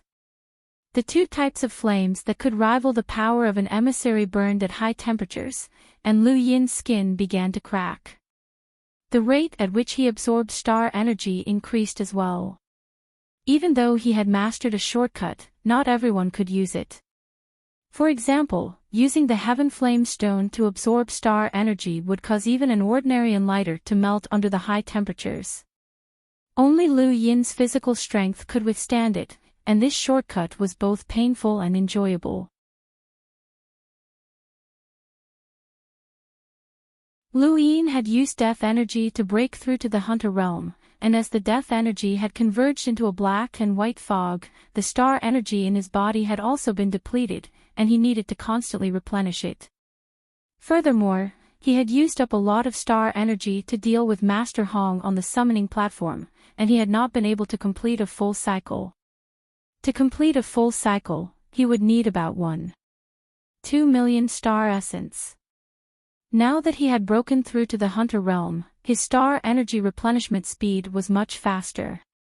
The Heaven Flame Stone, the Sirius technique, and his control of star energy had reached the level of a world realm cultivator, which allowed him to absorb star energy extremely quickly. In just a few days, he had completely replenished the star energy he needed to break through to the Hunter realm. The next step was to complete the 11th cycle, which required about 1.45 million star essence. This was much more than other cultivators, but it was just enough to suit his own innate gift of the summoning platform. After several days of burning, Lu Yin had already gotten used to the high temperatures. He had even become numb. After an unknown amount of time, he opened his eyes once more. The 11th cycle had been completed, and Lu Yin had become a hunter with 11 cycles. He only needed to complete 8 more cycles before he could reach the peak of the hunter realm. The 9th cycle would allow him to break through to the Enlighter realm. Breaking through from the hunter realm to the Enlighter realm seemed to be a hurdle, but Lu Yin was still very far from that step. As he thought about it, Lu Yin continued to absorb star energy from the Heaven Flame Stone. Thank you, brothers, for your support. Follow the Wind will continue to write. Thank you, brothers, for your support. You're tuning into the Journey of the Soul YouTube channel. Don't forget to subscribe and join us on this journey to catch the most captivating stories.